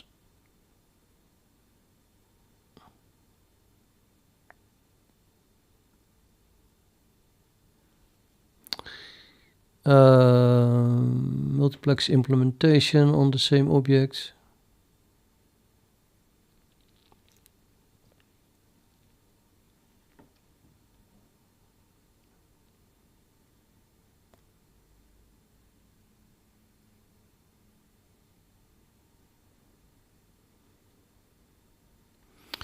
And then we call on the data that we received a lambda where we capture this pointer, which is that same pointer. So then when we get inside the lambda, we can still refer to owning window of that same object, which is null. So we can do a breakpoint here, I guess. I have to do a breakpoint, otherwise we'll never get there. 85, continue.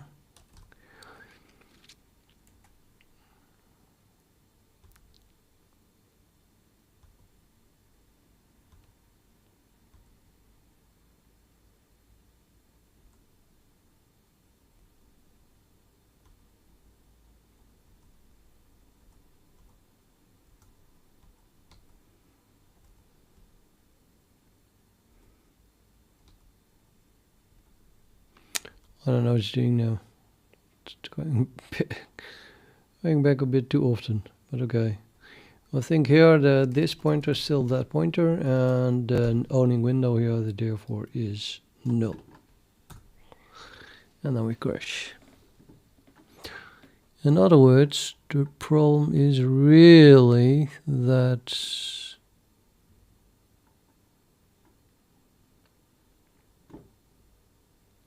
owning window is 0 on this object here.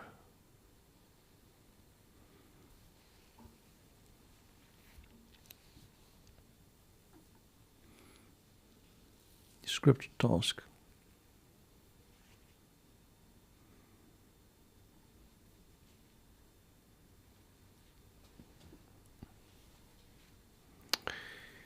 Oh, I am not seeing highlighted pointers. Oh, that's update, not the descriptor task.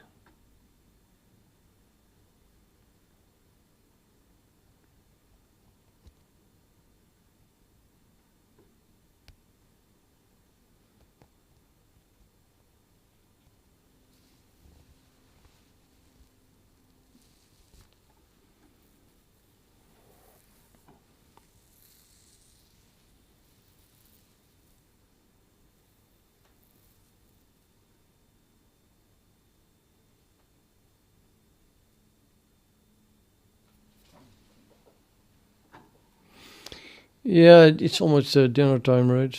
But, if I stop now, I can start over because I forget everything.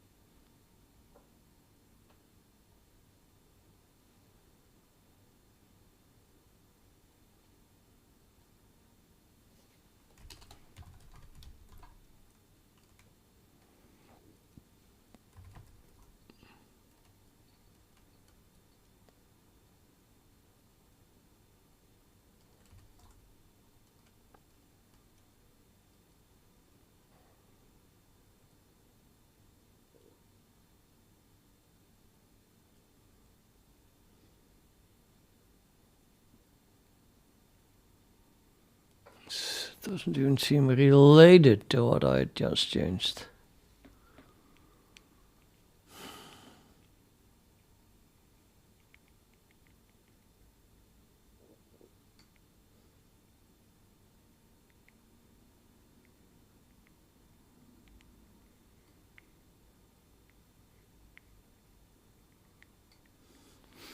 Mylan, that's described in the description of the below the video. Scroll down.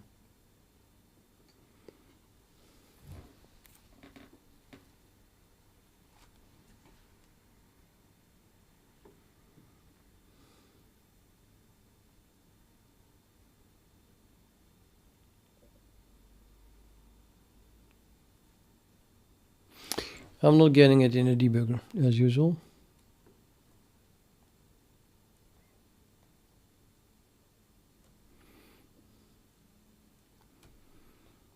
Mylan, well,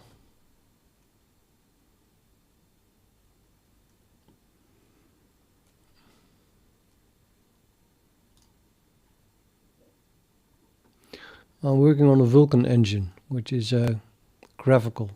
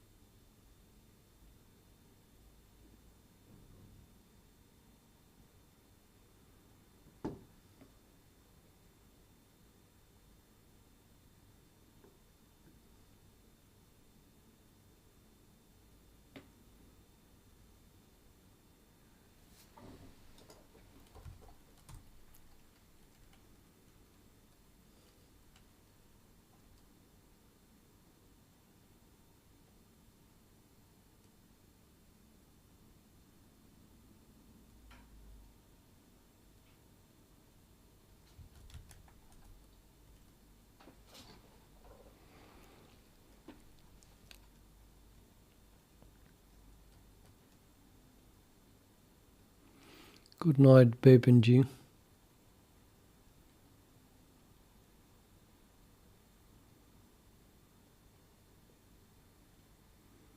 Update image sample array.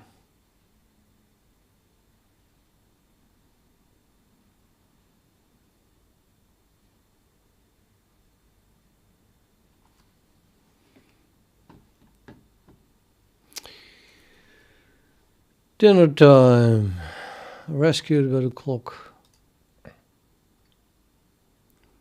So stuck on this.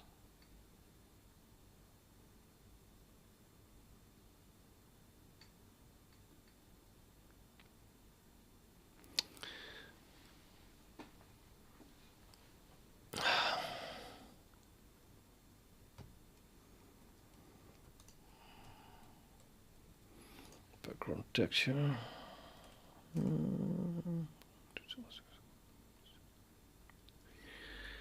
Why is it no longer working?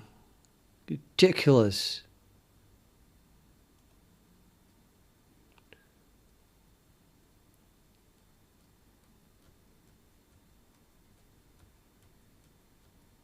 Ridiculous.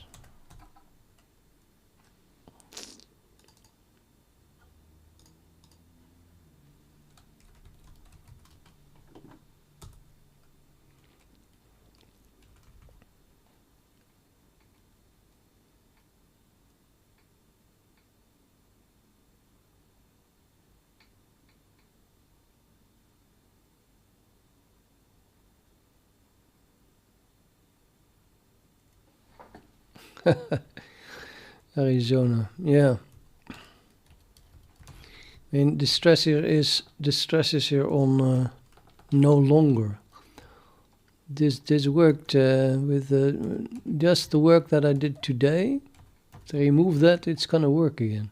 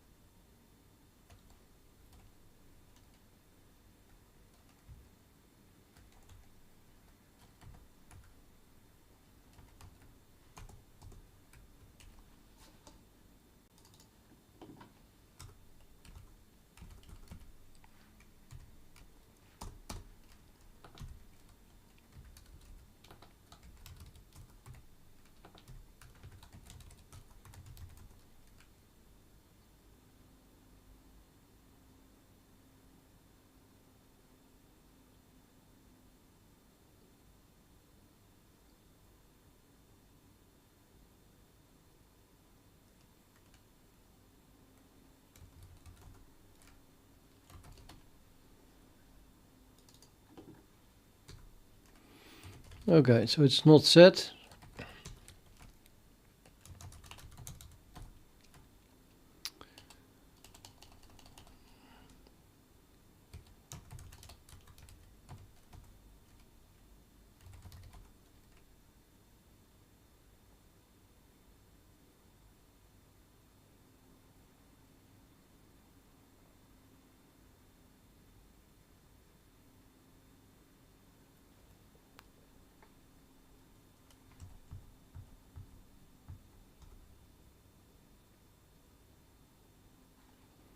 And now it just works.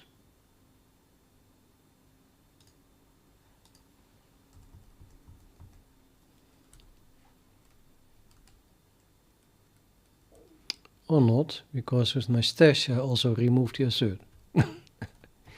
Add assert back.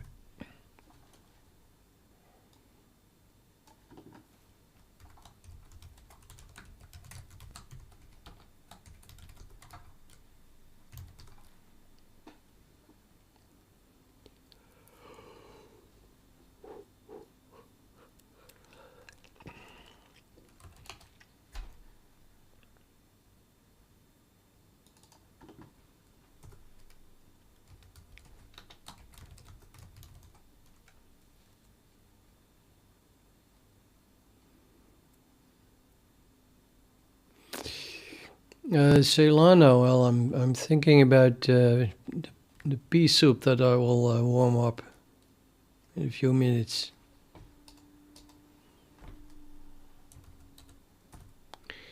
That's what I'm doing. It's still crashing here. Okay, the problem is not that the only window is not set, apparently. At least it wasn't set before here, and then it worked.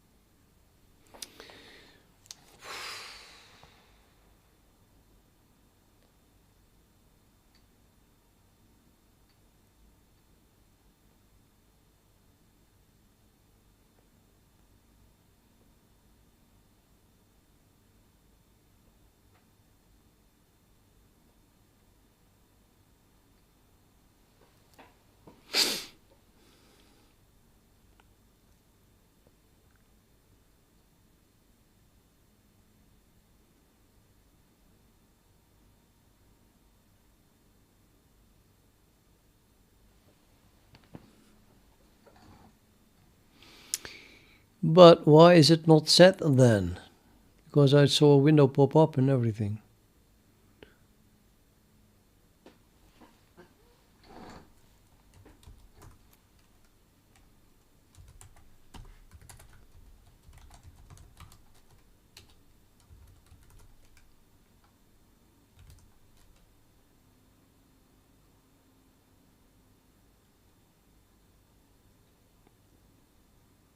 Yeah, that's my window, so no reason not to set the window, owning window.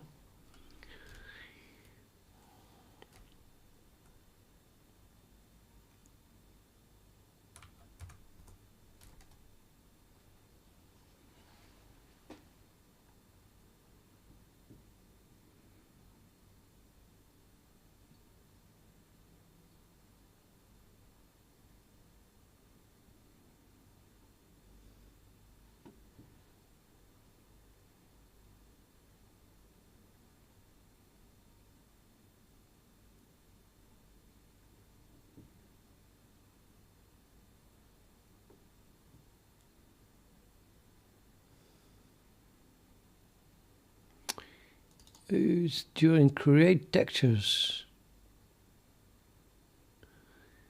Okay, okay. Frame 9. This is inside create textures.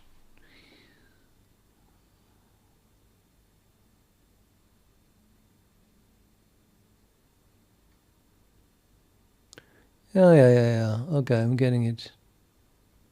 At least why the window might not be set yet.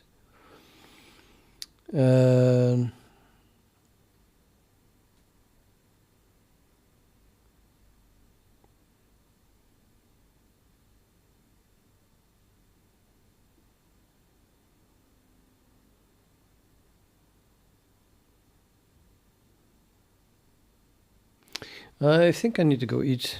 Sorry, but getting tired. It's pretty hard. So I'm gonna go eat and continue later. Sorry guys.